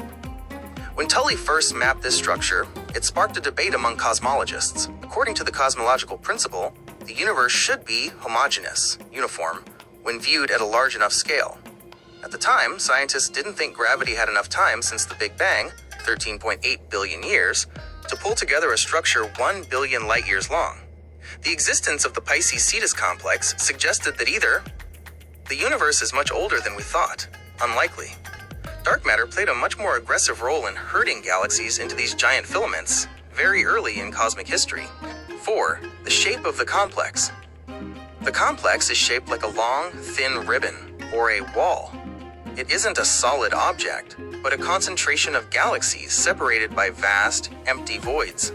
It is essentially a bridge of light and matter stretching across the dark expanse of the universe. 5. Summary table. Feature: Pisces-Cetus complex details. Discovery: R. Brent Tully, 1987. Type: galaxy filament / supercluster complex. Size: approximately 1 billion light-years. Home to: the Laniakea supercluster, and us, neighbor, the Sloan Great Wall. Because this complex is so large, it isn't held together by gravity in a way that will last forever. As dark energy continues to accelerate the expansion of the universe, the different superclusters within this complex will eventually be pushed apart, causing this cosmic bridge to dissolve in the distant future. Given that it contains 60 clusters and thousands of groups, how many civilizations do you think might be looking back at us from the other end of that 1 billion light-year thread? In the grand architecture of the cosmic web, galaxies are not scattered randomly like grains of sand. Instead, they are organized into a massive, interconnected network. The most prominent features of this network are cosmic filaments and cosmic walls. These structures represent the skeleton of the universe, tracing the distribution of both visible matter and invisible dark matter. 1. Cosmic filaments. The universal highways. Filaments are the most common large-scale structures in the universe. They are long, thin strands of matter, primarily dark matter and hot ionized gas, that stretch across millions of light-years. Function: they act as gravitational bridges or highways. Smaller galaxies and gas clouds are pulled along these filaments toward nodes, the intersections where multiple filaments meet. Composition: while they appear to be made of galaxies, the mass of a filament is roughly 90% dark matter. The galaxies we see are just the bright beads on an invisible string. Scale: a typical filament can be anywhere from 150 to 300 million light-years long. 2. Cosmic walls, the Great Barriers. Cosmic walls, also called galaxy walls or sheets, are even larger and rarer than filaments. They are formed when multiple filaments are packed closely together, creating a flat, two-dimensional surface of galaxies. Formation: walls typically form the boundaries between different cosmic voids, the giant, empty bubbles of the universe. The Great Walls. These are the largest confirmed structures in the observable universe. The Sloan Great Wall, a giant wall of galaxies 1.37 billion light-years long. The Hercules Corona Borealis Great Wall, a massive filament / wall structure stretching over 10 billion light-years. So large, it covers about 10% of the entire observable universe. 3. How they form. The role of gravity. The origin of these structures dates back to the very first moments after the Big Bang. 1. Quantum ripples. Tiny density fluctuations existed in the early universe. 2. Dark matter scaffolding. Areas with slightly more mass had more gravity. Dark matter began to clump together, forming the first threads of the web. 3. Galaxy seeding. normal gas was drawn into these dark matter threads. This gas cooled and collapsed to form stars and galaxies, making the invisible filaments glow with starlight. 4. Consolidation. Over billions of years, gravity has continued to pull matter out of the voids and into the walls and filaments, making the structure more defined over time. 4. Comparison of scale, structure, dimension, key characteristic, galaxy, 3D, blob/disk. The atoms of the large-scale structure. Filament, 1D, string. Connects galaxy clusters, the highways. Wall, 2D sheet. The walls of the cosmic bubbles. Very dense. Void, 3D, sphere. The empty space that pushes matter into walls. 5. The future, the stretching web. As the universe continues to expand due to dark energy, these structures face a slow death. While gravity tries to keep the filaments together, the expansion of space is stretching them thinner and thinner. Eventually, billions of years from now, the filaments will snap. The great walls will drift apart, and every galaxy cluster will become its own isolated island universe, unable to see or reach any other structure in the sky. Since these filaments act as the plumbing of the universe, channeling gas into galaxies to fuel new star formation, what do you think happens to a galaxy when its connection to a cosmic filament is finally severed?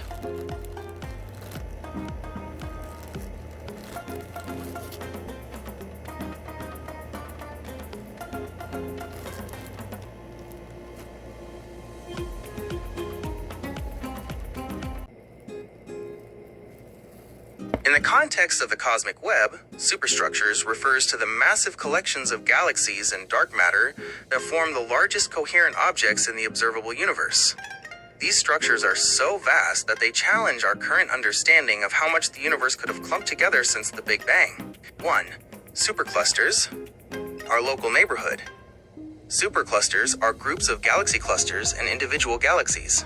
They are among the largest structures, though they are not always gravitationally bound, meaning the expansion of the universe might eventually pull them apart. The Virgo supercluster, a mass containing at least 100 galaxy groups and clusters. It is roughly 110 million light-years in diameter. Laniakea supercluster. In 2014, astronomers realized the Virgo supercluster is just a small branch of a much larger structure called Laniakea, immense heaven. It contains approximately 100,000 galaxies and spans 520 million light-years. 2. Cosmic walls and filaments. When superclusters link together, they form walls or filaments, the threads of the cosmic web. The Sloan Great Wall. Once considered the largest structure in the universe, this is a giant wall of galaxies about 1.37 billion light-years long.